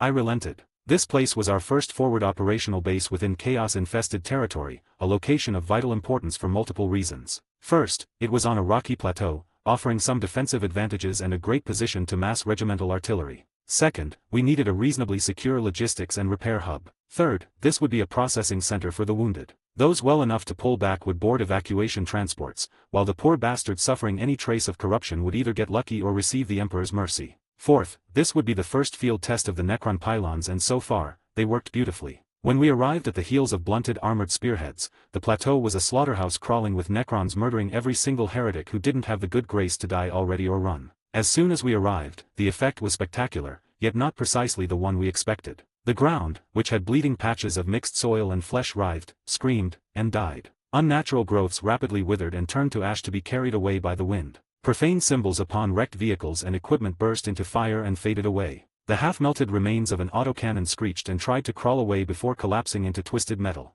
A mutant shrieked and fell dead before a wraith could dismember it. More importantly, I could hear an angry and surprised cacophony produced by infuriated demons who clawed at the borders of reality itself and suddenly found them strengthened. The fact this could startle me wasn't particularly surprising on second thought. Celine's presence had kept it all away until now. I looked around, searching for the kid, who was supposed to stay at my side no matter what. She was near the front half of a traitor chimera, looking inside. "Charles, make sure Celine doesn't get away again," I told my commissar friend. He looked around as well, then rapidly made his way to her. Meanwhile, I examined the surrounding warp. There was the familiar void where Celine was. I could vaguely perceive the literal hell that awaited us beyond the pylon's effect. That Pricklephas was trying to turn Cronus into a demon world, and there were countless warp-spawned bastards gleefully trying to claim it for themselves. Despite that, the warp right around us was calm, clean, I guess. I never had experienced something like this. Those pylons didn't just strengthen the borders of reality, they somehow pushed away all the things infesting the immaterium, creating pockets of calm. That was the best way I could put it into words. Just standing here, being barely able to touch the immaterium, much less being able to use its energies for anything, was refreshing. With access to this, how in the Emperor's name did the Necrons lose the war in heaven? Didn't they know what they had? This was similar, yet different from what I felt under the effect of the pylon they gave us. Was it because it was an older, less refined model? Or perhaps the number of pylons active nearby? I was at loss for words. Celine's approaching presence restarted my brain, either that or the lack of the sudden and unexpected sensation of peace and relaxation I experienced. The girl skipped happily to my side, or so it seemed. It was hard to be sure with Celine covered from head to toe in sealed armor of her own. To give credit where credit is due, Scipio's cogboys and girls outdid themselves. "You, young lady, are staying right beside me. Is that clear, Celine?" I demanded. The little blank looked up for a few seconds and eventually nodded. "The kid needs a minder," Charles pointed out. "Perhaps more than one. 2 minders are on the way."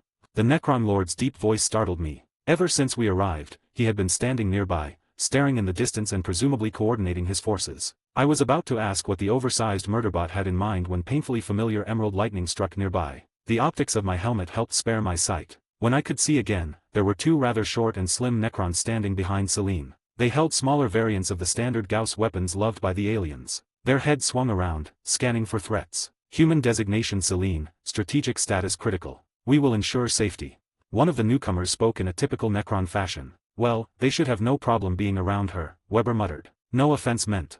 He hastily added when Celine turned her head to look at him. "Let's carry on. We have a job to do." Affirmative. The odd duo chorused in stereo. "Commissar, please check when the field HQ will be operational and ensure the tech priests have everything they might need to expedite construction." Charles saluted and promptly left. The rest of my bodyguard detail was less fortunate. I didn't need my Psyker abilities, or any training for that matter, to see that Corporal Santos and his stormtrooper buddies were on edge, and not just because of our location. The Ogrins, on the other hand, nonchalantly talked to each other. While sharp and alert for threats, they didn't show any visible unease from either Celine or the Necrons, bless their simple souls. "The enemy is preparing to hit us hard before we can fortify this position," the Necron Lord announced. He swiped clawed fingers through the air, and a high-definition hologram appeared in front of us. It showed tall, twisted altars pulsing with warp energy and surrounded by large pools of blood. Just beyond them, I could see a thick mass of purple, gray, and red flesh. There were all kinds of appendages which had no place being part of humanoid bodies. I didn't want to think about the countless ravenous maws filled with razor-sharp teeth. That's a lot of demons. And every single one of them wanted to skullfuck us while eating our guts. Or much worse. The image changed, showing 3 armored columns. 2 made of traitor PDF and guard units, with the third, waiting farther back, consisting of traitor Astartes and demon engines. There was at least a company worth of those never sufficiently damned bastards ready to slam into our lines at the first sign of weakness. On a closer examination, most of those traitors were more demon now, with all kinds of things sticking through their corrupted armors, spiky tentacles, additional arms, tongues with eyeballs, a screaming face. Wisely, I decided not to look any closer unless one of them was trying to kill me. Warp distortions and arcane defenses meant that indirect fire was all but useless. We confirmed that after half an hour bombardment, which failed to hit anything of value. "Watch." The Necron focused my attention on a new image. We were looking at the twisted altars, which pulsed with energy from top to bottom, then discharged it in wide circular waves. Unless protected by a sufficiently powerful blank, or potentially a pylon, anyone alive caught in such a blast would have their soul torn from its mortal coil and thrown into the warp with predictable results. Traitor artillery thundered and the horde of ravenous demons charged past the altars. "Now it begins," the Necron declared. He sounded almost happy and soon I figured out why. 84, Chapter 11 Part 3. Chapter 11 Demon's Bane. ATBS. Part 3. ATBS. Deimos Peninsula. Cronus. It was a rare and terrible occasion when the legions of Khorne needed to fight with forethought, much rarer that they cared for it. It was rarer still they were ordered to pursue an agenda besides slaughtering everything in their path. Today was such a terrible day. Uzal was among the last demon to fight his way through the warp and a searing barrier of golden power. His great war steed stumbled and bellowed in pained fury. Smoke rose from Cool Tyrant's armored hide. The tough flesh refused to seal back together, the foreign power still clung to it and burned.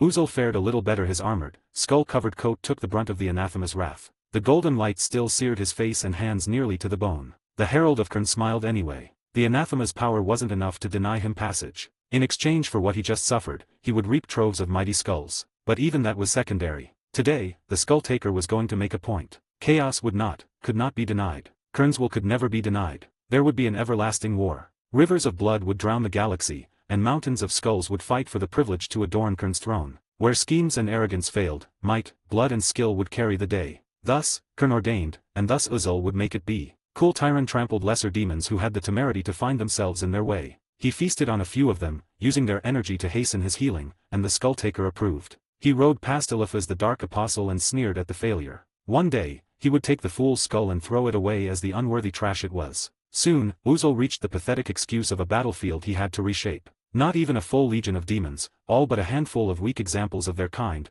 was all he had to work with. The herald was beginning to understand why Karn sent him here. He could see the enemy, and most of them weren't worthy of his time, much less his blade. The Skull-Taker beheld the soulless machines, with worthless skulls. He experienced the void that was actually mildly dangerous. He could feel a nasty patch of the surrounding warp. It was twisted into a disgusting, abominable mockery of all that a demon of Karn stood for. Cool Tyron roared in shared fury, and thousands of throats answered. The demons now knew he was here. Every single bloodletter went wild, as they should. Uzul was what they wanted to be, the pinnacle of his kind, and today, he was going to prove it once again. The Herald of Karn drew his hungry hellblade, pointed at the enemy, and went to war. ATBS. The Necron Lord of Cronus watched a horde of abominations approach. He beheld the greatest atrocity wrought by the ancient enemy, at the offense against reality itself. The Necron Lord decided that he hated every single one of the abominations with a burning passion. That revelation surprised him and gave him a brief pause to re-examine his mental state. In less than a second, countless safety routines and scans ran their course,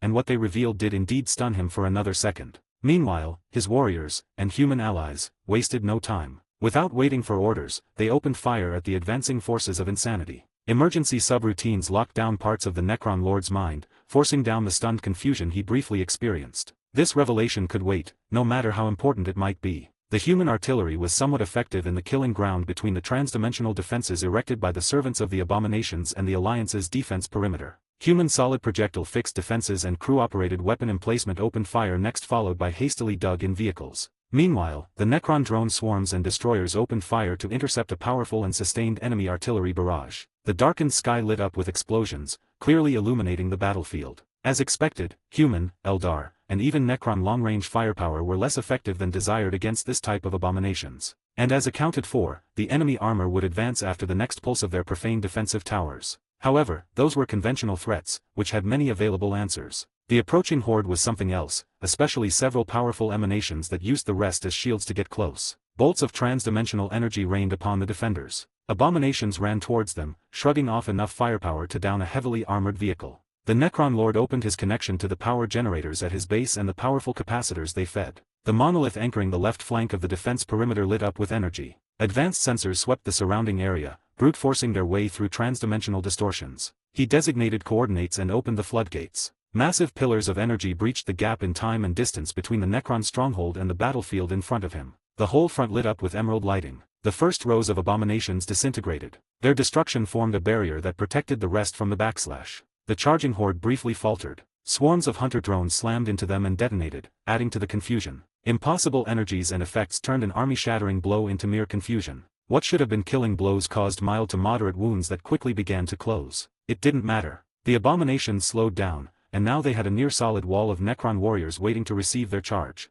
The Necron Lord's guard was finally awake, hale, and ready for battle. The Lit Guard stood tall and defiant, wielding warishiths and thick shields. Behind every single one of them stood a phalanx of warriors equipped for close combat. For the second time that day, the Necron Lord drank deeply from the power well at his base and teleported between two of his ancient companions. To his shame, his damaged databases couldn't recall their names or most of their history together. Nevertheless, he could recall many images of them fighting together on countless battlefields, from the beginning of the war in heaven to its bitter end. The three of them stood shoulder to shoulder, right in the path of a large angry abomination that rode an even huger monstrosity. This one would do, the Necron Lord decided. ATBS. Uzul had to reconsider. There might be a handful of worthy metal skulls to take after all. One of his primary targets dared show itself, and he was going to ensure it wouldn't survive to offend Karn again. He screamed a challenge and spurred Cool Tyron onward. The large Necron pointed an open palm their way and shot a beam of green energy straight at them. Cool Tyron plowed straight through it, screaming in pain and fury. His armored hide burst into fire and burned away. Flesh stronger than steel burned slowly but surely, until the Necron attack hit bone and halted,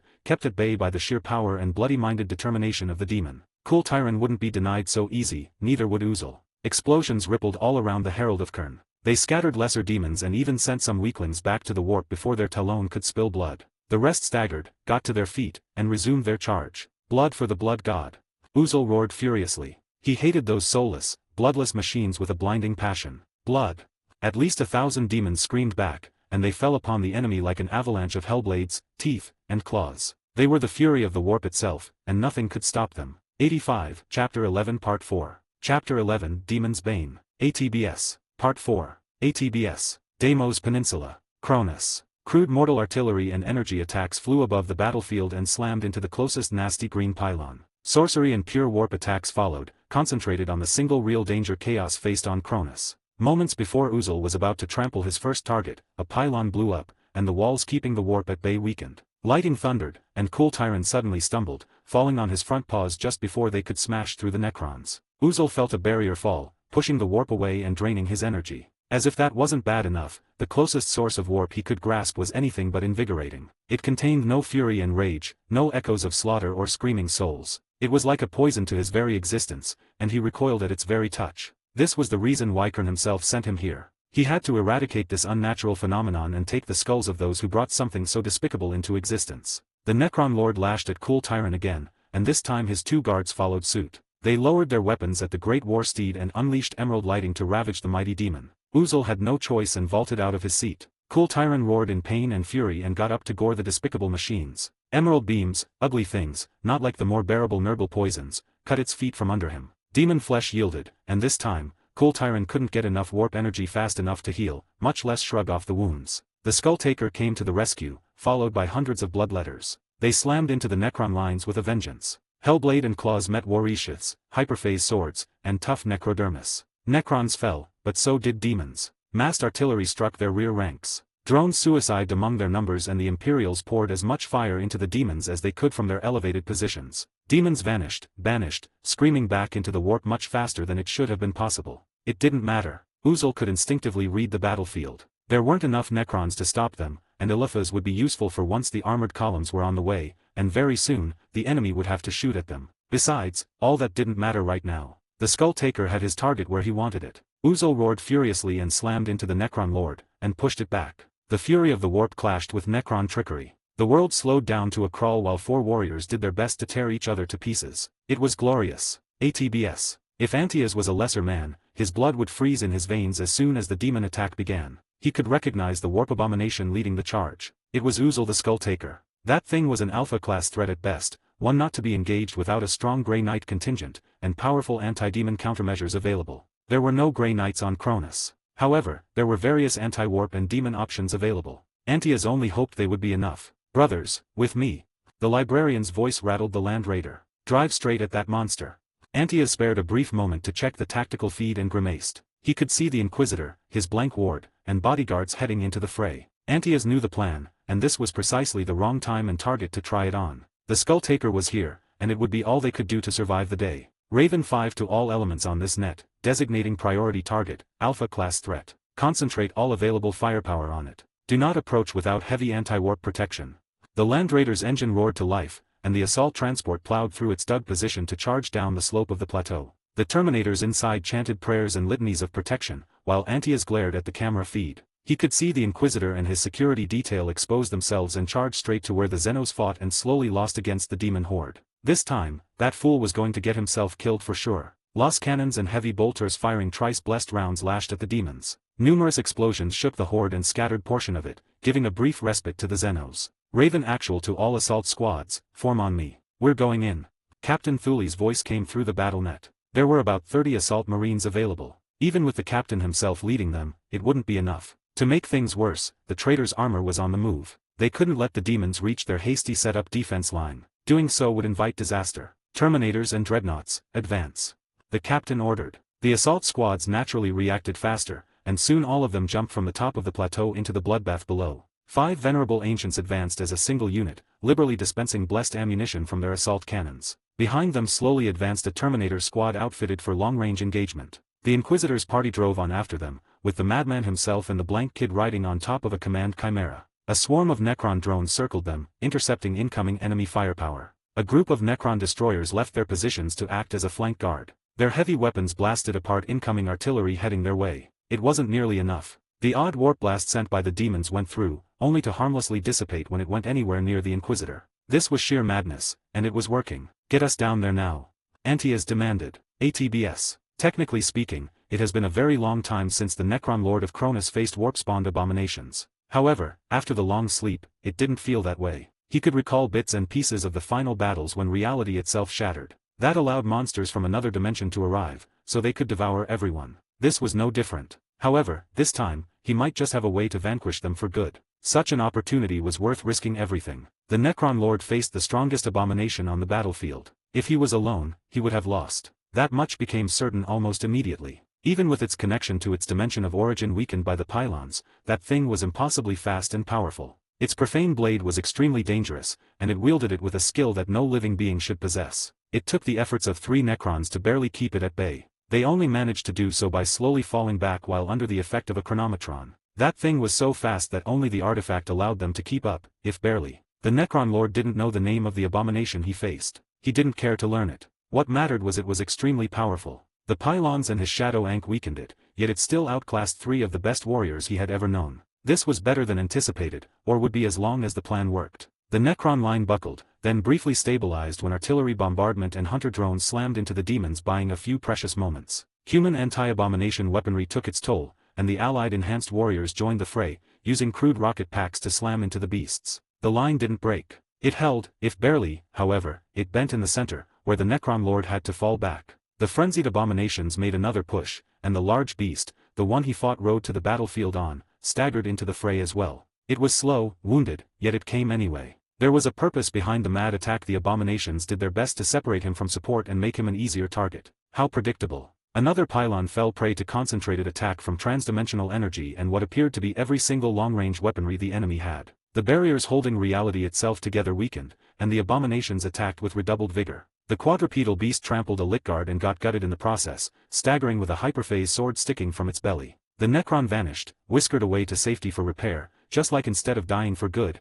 the abominations merely returned home. That was a significant advantage the Necron had tried to deny them since the last days of the war in heaven. It was time to see if they would finally succeed. For a third time that day, the Necron Lord drank deeply from the reserves of power gathered in his stronghold. A mental command had his companions break off to slow down the tide of lesser abominations while he fell back faster. This emboldened the monster facing him, and it swung even faster and harder at him. The Necron Lord could no longer stop all attacks coming his way, much less find the time and space to counterattack. The burning blade struck him again and again, leaving rends into his tough plating. The damage was superficial, yet it grew with each successful strike. A small-scale human counterattack ensured that the line held for a bit longer, leaving the Necron Lord and his opponent fighting alone. The Inquisitor arrived then with the pariah child at his side and numerous mortal guards on their heels. Instead of feeling threatened, the abomination laughed in glee and screamed some nonsense in ugly language. 86, Chapter 11 Part 5. Chapter 11 Demon's Bane. ATBS. Part 5. ATBS. Deimos Peninsula.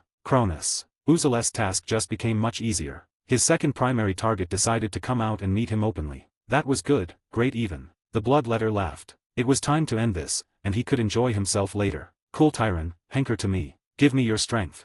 The Skull Taker demanded. The bond he had with his war steed pulsed once, and he drank deeply from it. It would take at least a century before Cool Tyron could manifest again in the Matrium, but that didn't matter. Here and now, he would ensure victory. Demonic flesh unraveled in a vortex of warp energy that strengthened the nearby demons. The remaining pylons pushed away some of it, however, Uzal managed to consume more than enough. It was easy really. This time around, he didn't have to fight against the barriers to touch the warp energy. 100 empowered bloodletters swarmed over the Necron line and tore a breach into it. Human dreadnoughts and Terminator poured fire into the breach, followed by the guards of the second target. Demons fell blasted to bloody chunks and vanished, only for more to take their place. The breach widened, and yet another pylon went down. Chaos-aligned mortals finally began their assault, and a lot of the firepower directed at the diminished number of demons had shift targets. This was it. The victory was at hand. Uzal could draw on a bit more power from the warp, and he put it to good use. The Herald of Kryn fell upon the Necron world like the judgment of his bloodthirsty god, and with every swing, he tore away chunks of metal flesh. The only thing that could have made this better would have been blood and screams of pain. Instead, the doomed Necron fought on silently. No matter, the end was night. ATBS. From where I stood, the plan looked less than clever. There were demons in front of us, pouring through the broken Necron line. More of the bastards did their best to overwhelm the line on the flanks. If they succeeded, they could swarm our positions en masse. Suddenly, it looked very lonely out here, between our hastily dug-in forces and the enemies of humanity. When in doubt, attack. That thought came unbidden, and it wasn't like I had a better idea. In the Emperor's name, at them. Purge the demons. I screamed as loud as I could and brandished my brand new power mace courtesy of a traditionalist cowboy who no longer needed it. For the Emperor. For the Inquisitor. My dumb Ogren chorused and heedless of the danger charged straight at the rampaging demons. The Neverborn did their best to swarm over a small group of Terminators and Dreadnoughts who made a stand near the breach and did their best to stop the monsters. Driver, charge the big demon.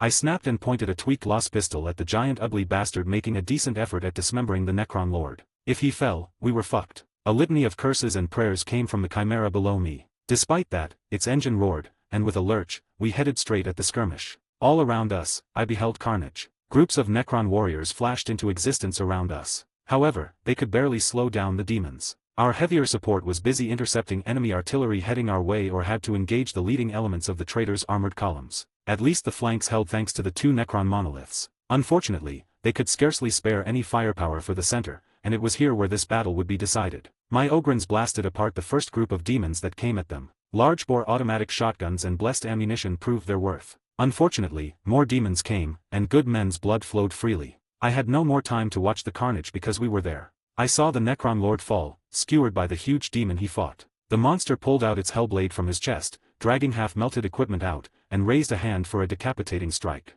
The remote-operated heavy bolter in front of me opened up, peppering up the demon with blessed rounds. A burst caught it in its hand, making it flinch. The hellblade fell anyway. It sliced clean through the Necron's neck at an angle that brought it down into his chest. A backhand strike sent the mangled Necron flying, and the demon ran at us almost faster than the eye could follow. A blinding streak of fire caught the demon in the side before it could carve up the chimera, and the next thing I knew, we rammed it. I was tumbling through the air next, right beside the monster who had lost its footing. I hit the ground hard, felt something break, and saw stars. The next thing I knew, Weber stood above me, screaming defiance. Blood sprayed from his left shoulder, his arm was gone, yet his trembling left hand still held a roaring chainsword. The huge demon was back. It was scorched, I could see bolter rounds detonating against its back, but it didn't care. It swung once, and Charles fell to his knees. My friend's sword flew away along with a few fingers. At that point, I didn't think. I couldn't touch the warp to fling something at that monster. I couldn't find my weapons. All I could do was to stumble on my shaky legs and push Charles away. The hellblade fell, and I screamed in agony. The blow brought me to my knees, leaving me helpless in front of the demon. I was barely aware that my right arm was gone, cut off at the shoulder. The hellblade rose again, and I knew I was dead. ATBS. When a third pylon went down, it was a mixed blessing for Antaeus. The librarian and his assault Terminator brothers were outside, running beside the Land Raider. He was right, the Inquisitor was going to get himself killed, and there was no one close enough to save him. The Ogrins were engaged, fighting and losing against a swarm of particularly nasty bloodletters. The guard bodyguards simply lacked the firepower to even distract the Skull Taker, who easily shrugged off bolter fire and even survived a direct lost cannon strike. Antaeus was there, however, and he could draw just enough energy from the warp for a single technique. He focused on his gift, fed power through his psychic hood, and tasted both the chaos corruption of the warp and the shrinking clean zone created by the pylons. The librarian charged, twisting the laws of physics to get there in time. He arrived with his power hammer posed to strike and swung down, catching the Skull Taker in the shoulder. The strike staggered the beast. Demon flesh burned, split, and spluttered. The hellblade posed to decapitate Vale barely missed the Inquisitor's head. Antaeus wasted no time, and bodily checked the demon, then did his best to push him aside and buy time. He got backhanded for his trouble with enough strength to stagger him. The hellblade flashed his way, and Antaeus instinctively caught it on the thick shaft of his hammer. The blessed metal alloy spluttered in defiance, smoked but held. A bloodletter appeared from behind the Skull Taker just as Antaeus barely parried a thrust aimed at his eyes. The second demon tackled him and began clawing and snapping at him. Antaeus pushed the haft of his hammer into its ravenous mouth and tried to get it off. While his armor kept the damage to a minimum, he was unable to help the Inquisitor, or save himself. The librarian was sure he would be losing his head next. 87, Chapter 11 Part 6. Chapter 11 Demon's Bane. ATBS. Part 6. ATBS. Deimos Peninsula. Cronus. It all came down to contingency planning in the end, and the human Inquisitor risking his own life. Otherwise, the Necron Lord doubted that his phylactery would have had enough time to knit together his mangled body. He underestimated this particular abomination. It was a lesson he might survive to learn from yet. The abomination cut through the guards of the pariah child with contemptuous ease, then mangled one of the Inquisitor's closest companion, only for the human to throw himself in peril just as he did to save the Necron Lord. All he could do was wait and give orders. The outcome of the whole battle hung on a blade's edge. He needed just a few more moments, and the Inquisitor's other companion, Antaeus, bought those precious moments. The repair machines fixed him enough to activate his resurrection orb, which not only hastened his repair but brought together the Necron warriors fallen nearby. Lighting arced over their corner of the battlefield and fallen Necrons knit back together, then rose to continue the battle. The two guards scampered up, back together again, grabbed their blades, and charged the abomination. Even as it took 2 blows to dismember one of its attackers, the Necron Lord could see it was tiring, slowing down. The pylons and the nearby pariah worked, their effects simply weren't enough yet. It was time. His trump card was finally ready. Back at his stronghold, thousands of scarabs worked tirelessly to modify the next monolith to come online. They were busy incorporating state-of-the-art pylons within the monolith systems, protected by thick slabs of necrodermis, active and passive defenses. It was finally fully operational and ready for deployment. The capacitors at the stronghold dumped all the energy they had in one monstrous torrent. A mountain-sized bolt of lighting twisted time and space until two distant points became one. All that energy manifested right in front of an enemy armored column, which was just beginning to spread out into an assault formation. Everything nearby ceased to exist. Those looking at the event with unprotected eyes went blind. The resulting shockwave and deafening thunderclap brought a brief pause into the fighting. The Necron Lord staggered to his feet, and he would have smiled if he could. As soon as the new pylon was in position, and operational, he removed the safeties of the mobile pylons. Energy flowed freely into their hungry systems, supercharging them. The effect was immediate and profound. A full third of the remaining abominations found themselves caught by the strongest part of the field. Every single one of them, including the large one, recoiled. Some of them burst into the white flame where they stood, probably the weaker ones. It was high time to put their immortality to the test. The abomination had enough strength left to stab the Necron it fought in the chest, then nearly punched the warrior's head off. Fortunately, doing so took its toll. Meanwhile, the red-armored human managed to dispatch the weakened abomination on top of him and got up just in time to intercept a mortal blow aimed at the severely wounded Inquisitor. A few stumbling abominations intercepted the still struggling to walk Necron Lord. He dispatched them with his gauntlet of fire. As soon as he struck them down, they burst into white flames, screaming in agony. That was a good sign, surely. ATBS. Adrenaline and sheer desperation kept me somewhat coherent. Antias briefly suspended my death sentence, then two more Necrons jumped at the demon. I was properly hallucinating, or it might have been wishful thinking. Nevertheless, it looked like the demon was weakening and slowing down. It still managed to cut down the Necrons and was about to finish me, when Antias came to the rescue, again. They clashed again, and this time, my librarian friend could hold his own. I would cheer if I could. Instead, I gasped in pain. I could feel myself weakening by the heartbeat, and it finally dawned on me that I must do something about my missing arm. My left hand went for the medpack I was sure I carried when a tiny lithe form dashing towards us caught my attention, and the world froze. Celine appeared all right, even if her sealed armor was a bit banged up and dirty. She carried my power mace and a few times nearly stumbled over its weight. The kid persisted with bloody-minded determination and beelined towards the demon. Antias was still fighting it, and both of them appeared worse to wear now. I cursed and didn't care that I was rapidly bleeding out. I looked around for a weapon and saw one of the Necrons nearby. It was cut nearly in two, yet it struggled to reach its sword. I stumbled forward and grabbed the weapon's hilt, which neatly fit in my arm. Celine, stay back. I slurred out and stumbled towards the battle. Vale, back off. Antias shouted, and the brief distraction cost him. The demon slipped his blade through his guard and stabbed him under the right shoulder. That effort proved too much, and the Neverborn fell to his knees. It bled profusely. Bolters blew off chunks of its corrupted flesh, which soon burst into silver flames. Yet, it refused to die. The demon surged up with a furious roar and pushed the blade in, nearly severing Antia's arm. A streak of fire struck it into the side and made him stumble away from the librarian. Some of its wounds caught fire, which began to slowly spread. It still refused to die. Antias fell to one knee, his right arm hanging limp. He grabbed the shaft of his hammer near the head and lunged at the demon. The monster twisted with an unexpected burst of speed, and instead of smashing its skull in, Antias landed a glancing blow that took off half its face and stumbled past it. The demon wasted no time, and with the last strength, it had left charged at me. Bolter staggered it. The second lance of fire struck him in the back and ignited it properly this time, yet it kept coming. Celine was there then. She swung the power mace wildly and caught the demon in the kneecap. It imploded, finally bringing it down in front of me, as I staggered towards it, swinging blindly. My blade found purchase, and the world ended in soothing silver fire. 88. Interlude, A Quiet Death. Interlude, A Quiet Death. ATBS. The Warp. Uzel, the Skull Taker, most honored herald of Kryn, died quietly. In fact, almost no one noticed the precise moment of his passing. The reason was simple. The warp surrounding Cronus was chock full with ravenous demons tearing at the borders of reality itself. Their screams of fury and pain drowned everything else. A thin barrier of anathema's light stood firm, extracting a price of anything that attempted to manifest on Cronus. It further weakened and drained every lesser demon that had the misfortune to be banished, which led to short-lived fights and feeding frenzies. Nevertheless, chaos was winning. The barriers separating Materium and Immaterium gradually weakened, more demons passed through the warp gate, even though they had to burn a lot of power for the privilege. Those already on the other side grew gradually stronger and bolder. His victory was at hand, and then the impossible happened. Chaos was denied its due. In a single moment, something banished hundreds of screaming demons back into the warp. A very short-lived stunned shock ensured before the warp descended into a feeding frenzy.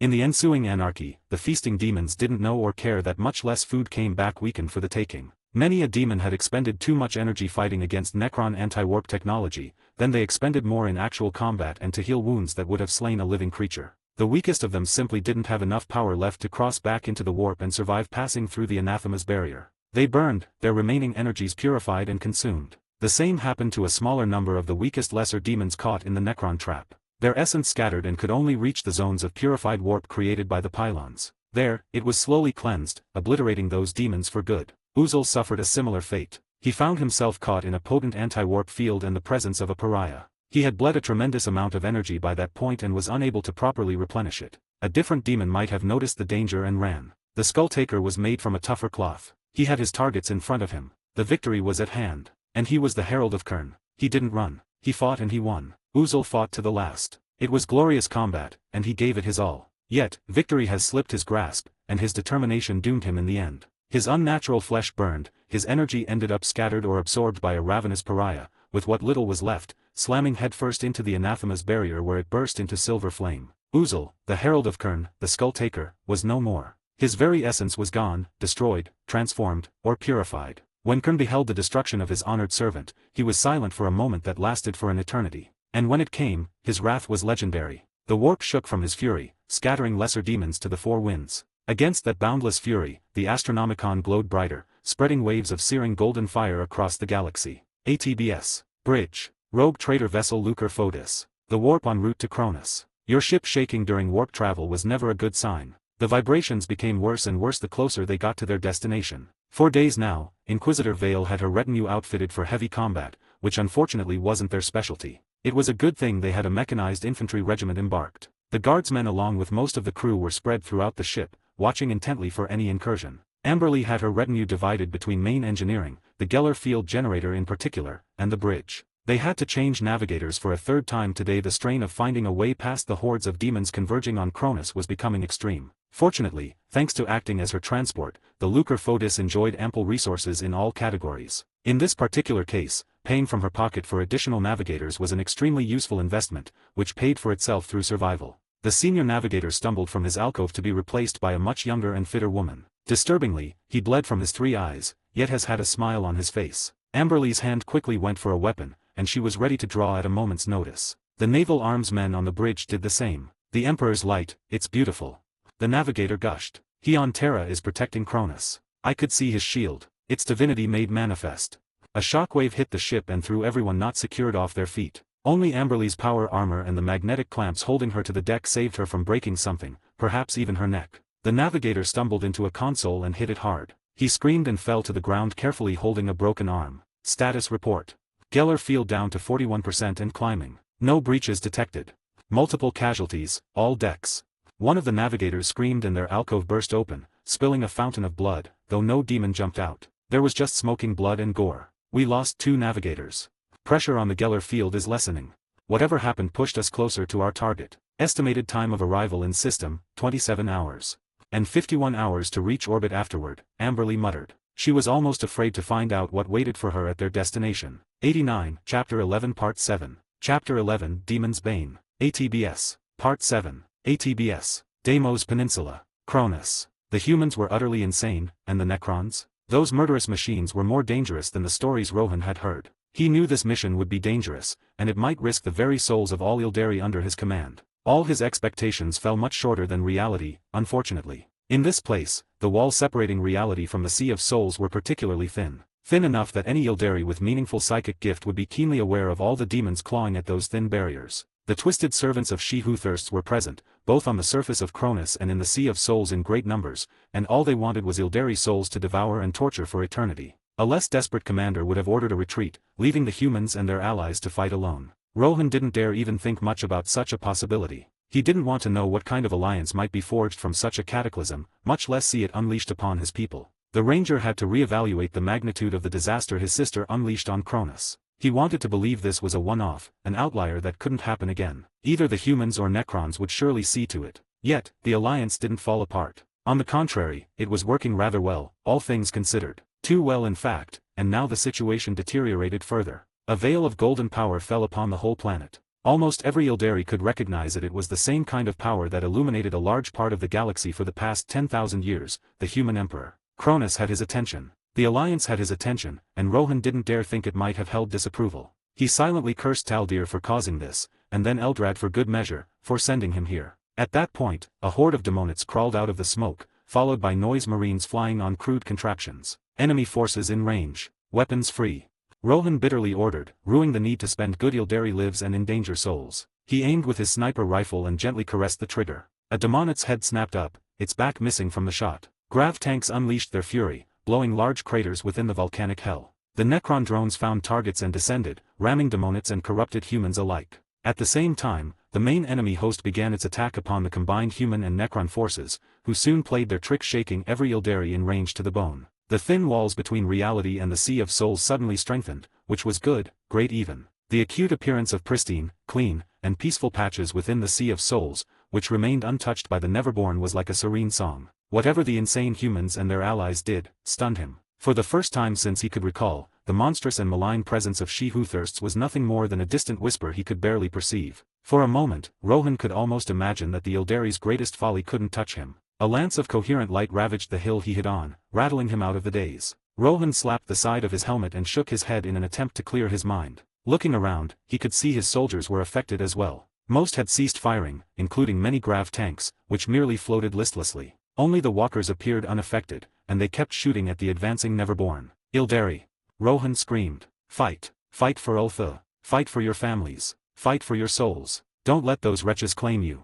More and more Guardians shook off their stupor and rejoined the battle. One after another, the tank crews found their senses and unleashed their fury upon the advanced demons. Rohan kept firing in a frenzy, hating those who brought the fall of the Ildari Empire and caused the birth of Who She Thirsts more than he could put into words. For the first time in his life, he had a taste of what his people lost in the fall, and it was staggering beyond belief. ATBS. There were demons everywhere. Thanks to the Emperor, they were only bloodletters and other lesser abominations. Otherwise, Captain Thule and his blood ravens would have been dead already. It was a very close call anyway. All he could do was fight, parry, slash and tear with his lightning claws, then jump up to avoid being swarmed, before landing into another group of the monsters. The demons were weaker than they should have been. While their hellblades were as dangerous as ever, almost all bloodletters Thule engaged moved slower than they should have. There was less strength behind their strength than it should have, their unnatural flesh split easier than experience told him it should. The Inquisitor's latest scheme was working, better than expected. Perhaps disastrously so. The Skull-Taker was on the field.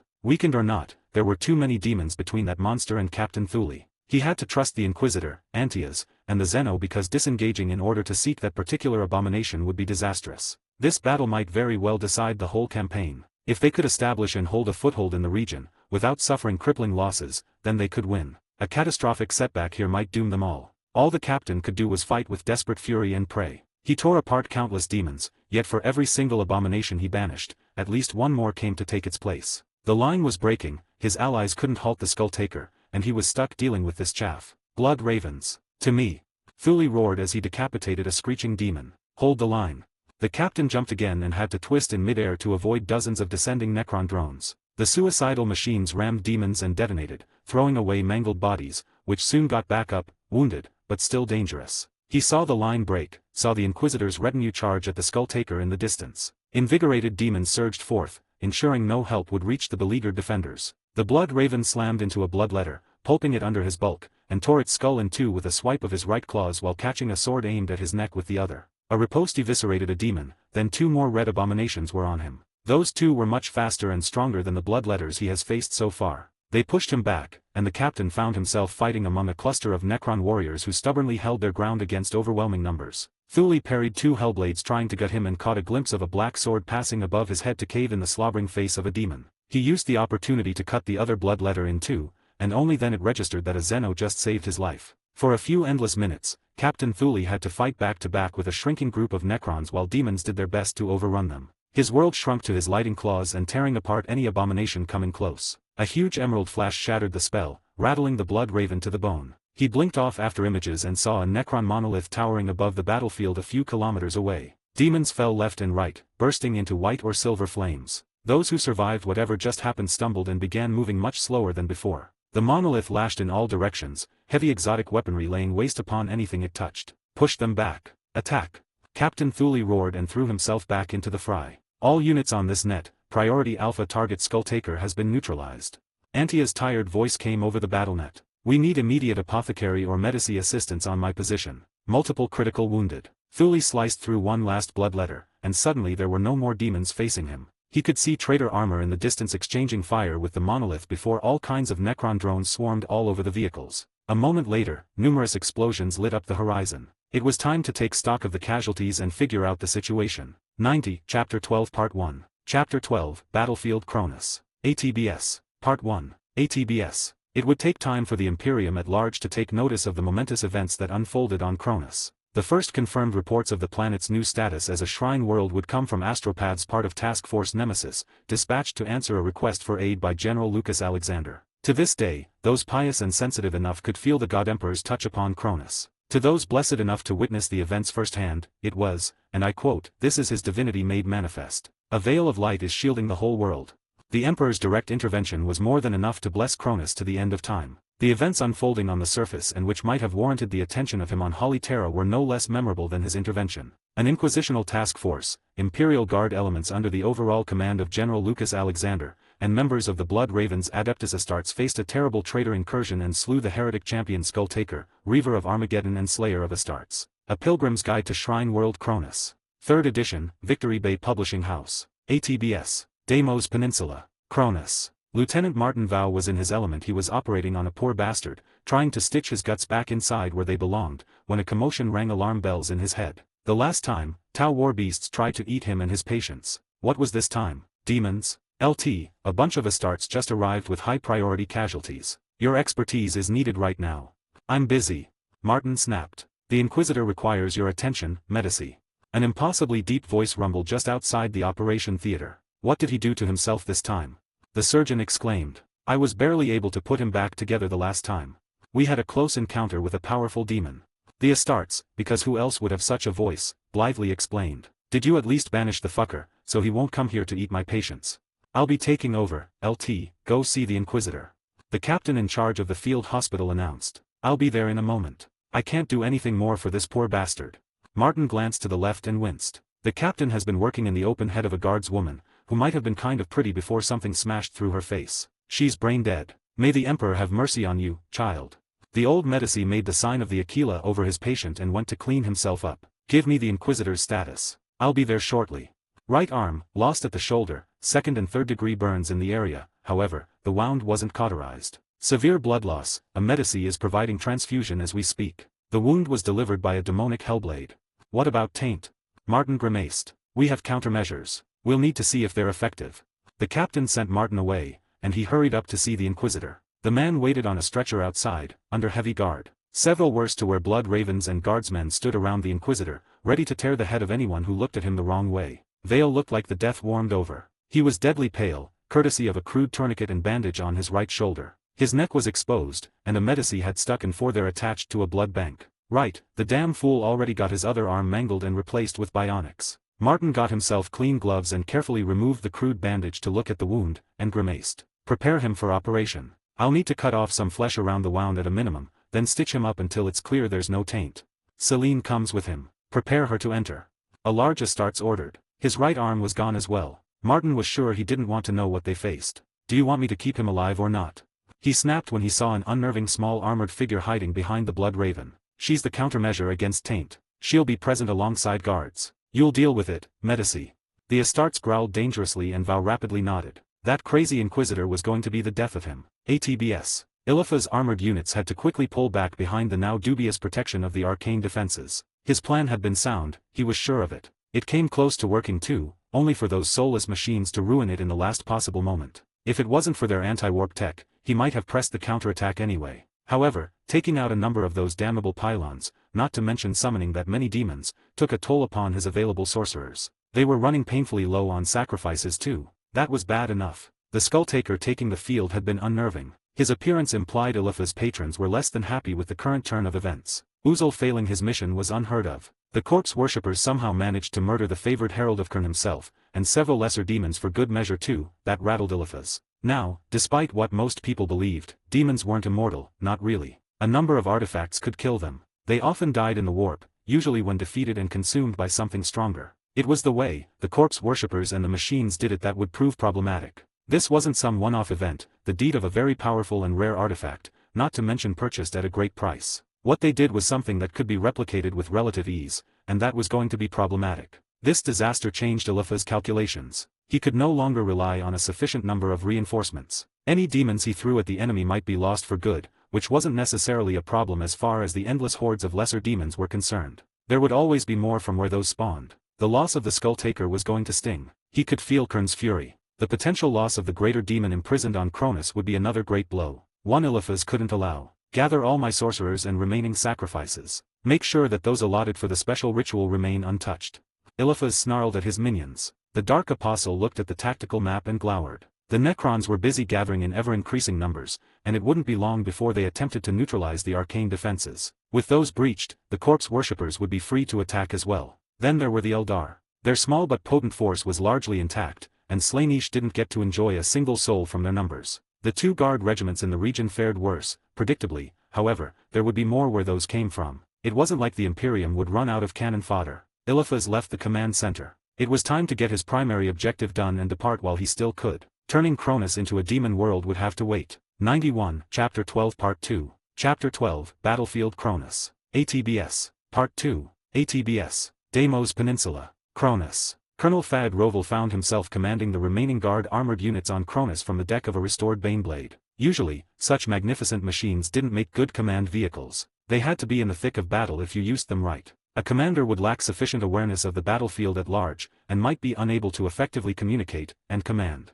In this particular case, many crews politely refused to volunteer to serve on board the Baneblade due to the way it was restored. It was operational only due to the help of the Necron Xenos. They not only repaired the machine but supplied various upgrades. Better armor, stronger drivetrain, more accurate weapons, and the Emperor only knew what nasty surprises they left behind. Initially, Colonel Roval was considering leaving the venerable machine behind. That way, the tech priests could properly study and restore it using good old-fashioned and reliable Imperial technology. Now he knew better. After he saw how they acted around the Xeno artifacts, Thad left in a hurry, hugely disturbed by the experience. Going to General Alexander didn't help. The Lord Inquisitor was backing the unusual alliance with the Xenos to the hilt. Besides, they needed all the firepower they could get to face the traitors. After spending the last day within the Baneblade, Colonel Roval wasn't sure if he had been too paranoid or not paranoid enough. The machine ran like a charm. It obeyed every command with unnatural grace, shot with incredible precision, and its armor was unreal even for a vehicle of its class. There had to be a catch, a terrible surprise waiting to go off at the worst possible moment, right? Any such traps failed to materialize, and Colonel Roval had no more time to doubt himself or the Baneblade. The final assault upon the traitor positions was already beginning, and he would soon have to lead the Imperial armor into the breach. Multiple monitors showed crystal-clear Auspex feeds from the nearby front, where three huge Necron monoliths slowly advanced surrounded by infantry squares and floating destroyers. The sky was dark with Necron drones, offering intelligence data, sweeping for heretical flyers, and ready to attack ground targets on command. It was an unnerving sight. After the battle against the Eldar and their Tau minions, Colonel Roval knew the Imperial Guard on Cronus scarcely had enough assets left to face such an onslaught, much less to fight traitors and heretics at the same time. He could see the Inquisitor had been right, that without the alliance, they all would be doomed. Yet, at the same time, a lifetime's experience cried to expect Xeno treachery. His heart rebelled at the thought of working with the alien. All the while, he was grateful that this alliance kept many of the people under his command alive. These were strange days to live in. The Necrons opened fire simultaneously. Lighting and emerald beams slammed into wicked sorceress defenses. Multiple regiments worth of artillery opened fire, and explosions blossomed, slamming into an invisible wall. Whatever the heretics did last for a whole minute before the sorcery shattered like glass and the Xeno firepower struck true. Twisted profane monuments disintegrated. Precise shots and drones intercepted heretic counter-battery efforts. The Necrons advanced with the bloody-minded determination and lack of fear that only machines could display. They were cold, methodical, and unrelenting. Drones descended in their thousands, and the horizon burned. Sword actual to all sword elements. We will advance now. Keep your wits and check your fire. We'll be explaining any friendly fire incidents to the Inquisition. Good hunting and the Emperor bless you all.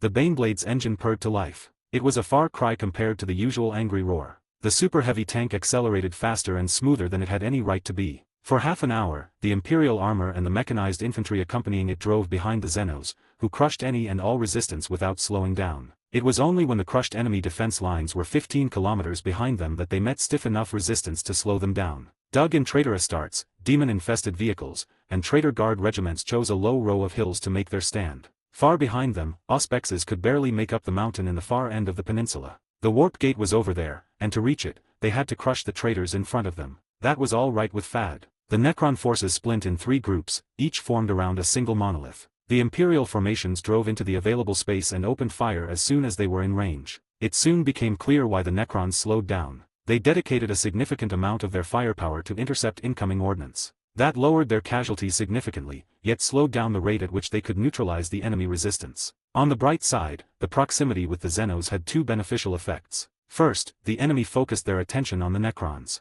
Second, most welcome and unexpected, the aliens kept shooting shells and missiles heading the Imperial way. Colonel Roval didn't know what to think about that. It didn't make any bloody sense. He muttered a prayer to the Emperor and decided he didn't want to think about what passed for Xeno thought processes. Instead, he concentrated his attention on the battle. The Baneblade spat its fury, and with every shot, a traitor position went up in flame. A lascannon glanced off the front glacis, heating it, but not penetrating. Secondary weapons peppered the heretics with explosive death, and secondary detonation marked their end. Insect-like demon engines crawled up the hills, bristling with spikes and weapons. Artillery and emerald beams lashed at them, tanks unleashed their fury, and several abominations blew up. The rest shot back, only for the Necrons to intercept almost all their corrupted shells. Even more, explosions lit up the shrinking space between the 3 armies, and the Baneblade rumbled, its battle cannon dismembering a heretic abomination with a direct hit. ATBS. Eliphaz stood in front of the last eager sacrifices he had left. In front of him, 7 sorcerers cut through the last prisoners and slaves he had access to. Their death screams and blood might just save his hide.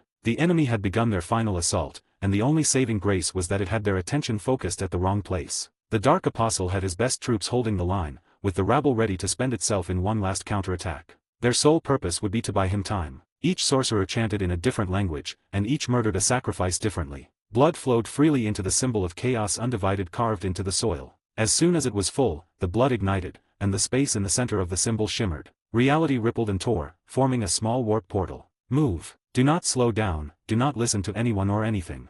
Eliphaz ordered and jumped into the portal. For a brief moment that lasted an eternity, he was in the warp, surrounded by demons writhing in agony. They clawed at a veil of searing light, and its very touch burned Eliphaz's very soul. For a single double heartbeat, he could almost sense the corpse emperor, feel his contempt and boundless rage. Then he was through, and landed hard, falling face first into scorching sand. A few Astartes he could trust stumbled out next, followed by half the sacrifices and 2 sorcerers. Well, 3, but the last one came out engulfed by white flames, which quickly consumed him. Eliphaz looked around. They were almost in position, and even if he had to sacrifice an Astartes or 2, he would have just enough sacrifices to get the job done. He felt a profound sense of relief and began barking orders to the sorcerers. There was no time to waste. 92, Chapter 12 Part 3. Chapter 12, Battlefield Cronus. ATBS. Part 3. ATBS. Ares Badlands. Cronus. Eliphaz froze when a movement in the distance caught his eye. A group of corpse worshippers trudged up a sand dune and calmly looked around. A Necron drone buzzed overhead, and he felt despair. It couldn't end like this. He couldn't get back to the Basilica of Pain. The machine carried on, flying out of sight. The guardsmen kept walking, none the wiser. The Dark Apostle stared at them, staying frozen until one of the sorcerers let out a burst of choked laughter and pointed at something behind his back. Eliphaz glowered at the witch, though still glanced over his shoulder. A weathered stone pillar rose from the sand. Only its top was visible. However, that was enough. Runes of protection and concealment glowed red with power and anger. An adherent of the primordial truth had been here before, sometime after Kern's demon ended up imprisoned. While they were unable to free it, they had hidden the place from the unbelievers. Eliphaz laughed as well. It wasn't over. He could still succeed. Get working. He demanded. We need to find the entrance to the prison. One sorcerer said and pointed at the sand below their feet. We have to dig.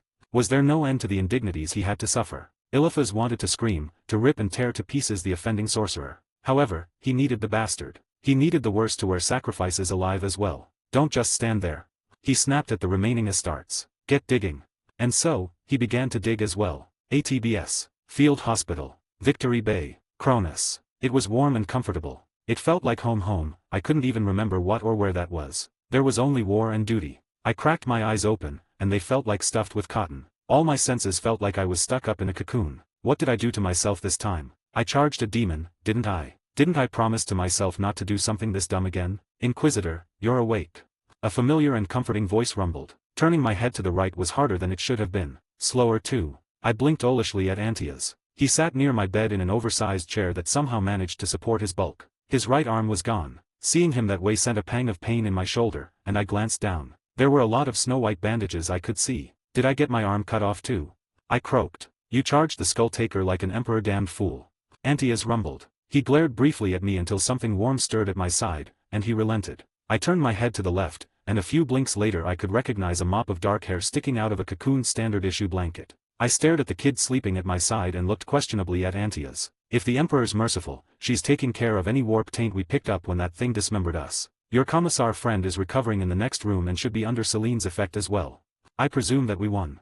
We did more than that. Antaeus cracked a rare smile. We faced the Skull-Taker himself and either banished it or killed it for good. We're unsure which yet. He sat straighter and all but shone with pride as he told me this. Skull-Taker? Don't ring a bell. I couldn't recall hearing about this particular monster before. Herald of Kern, a nasty piece of work. Murdered several Grey Knights during the First War of Armageddon. Even just banishing it back to the warp that spawned it won you many favors, Inquisitor. If we managed to kill the beast for good, Antaeus' smile became wistful. That was the point of the exercise. I pointed out. Indeed. In related news, as we speak, our forces are clearing up the primary defense lines leading to the warp portal. They'll need time to replenish supplies, conduct repairs and strengthen anti-warp wards, however by this time tomorrow, we should begin our final assault. He looked pointedly at me. Neither of us will participate. At best, we might observe from the safety of the General's command center here in Victory Bay. I nodded lightly. I could live with that. ATBS. Spas Invadar. Kill Cruiser. A meek boy screamed in agony, while Captain Bloodfang the Bloody smashed his power claw into his back. He did so repeatedly and with great vigor. Captain Bloodfang wasn't a happy orc. And when Captain Bloodfang wasn't happy, he made sure his boys knew it as it was Propar. The captain hasn't been happy for weeks now. He missed the Waik on the planet below. He missed slamming his cruiser into Hummy ships and hearing them break. Most of all, he missed having almost enough Daka at his beck and call. Bloodfang missed having working engines too, because without engines you couldn't invade. Everyone knew that. That's why Bloodfang had his crew paint the cruiser red, and if the remaining meek boys couldn't fix the engines, he would have them out pushing. He wanted Waik. Damn it, Captain. It's the boss. The comms boy hollered from the comms console, where the meek boys had him stuck after he got his legs cut. Boss.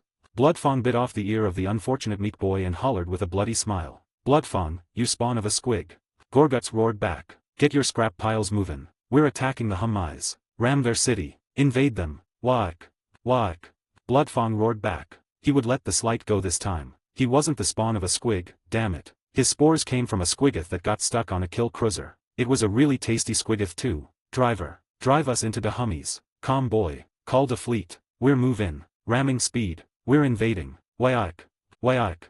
ATBS. Bridge. Armageddon. Blood Raven strike cruiser. The crew on watch observed the battle on the surface with great trepidation. While occasionally Imperium forces had to ally with Xenos to achieve their objectives and combat greater threats, this alliance of convenience was particularly onerous. First, there was the treacherous Eldar, who not a week earlier fought against the blessed forces of the Imperium. Then, there were the Necrons, damned machines who until now had brought only death to every world they touched. As if that wasn't bad enough, there was a massive chaos infestation down there, one the fleet might have to purge with orbital fire when it became feasible. Captain Stephen Ignatius couldn't wait for that blessed moment. Captain, thermal blooms. The orcs are on the move.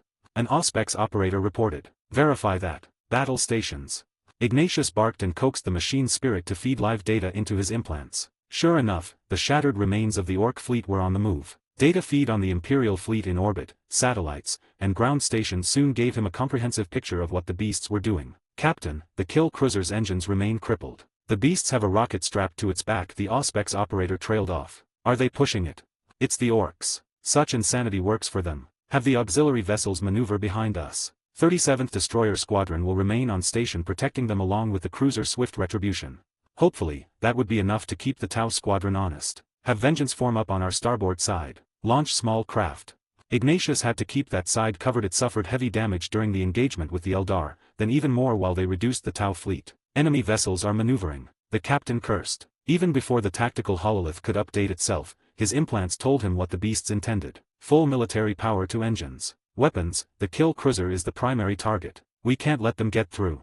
The orcs weren't moving to engage his command or even flee. They shifted to a lower orbit and if not stopped would crash into Victory Bay, causing untold devastation. 93, Chapter 12 Part 4. Chapter 12, Battlefield Cronus. ATBS. Part 4. ATBS. Cronus. A flight of torpedoes raced to meet the approaching orcs. At this range, their purpose was little more to force the Greenskins' ships to break formation and make their attempt to hit Victory Bay that much harder. The orcs being orcs, they refused to break what passed for the formation and instead opened fire at the incoming ordnance. Most of it went wide, however, a handful of warheads detonated prematurely due to sheer bloody luck. A few more were missed due to the extreme range. The remaining torpedoes hit, and scattered explosions illuminated the orc battle group. The kill cruiser tanked 3 warheads. Its void shields mostly held, yet despite that, it began venting atmosphere and debris. A destroyer broke in 2, spilling its screaming crew into the void, while Melta warheads incinerated a second one. The orcs kept going, while the Imperial task force raced to intercept them. Meanwhile, on the surface, powerful Necron sensors noticed the drama unfolding in space and relayed the newest development to the Necron Lord.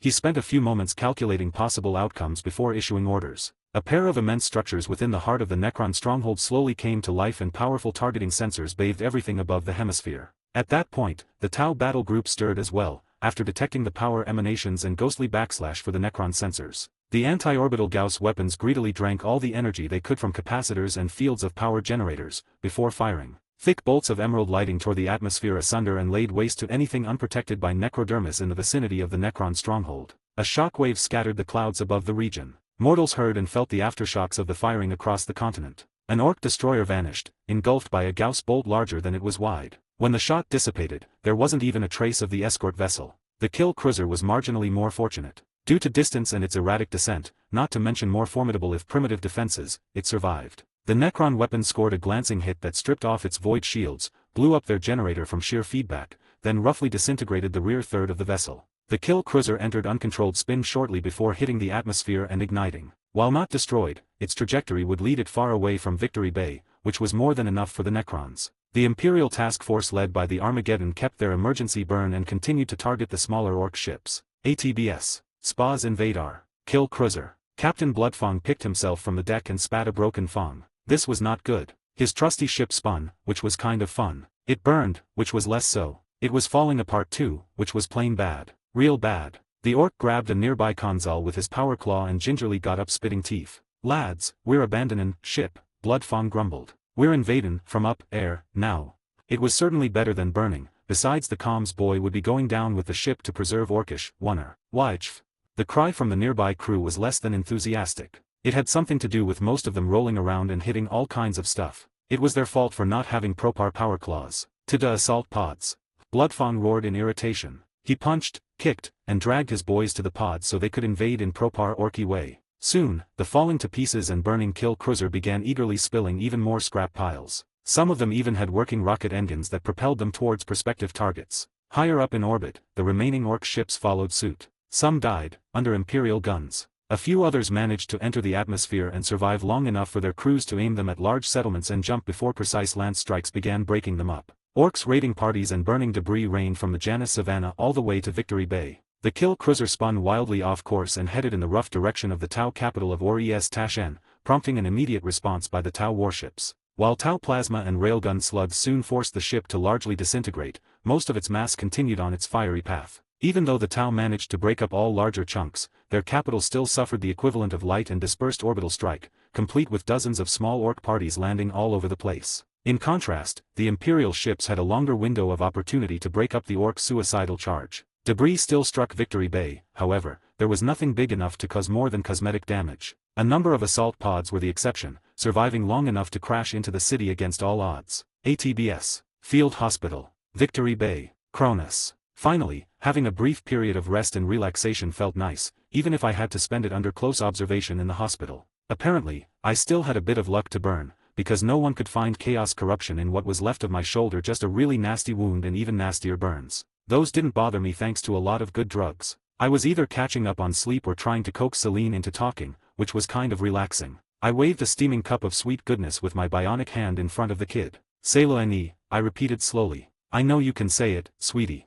A pair of huge eyes kept tracking the local variety of cocoa with the precision of an emperor's blessed hydra. It turned out that the beverage was a local specialty usually reserved for the high and mighty. With said traitorous bastards either very dead, waiting to be killed in the Deimos Peninsula or cowering behind the robes of their Tau masters, a lot of their assets came into the possession of the proper authorities, which meant the Imperial Guard, Mechanicus, and yours truly. While most of us were busy fighting the Emperor's enemies, a contingent of arbiters with proper supervision had been going over everything confiscated with all available equipment and commendable zeal. In turn, everything considered safe or in need of a further review changed official ownership. I was pretty sure that all the cocoa and other bits and ends that ended up on my name were a not too subtle attempt to keep me distracted and on the locals' good side. The logical conclusion was the bastards had a lot to hide. They had to be investigated when the time permitted. Thankfully, that wouldn't be my problem, or it would be, which might be better. In the meantime, I had a few hundred kilos of the best honey-flavored cocoa available. Needless to say, Celine approved, and so did my diminished retinue. Say it, and you'll get another cup.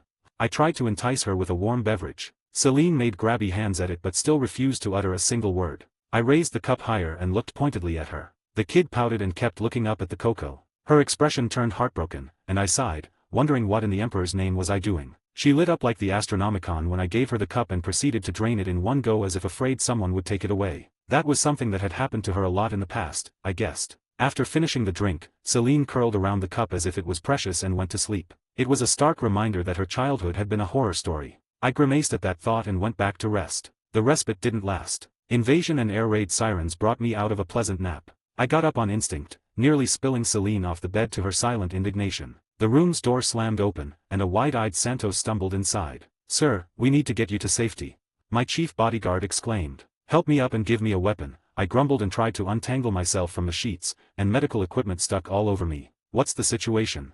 "The Orc fleet's on the move. They're heading straight for us. The Navy is moving in to intercept."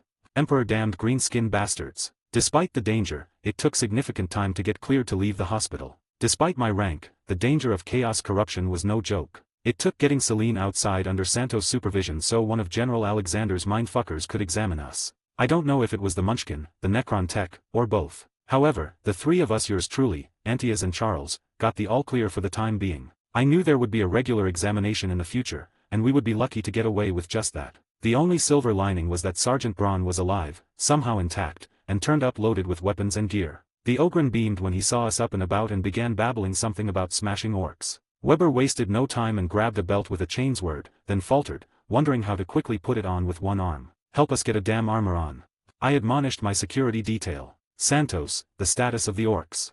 "The Necrons took out their cruiser. It's breaking up and heading for the Tau capital. Several destroyers are still on the way here, and the Navy is shooting at them. They're unlikely to stop them all from making planetfall. We're getting to a bunker. Once the immediate threat of bombardment is over, we'll figure out what to do," I decided. 94, Chapter 12 Part 5. Chapter 12, Battlefield Cronus. ATBS. Part 5. ATBS. Victory Bay, Cronus. By the time we could get away from the hospital, all hell had broken loose above Victory Bay. The sky burned with falling stars, and each one of them was a deadly piece of orcish scrap. That or orcs coming in to kill as many people as they could. The shattered remnants of the Aeronautica Imperialis raised to meet them just a handful of barely airworthy fighters. Missile contrails flew upwards followed by a long burst of flak from hydras. Sonic booms thundered like artillery, and the first scattered debris reached the city, damaging buildings and scything through unlucky bastards. "And thus, the attack of the mushrooms begins," I muttered, quoting something barely remembered that dashed through my mind. "We aren't making it to a proper bunker," Lieutenant Pitcos exclaimed. Somehow, she was still alive, mostly intact, and back in Victory Bay as a part of my security detail. From what little I could glean, most of her unit didn't make it. There were a lot of new and young faces among the troopers surrounding us. Most of them had expressions of disbelief, complete with widened eyes staring at the spectacle above us. "We need a hard cover, now." Antia's voice boomed. It sliced through the roar of deorbiting debris and shook us all. "The grumpy librarian is right. Find cover first, watch fireworks second, kill orcs third," I added, putting as much authority in my voice as I could. To my dying breath, I will deny croaking a suggestion instead of giving an order in the best inquisitorial fashion. "What the Inquisitor said," Charles rasped. He had the chains word hanging off a belt slung over his shoulder and a lost pistol in hand. In that regard, he was similar to Antia's. My blood-raven buddy got a bolt pistol from the Ogren, along with a belt with a dagger that would pass muster as a short sword if you were a normal-sized fellow. I had to make do with an ill-fitted carapace chest plate and yet another chains word. All things considered, it was a good thing we had at least a guard platoon, complete with vehicles, even if some of them were likely greener than the orcs coming to kill us all. I wasn't going to look at this particular gift too closely. It was most certainly not good that said vehicles were rather useless as far as getting us to relative safety. The streets were chock full with screaming people running to safety, while groups of more level-headed citizens tried to cling together while doing the same. Not a small group of citizens fell to their knees when they saw us and began praying for salvation. As if any of us could simply wave a hand and make the debris go away. "The Emperor's light shines upon us. Salvation is at hand." A bare-chested priest screamed in rapture. His eyes burned with fanaticism, and he gleefully waved a brand of incense around. "Ave Emperor." His followers chorused. "Inquisitor, your talk with the priests have been very effective, I see." I could barely hear Charles's dry voice over the chanting, screaming, and explosions. Make us away, good people of the Imperium. I tried to bullshit our way through the gathering crowd. With every passing moment, more and more people joined it, instead of doing the sensible thing and running away to a shelter. Instead of scattering and dispersing, the crowd swelled, and soon all that kept me, Antias, and Charles away from being swamped was a very thin line of guardsmen and a pair of Necrons. I looked around for Celine and saw her on the shoulders of one of her alien guards, waving at the crowd. Some people recoiled from the sight, and for a moment, I was sure we would have a fanaticism-fueled riot on our hands. We might get torn to pieces by our damn people too, and wouldn't that be an inglorious end? This is a test from the Emperor. The priest screeched. Damn, that bastard had a drill instructor's lungs on him. Trust your faith, not what you feel. He raved. Here stands blessed Demon's Bane and his cohort. Demon's Bane. Ave Emperor. Ave Inquisitor. Fuck my life. At least your fan club is going strong. Charles exclaimed. That was rich coming from my chief fanboy. Weber, I swear to the Emperor, if you had anything to do with this, I hissed back while giving the crowd my best reassuring smile. Inquisitor, look.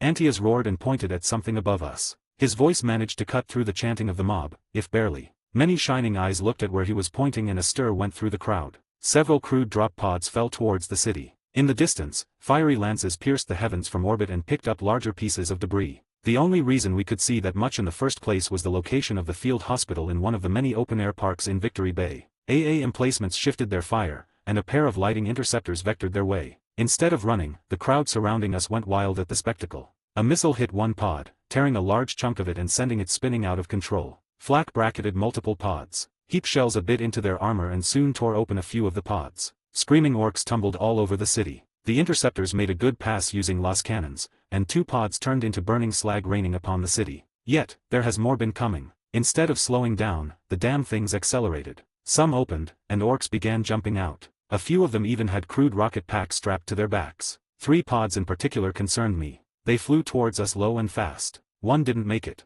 The pod clipped a tall building, spun, and then plowed through another at a steep angle. The crash was deafening, and the resulting collapse covered a whole district in dust and shattered glass. An interceptor flew perilously low, and shortly before the pods reached us, shot one, neatly spearing it. The bright laser bolt passed harmlessly over our heads, and with a bit of luck, it wouldn't hit anything important. The last pod kept on flying. Rockets activated at its front, slowing it down just before it passes above us. A couple of dozen orcs or so jumped out, brandishing all kinds of weapons. Whack! Explosions, rocket roar, and orcish war cries momentarily silenced the crowd, while we were helpless to anything but watch. At them. For the Emperor. For the Inquisitor. The crazy priest roared right back at the orcs while they landed into the crowd with predictably gruesome results. Let's go save those fools. For the Emperor. I pulled out my sword and revved it up. And someone get Celine out of here. 95, Chapter 12 Part 6. Chapter 12, Battlefield Cronus. ATBS. Part 6. ATBS. Victory Bay. Cronus. Metric fucktons of orcs landing in the middle of a fired-up crowd. Only one way this could end. The only thing I found particularly concerning among the unfolding insanity was how banal it all was. The fountains of blood and gore erupting with every impact produced by landing orcs were just there, little more than window dressing. The screams, the coppery stench of fresh blood and shit, those were marginally more effective in affecting me. They all paled in comparison at the sheer fury I felt at the fools running to their death, the same fools countless good men and women died to keep safe. Move, damn you. I screamed as loud as I could, which wasn't very. While I wasn't exactly as weak as a kitten, I had no business getting stuck right into this mess. Yet, this was my fucking job. It was my emperor-given duty to stand between the regular citizens of the Imperium and all the horrors who would gleefully butcher them or worse. Like that huge, laughing enthusiast who managed to cover himself with guts and wore them like demon bait. The fucker was coming straight at me, and I was painfully aware I had a tiny chains word to meet him. I had a bionic arm too, which helped because I was sure otherwise my fingers would be trembling. The orc roared at me, the sheer power of the sound forcing me to stumble a step back. Then he looked down, where a bunch of crazed fanatics had a go at him, mostly unarmed. A quick swipe with a crude axe turned the poor bastards in mincemeat. As if that wasn't a fuck-up enough, a little kid stumbled out of the crowd, crying. Right in the way of the orc, because someone up there hated me. I could vaguely make Pitco's cursing her people and kicking them into gear. Hey, ugly. I screamed at the brute, whose tiny eyes focused on me. Charles, get the kid. Antia's another roar came from the right, then a missile flew above the crowd and slammed at something behind us. The explosion was close enough to rattle my bones and ensure all I could hear was a dull screech. At least Santos was on the ball and coherent light lanced at the orc, barely phasing it. A hand grabbed at me, succeeding in holding me back. I saw Weber sprint towards the kid, all the while shooting at the orc. The damn thing barely slowed down, and at that rate, there could be only one result. I cursed whoever pulled me back to the depth of the warp, and speaking of it, it was like veil lifting. Suddenly, I could feel the immaterium, and the golden cage cast over Cronus. "Thank you, Emperor." I muttered a prayer, and heedless for the dangers, drank deeply from the power waiting for me. It flowed into me like a river, and with the warp came the screams of countless frenzied demons baying for my soul. There were large things moving over there, just beyond the barrier, and every single one of them had their attention on me. I could swear I heard hounds howling for my blood and immediately knew that I should close myself to the immaterium. Instead, I channeled the power bubbling within me into an ethereal lighting bolt and sent it at the greenskin ponderously charging at Charles. I saw in slow motion how the commissar dropped his pistol and skid to a painful stop beside the kid. He grabbed the child with his hand and slowly, oh so slowly, began to turn around. He wasn't going to make it. Thankfully, my warp attack changed the equation. The lightning bolt struck the orc into the chest, burning through its scrap armor. It stumbled, nearly tumbling down, yet kept standing. Lost bolts kept taking chunks off it, yet the damned mushroom refused to die. Right, vital spots could be anywhere in the body. The guard finally did something useful. A multi-laser spoke and caught the brute in the leg, vaporizing most of it. The orc finally fell, and instead of dying, it began crawling our way. The world sped up. The pressure into my head increased, and I was about to let go of the warp when a second, even larger and better armored orc exploded from the frenzied mob. The screaming upper torso of the priest flew past me and struck someone right behind me, showering me with blood. I caught a glimpse of another missile, which flew true. A multi-laser burst cut short struck the crowd behind the charging orc, adding to the butchery. The damned mushroom saw Charles and for some reason decided that the commissar would make a good chew toy. Or perhaps, it was in a battle frenzy, focusing on everything in its path. It didn't matter. It ran at Weber, and the scattered shots hitting it merely blasted away pieces of armor. I didn't think, just ran, pulling as much power as I could. It was right there, the cleansing light, and I grabbed at it. Demons roared, I could feel them clawing at my soul even as they burned. Suddenly, I was in front of Charles, standing before his retreating form. The orc slashed at me with a sword better fit for Terminator, and I somehow managed to get my chains word up just in time. Parrying the strike was a bad idea. It brought me to my knees and wrenched the weapon from my bionic grip. The orc roared at me in fury and I roared right back. My world was fire. It was light and pain. There was an ugly Zeno in front of me, and I wanted it to go away. I didn't think, I couldn't. I could smell my blood boiling, a huge form roaring in triumph as its clawed fingers closed around my very soul. Someone, looked at me from very far away. For the second time in my life, I beheld divinity. Corova. Aurelia. Those words burned themselves into my soul. For a moment they were everything, the only thing keeping my mind from shattering when an impossibly powerful, familiar, and comforting presence overwhelmed everything I was. Those words, they were a price I had to repay. A demon screamed at being denied and countless others chorused in an infernal cacophony. I burned and died, only to burn again and reform. All my world was golden fire. It burned down and rebuilt my soul. Once again, I felt a fraction of the agony the Emperor experienced every single moment for the past 10,000 years. The agony and understanding of what he on Holy Terra sacrificed and continued to sacrifice for every single one of us were humbling. It was eye-opening, a lesson and a pledge engraved upon my soul. I held a sword of golden fire, crafted of the Emperor's own power.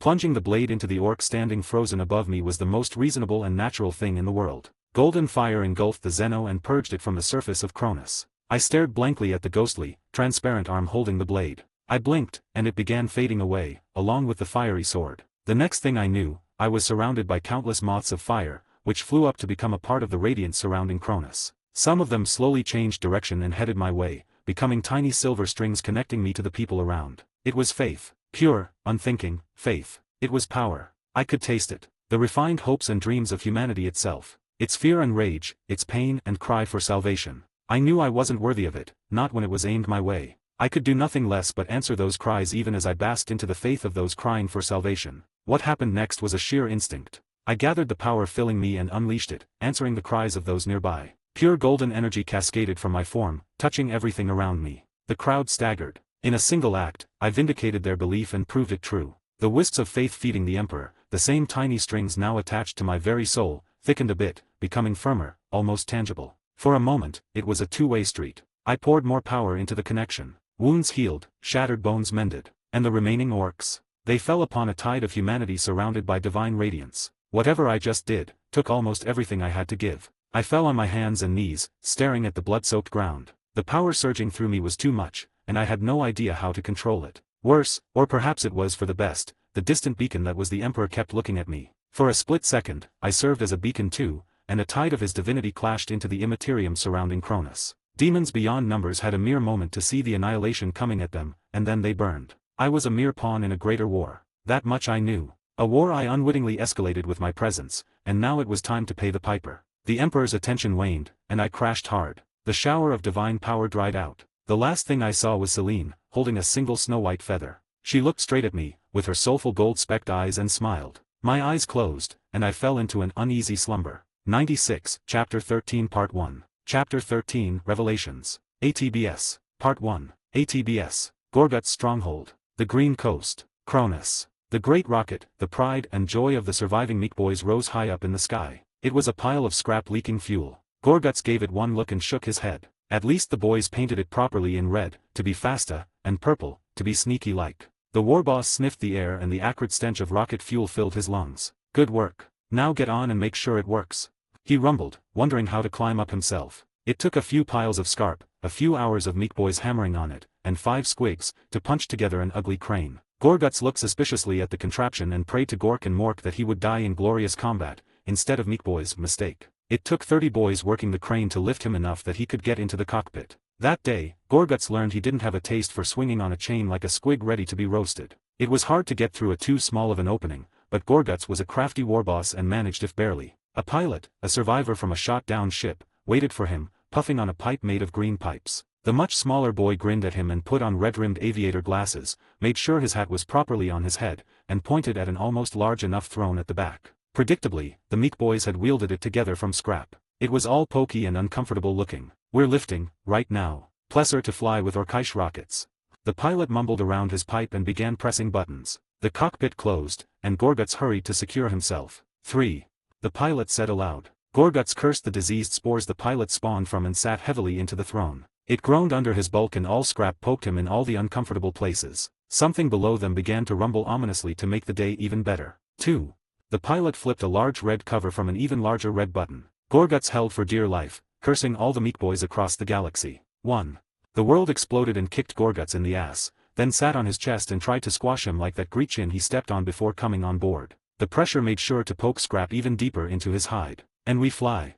The pilot waved a fist in the air, then continued to press colorful buttons. This was going to be a long and unpleasant flight, more than long enough for Gorguts EAD Hunter to swear vengeance upon everyone responsible for the rocket ride from hell. ATBS. Erie's Badlands. Cronus. Digging in the dirt like slaves. That was what Eliphaz and his Astartes had to do, while the sorcerers chanted, giggled, and screamed. One of the vital bastards fell to his knees and clawed out his eyes, babbling nonsense in tongues. It burns. The light burns. He's watching us.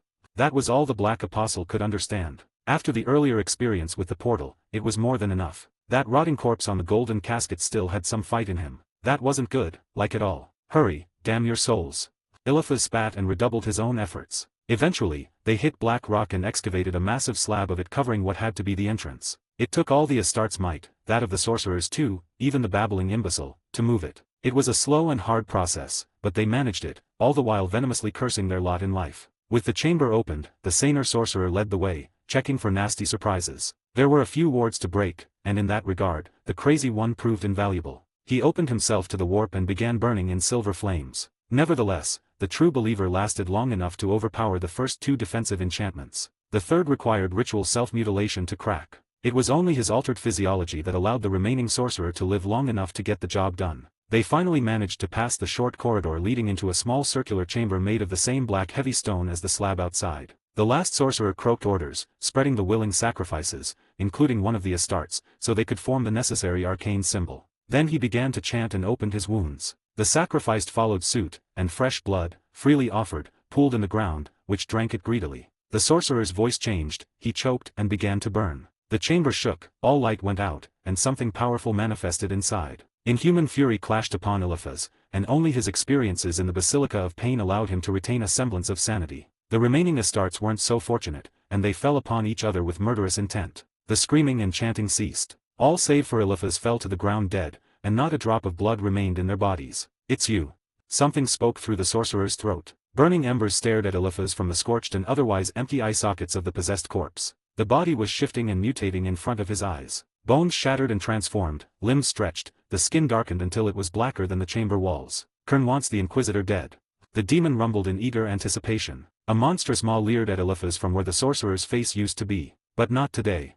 A huge clawed paw closed around the Black Apostle, and reality shattered around them. They fell into the immaterium and slammed straight into a barrier of light. The demon roared at its searing touch, and Eliphaz chorused its screams when the cleansing light bathed his tainted soul. ATBS. Bridge. Rogue trader vessel Lucre Fodis. The warp en route to Cronus. The Lucre Fodis tore itself from the warp in a surprisingly easy fashion. Too easy really. Amberly held a weapon in death grip while staring at the navigator's alcoves. The senior navigator knelt in front of her, crying tears of joy from the corners of his eyes. Whatever happened a few minutes ago, seared them shut, and stunned everyone daring to glimpse at the immaterium. Despite the crippling injuries, the sanctified mutant was happier than Vale had ever seen one of their kind. He was in rapture. Nearby, Rachel was a little better. She had her trembling hands frozen in the sign of the Aquila and muttering prayers. Every few verses, she would smile happily and mumble something about beautiful divinity. The alcoves hissed open, and the replacement navigator stumbled out. A few were little more than drooling, laughing wrecks. Most had at least one eye sealed shut. The most coherent among the group turned to look at the gathered armed party pointing weapons at them.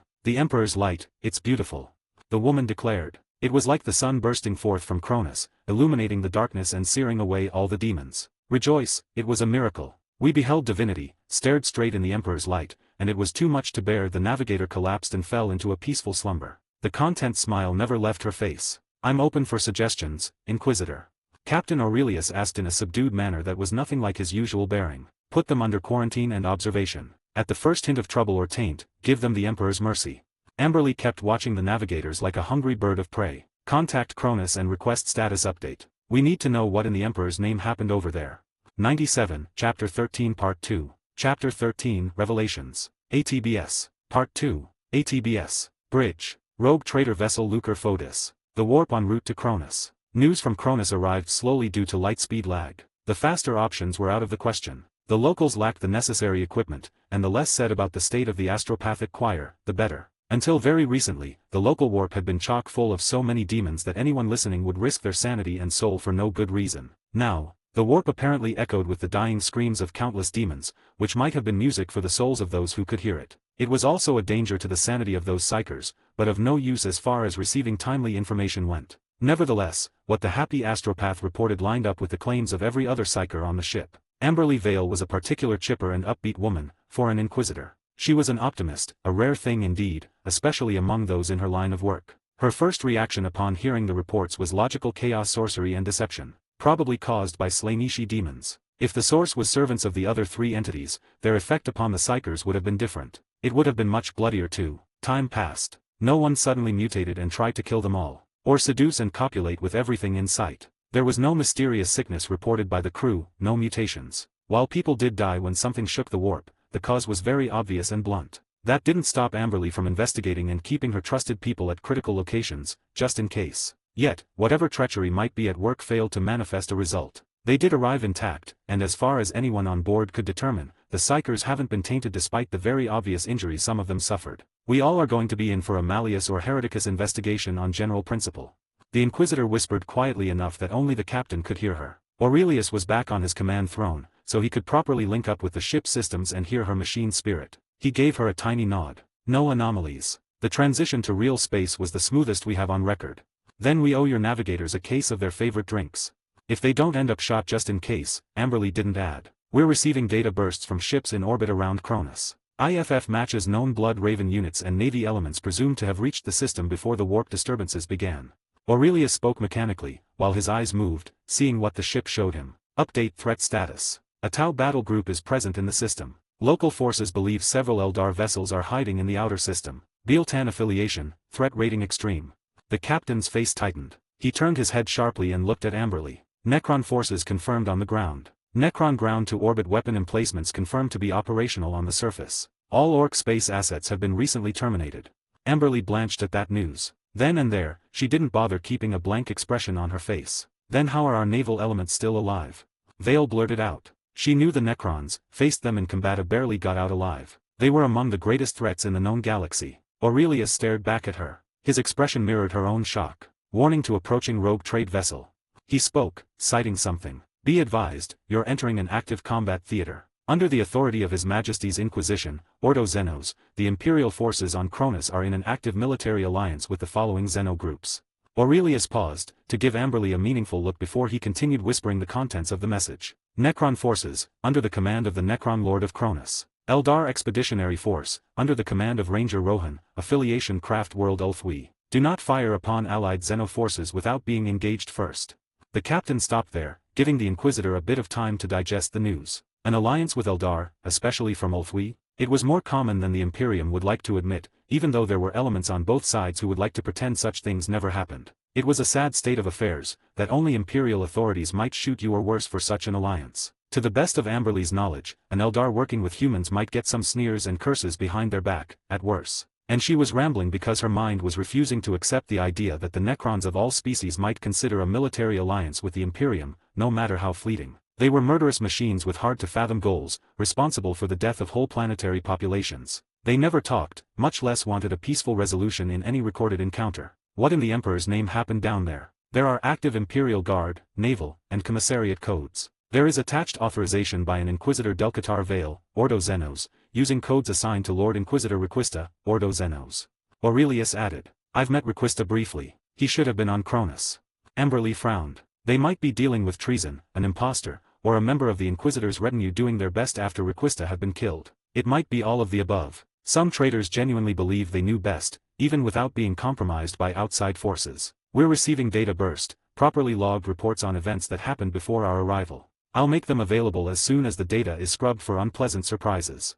The captain continued. Amberley smiled briefly. This level of proper paranoia was one of the reasons why she had this ship, and more importantly, her captain, chartered as her usual transport. Have the report sent to my quarters. I'll review them there, Captain. I'll appreciate it if we don't reach the planet before either powerful reinforcements can catch up and we know what we're walking into. Please inquire if the local forces need immediate assistance and about the situation on the ground. I already did, Inquisitor. I sent the request along with your identification package. And we're receiving another transmission. It's a message from the Blood Raven cruiser Armageddon. Amberley waited for cogitators and tech priests to scrub the data. Soon, an image of an ageless man with visible augmentations appeared above the primary hololith. This is Captain Stephen Ignatius, shipmaster of the Blood Raven strike cruiser Armageddon. Your codes check, Lucar Fotis. We've already apprised you of the situation in space. Biel-Tan forces are lurking around, and we're still considering them a threat. We have rough parity with the Tau battle group in orbit, and we're holding a defensive posture in order to protect our assets on the ground. A brief pause followed while the captain looked away from the camera. Good. Send a copy of the report to the Lucar Fotis when it's ready.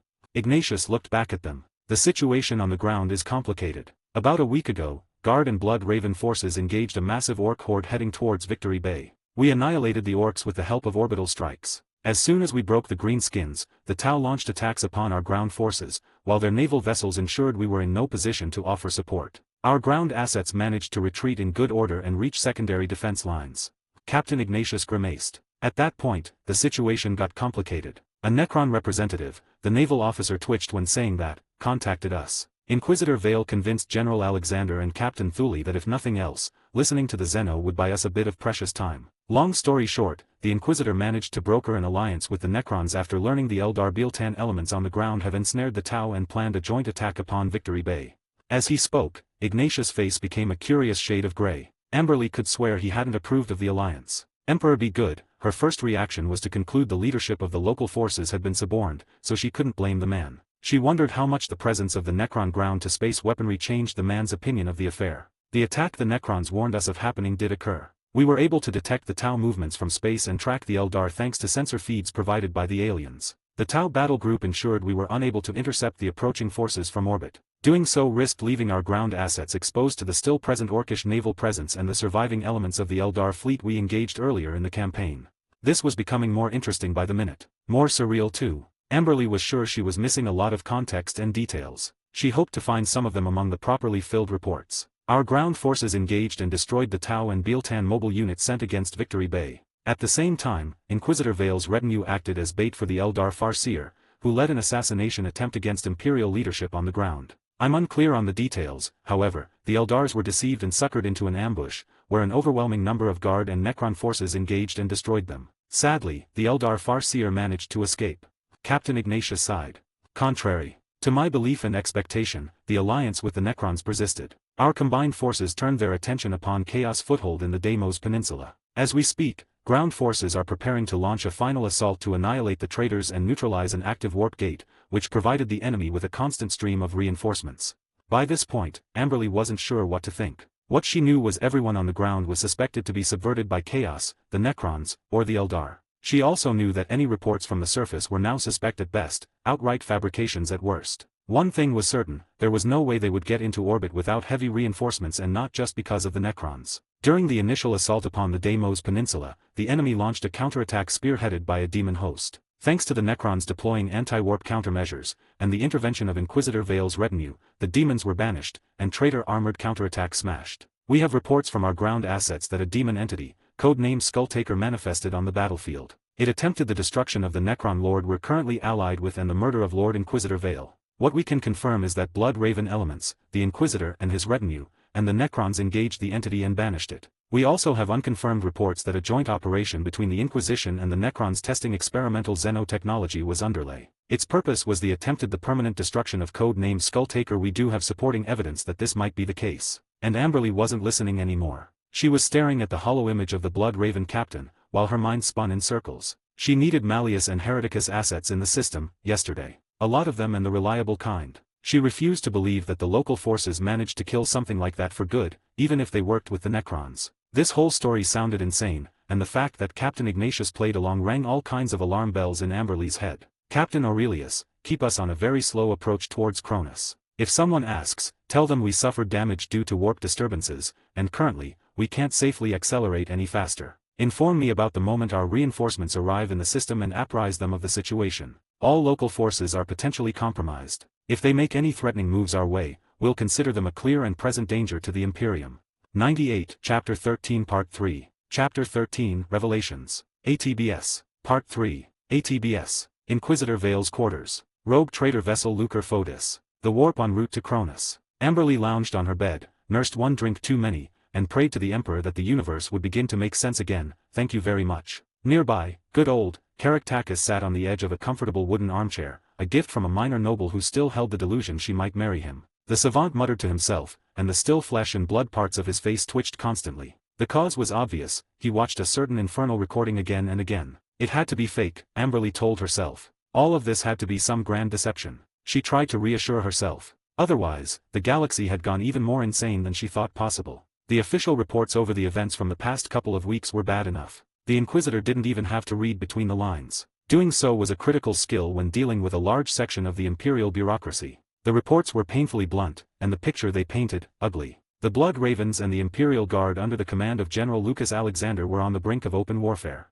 The Astartes had shot up one too many guard unit for the general to hold back and take the abuse. Inquisitor Requista and his retinue had gone missing investigating rumors of heresy and treason in a region known as the Deimos Peninsula. That was the same place where Necrons, Eldar, and assorted Imperial forces were supposedly busy securing right now. They were just launching a final assault to destroy a Chaos Warp Gate. That was what the reports claimed. Reading that message nearly made Amberly giggle at the beginning of a bad, heretical joke. Nevertheless, it was supposed to be true. At least she now knew who this Inquisitor Delcatar Vale was supposed to be, a green behind-the-ears acolyte supposed to join Requista's retinue as a sanctioned Psyker. That much was reasonable. All the paperwork copies and codes Vale received from the Armageddon appeared genuine. However, what the man did next painted a very different picture. He managed to get the Blood Ravens and Imperial Guard to step back from the brink of utter foolishness and treason. After that, he convinced them to give him assets to go find Requista so the Inquisitor could officially order them not to kill each other. The sheer insanity of that statement was galling. It also lined up with the cry for help sent by General Alexander and the request for updated orders from the Blood Raven commander, a Captain Thule.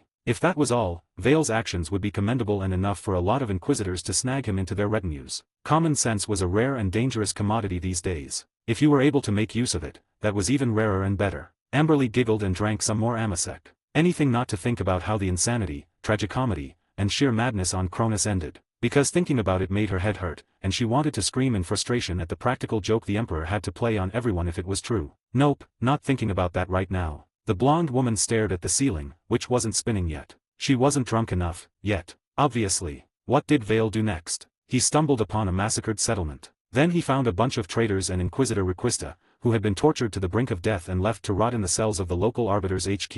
If she didn't know any better, Amberly would think that Vale had worse luck than dear Cephas. Where was Cain when you needed him and his regiment anyway? The Inquisitor frowned in a moment of clear thought. Requista had been a good man. He didn't deserve what the traitors did to him. He was also a tough bastard to survive the torture and still cling to life when rescue came. Amberly could recall the recording from the Astartes helmet cameras, from multiple sources too. Requista's brutalized form, his desperate last actions, and Vale's field promotion. That could have been either a genuine stroke of luck, a blessing from the Emperor himself, that Requista lived just enough, that Vale could get to him in time. Or it could have been too neat a coincidence. A stranger just stumbled into inquisitorial post. He then proceeded to wield the power his new position granted him in ways that many in the Imperium would gleefully call outright treasonous and heretical. This all could be a long and twisted plot by Chaos. It sounded just like something a certain entity would be very happy to engineer. But there was that last recording Amberly didn't want to think about. There was a lot of supporting evidence too. However, that evidence might be mighty Chaos effort or the Emperor making a very blunt statement in the hope that it might sink into the thick skulls of his servants. It was days like this when Amberly hated her life.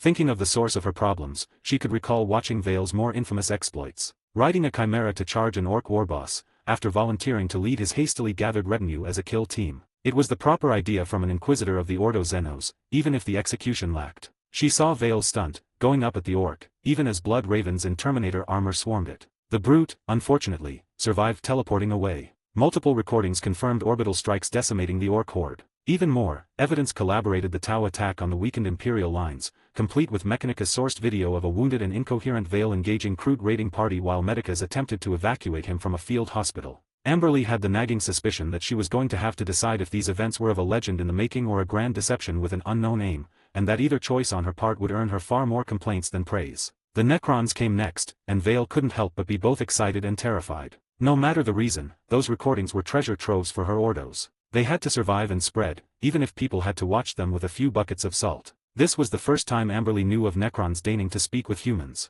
Perhaps, the first time they were capable of. She carefully studied everyone's faces and studied their reactions. Almost no one was happy at the alliance Vale wagered on. But the price of it, what the Necrons had and were willing to offer, that was simply too good to be true. It was an ideal bait, one that called to her like a siren's song. That was a great trap. She had to admit that much. Anyone in their right mind suspecting the presence of such technology on Cronus would be snared by it. It wasn't just the devices, but the schematics needed to build them that made it so enticing. She would risk a great deal to secure them. Any Inquisitor worth their rank would. Those pylons could be a game-changer. Vale saw that some of the Mechanicus contingent on-screen agreed, while others were particularly troublesome traditionalists. In light of this revelation, Amberly merely skipped through the reports covering the clash with the combined Tau Eldar force. It was a neat trap, one that was feasible to have happened due to the pylons. If they worked as advertised, she could see how a Farseer might stumble in their divination and let things go astray that much. Amberly drained her cup and discussed the merits of getting up to refill it. She glanced at a half-empty bottle in disgust and thought better of it.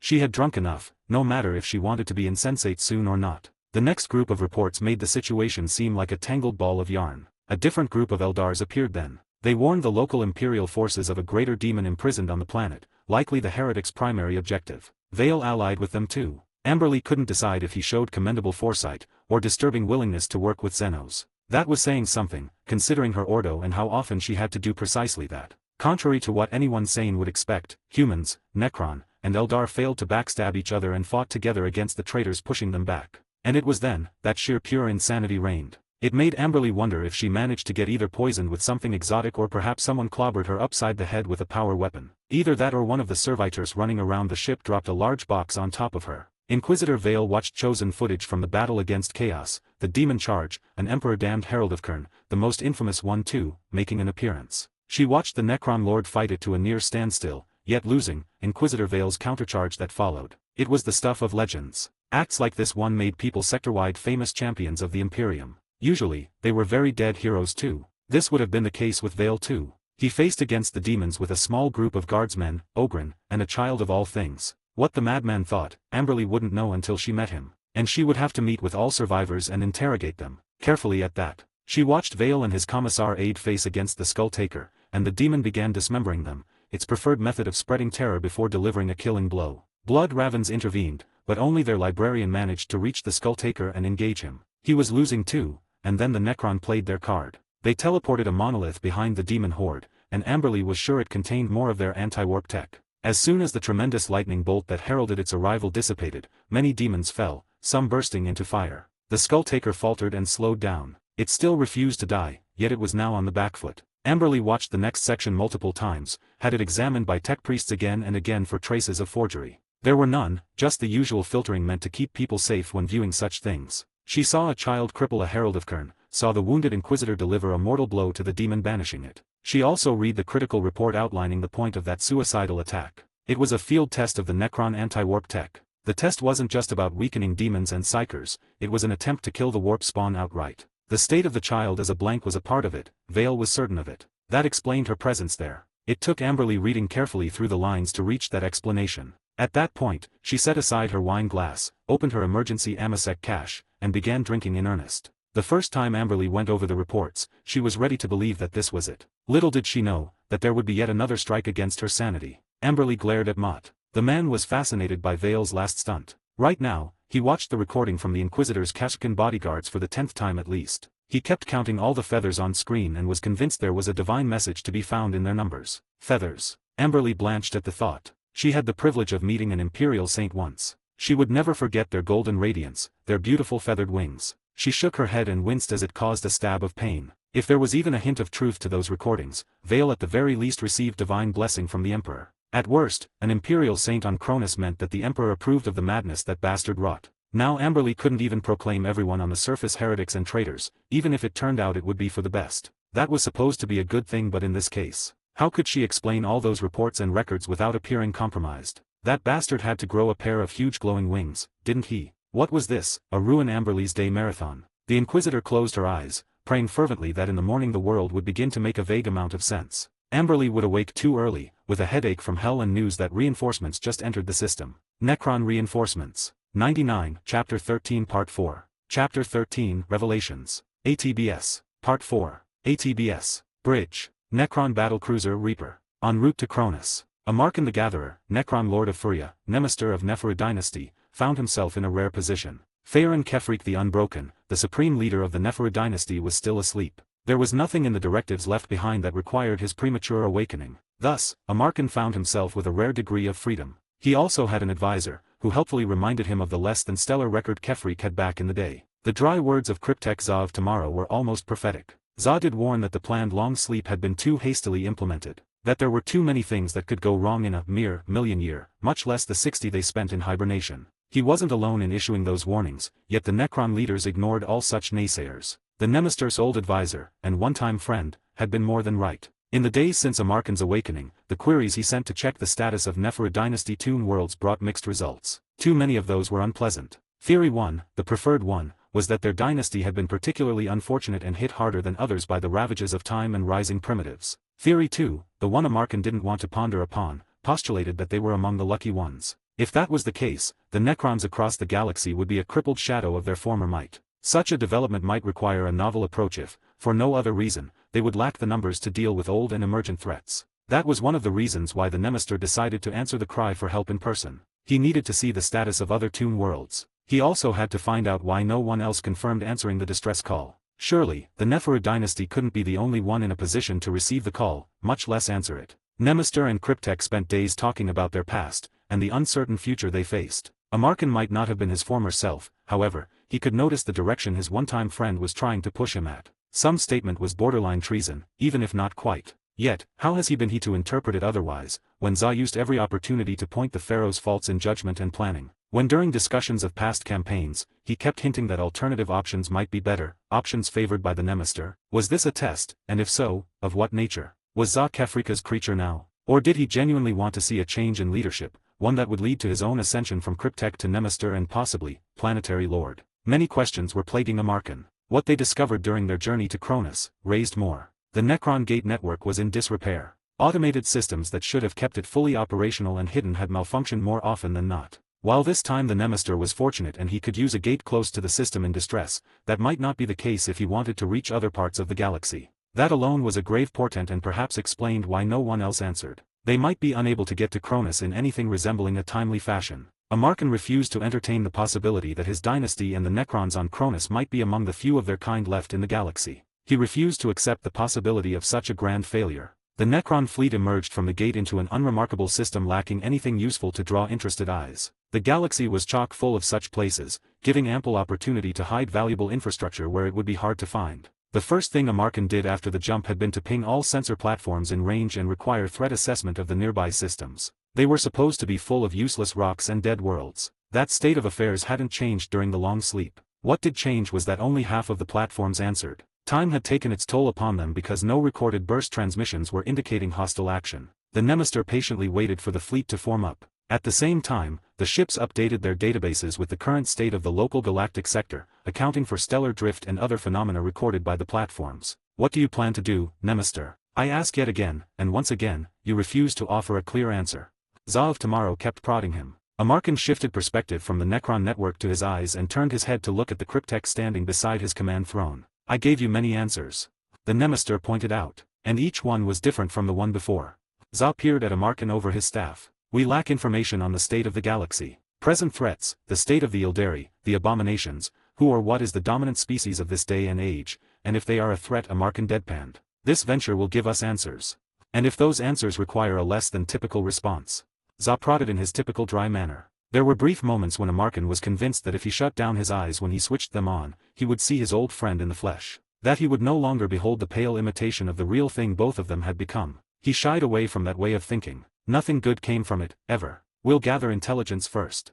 Amarkin's tone left no room for more arguments of that nature. He pushed his awareness back into the network and issued orders. Power built up, the warship's weight shifted until it became a negative number. Their engines came to life, accelerating them to high relativistic speeds, thus cheating the mundane laws of physics. On the way to Cronus, Amarkin kept pinging his local counterpart for intelligence summary and tactical assessment of the situation. While the distress signal kept its song, no updates came, no answers to the inquiries. However, while the fleet approached their destination, its sensors lit up with a warning. The insane dimension that gave the old enemy their powers and did the same for the Eldari was in turmoil. While on the approach, the fleet could detect merely ghosts of the powers involved. There was no mistaking it. The abominations were involved. They still existed in the far future, and that boded ill. The primary reason behind the long sleep was to outlast them. Cryptek, I want a beacon network set up in our wake. If we run into more than we can handle, I want the dynasty warned of what we will face.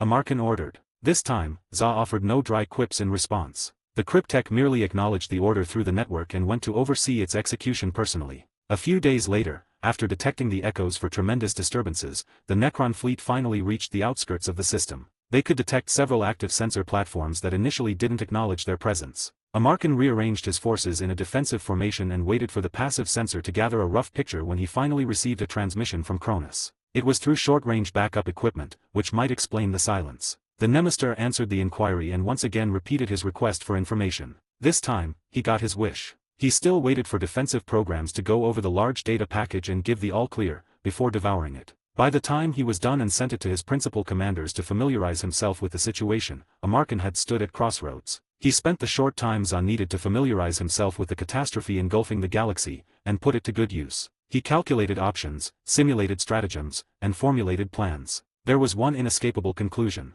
In hindsight, the long sleep had been a grave mistake, if only because the decadent Eldar outdid themselves, perhaps put the old enemy's greatest folly to shame too. Your thoughts, Cryptek Za, Amarkin demanded. Amarkin, I hope for all our sakes that you consider my hints. We both know the Pharaoh. He was inflexible and stuck in the past. We know what he'll order when he awakens. Za of Tomorrow spoke the hard truths bluntly. If what we are facing here isn't an aberration, but a picture of the average state of the galaxy, we won't have the numbers to act as in the old days. The human imperium might be decaying and dying, yet it is supposedly vast. They might have the numbers to cripple us if we try purging them. Their very existence might account for no one answering. You believe that Toon Worlds awoke, tried to exterminate the primitives, and failed. Za didn't sound surprised by such a conclusion. They might have succeeded in neutralizing the local human presence, only to be swarmed afterward. It matters little in the end. An Eldari remnant is still active and undoubtedly they're to blame for some tombs remaining silent forever. The abominations appear to be even a greater threat now. They saw the battle with that unnatural thing through the eyes of their fellow Necron. Superior technology and cunning won the day, but only with the aid of the humans, it had to be said. The mere fact that a single one of those things could outclass a Necron lord in single combat was more than concerning. It brought memories from the worst days during the war in heaven. What now, Nemesis? The cryptek inquired. Remind me, Cryptek, do we have a standard procedure for negotiating with useful primitives who hate aliens on general principle? I don't recall anything like that being necessary. I don't either. We will lower the shrouds and make a slow approach towards Cronus. We will use the time gained to consult with the local Necron lord on how best to talk with the humans. Your foresight and grace are formidable, Nemesis. Za, you were never particularly good in imitating useless courtiers. Your dry wit ruins it. Just don't. 100, Chapter 13 Part 5. Chapter 13 Revelations. ATBS. Part 5. ATBS. Bridge. Rogue trader vessel Lucre Fodis. The warp en route to Cronus. She took a pill of stimulants, downed a glass of water, and polished it with a fast walk to the bridge. Those three factors ensured that when Amberly arrived, she almost felt refreshed enough to be of use. The bridge was much calmer than she was, and the Inquisitor soon understood why. The main hololith displayed a crisp image of the system. Cronus was in the lower right. The other stellar bodies hung around in the darkness, intercepted by ghostly lines showing their orbits. 7 pulsing red symbols hung in the upper corner of the hologram. A ring of early warning satellites deployed by the Navy some time ago detected their approach. We can identify 4 of the new arrivals thanks to the database you provided us with, my lady. Aurelius didn't bother with a greeting. 2 Dirge-class raiders and 2 jackals. They're light escort equivalents that can fend off cruisers. The other 3 are unknown configuration. Auspec's extrapolation leads us to believe the 2 larger vessels are built in the same general crescent configuration. A tech priest elaborated. They were nearly fused to the Auspec station, something Amberly could never get used to. The last vessel is much larger, an equivalent to one of our battleships or battle cruisers. Aurelius glanced at the Inquisitor. We have to assume the larger classes possess the same combat capability the escorts demonstrated according to the data you provided. That task force likely possesses the offensive and defensive capabilities to secure the system against everything we have locally and the closest reinforcements we're aware of. Those were a cruiser squadron, with its lighter escorts protecting the bulk of the relief force heading for Cronus. Best case, they were at least a day from reaching the system. Even if they were here, augmenting the ships already present, Amberly doubted they would be able to stop the Necrons. Inquisitor, my recommendation is to either turn away and run, or make the best speed to Cronus, evacuate anything you deem of value, and then execute a tactical retreat. The captain advised. How long until they reach Cronus? Amberly asked while thinking about a way of this mess. Was this system cursed? They're under low acceleration, and will arrive a few hours after us. Aurelius gave her a patient look. Everything you've revealed about their capabilities tells us that they should be able of much higher sustained acceleration. If we go to Cronus, we might be unable to get away. No one mentioned that with the state their navigators were, a safe jump anytime soon was out of the question. Go for the planet, best possible speed. Vale decided, hoping she wasn't condemning them all to death. We still need to figure out what in the Emperor's name is happening down there. By your command. Helm, flank speed. Comms, advise the naval forces in orbit of Cronus that we'll be making an emergency burn-in attempt to reach them before the Xenos. Aye, Captain. The tech priest froze and began to quickly chant in binary. We're receiving a transmission. Can't locate the origin point.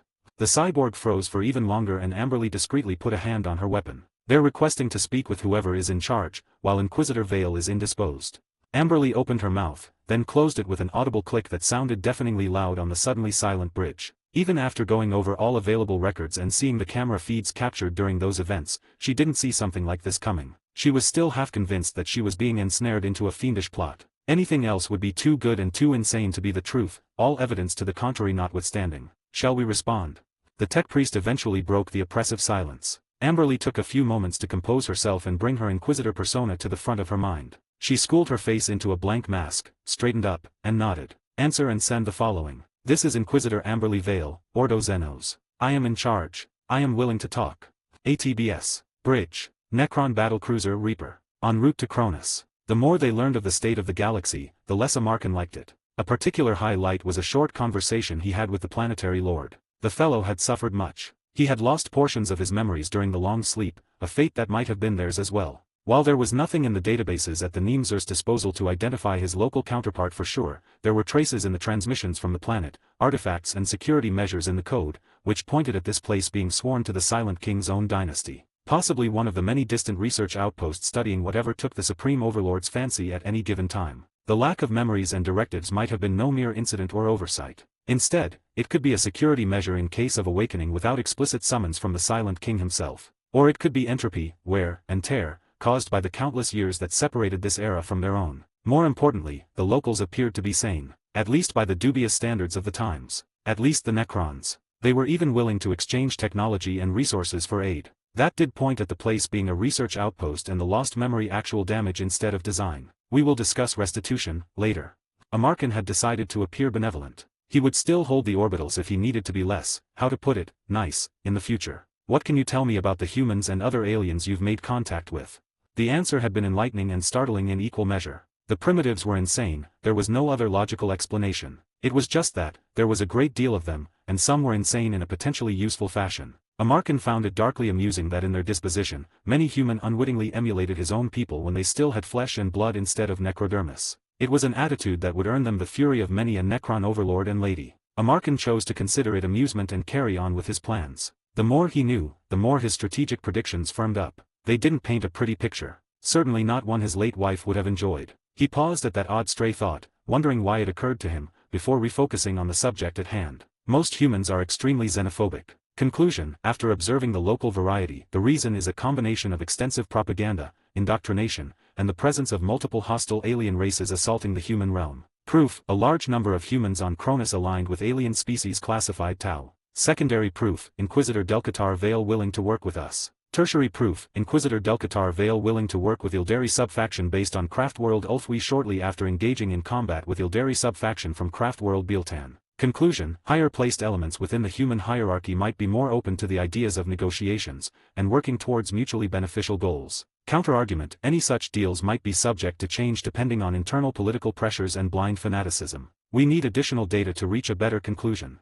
After examining all available data, Amarkin and Za decided that their best option to open negotiations would be to contact the humans. It would be best to seek more members of the faction Inquisitor Vale belonged to. If they shared similar goals and worldview, the Necrons might be able to deal with them in a less wasteful manner. I am Inquisitor Amberly Vale, Ordo Xenos. I am willing to talk. The Nemesis looked at a human female in a body-hugging black suit. She had a mop of yellow fur on her head, which had to be very uncomfortable. Aliens. I am Amarkin the Gatherer, Necron Lord of Furia, Nemesis of the Neferu dynasty.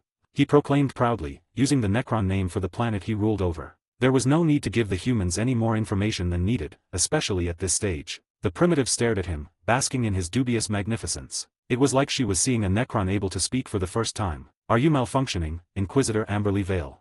Amarkin inquired. It wouldn't do for the human to break down at such an inappropriate time. I am undamaged, Nemesis Amarkin. Is that the right mode of address? The female shook herself and quickly answered. Most definitely not. Za shot at him through the network in mock offense. She should be groveling at your magnificence. All things considered, there were many benefits to necrodermis bodies. Like the impossibility to display unfitting facial expressions during negotiations, when someone like Za of Tomorrow provided his inimitable brand of commentary. It is, Inquisitor Vale. Amarkin graciously offered. Are you ready to negotiate? If the data gathered by the locals was correct, the human appeared surprised, if not stunned by his words. Yes, Nemesis Amarkin, we would definitely like to negotiate. The human confirmed. That was a good start, right? Amarkin wondered and asked his old friend for advice. That's one way to put it. Za agreed. Something told the Nemesis that the cryptech might have been a tad sarcastic in his response. It was the long-suffered experience. He was sure of it. First, the current relationship. Does the military alliance negotiated by Inquisitor Delcatar Vale still stands?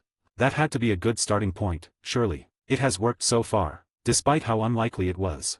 Za voiced his agreement. To the best of my knowledge, there have been no altercations between Imperial and Necron forces since Inquisitor Vale was incapacitated. The human female carefully responded. Was she trying to evade responsibility, or perhaps she had less control over the situation than she wanted them to believe? I see. In that case, we will consider it a gesture of good faith, if Inquisitor Vale could join us in the negotiations as soon as he is able. He has been one human who has proven we can trust his word. I would like to hear his input on any terms we might agree upon. Making use of a known factor was better than blindly dealing with one unknown. That would remain true during negotiations with aliens as well, wouldn't it? Your insight is astounding, Nemesis. Za sent at him. Did he let his thoughts leak into the network? That was sloppy security. Amarkin ran a diagnostic program and returned his primary focus to the human. I will see what we can do about this request. I won't be able to tell for sure until I reach Cronus and meet Inquisitor Vale in person. Understandable.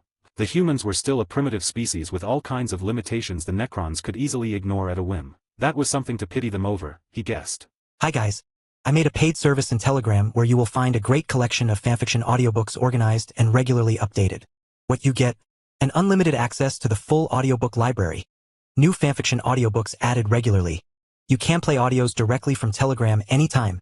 Joining our service is available through a monthly subscription of $5. You can pay using PayPal or Ko-fi. So what are you waiting for? Send me a message on Telegram or Discord. I will provide the payment details. After the payment is confirmed, you will receive access to the private Telegram channel containing all audiobooks. If you enjoy fanfiction and prefer listening instead of reading, this library is made for you. Message me anytime to join.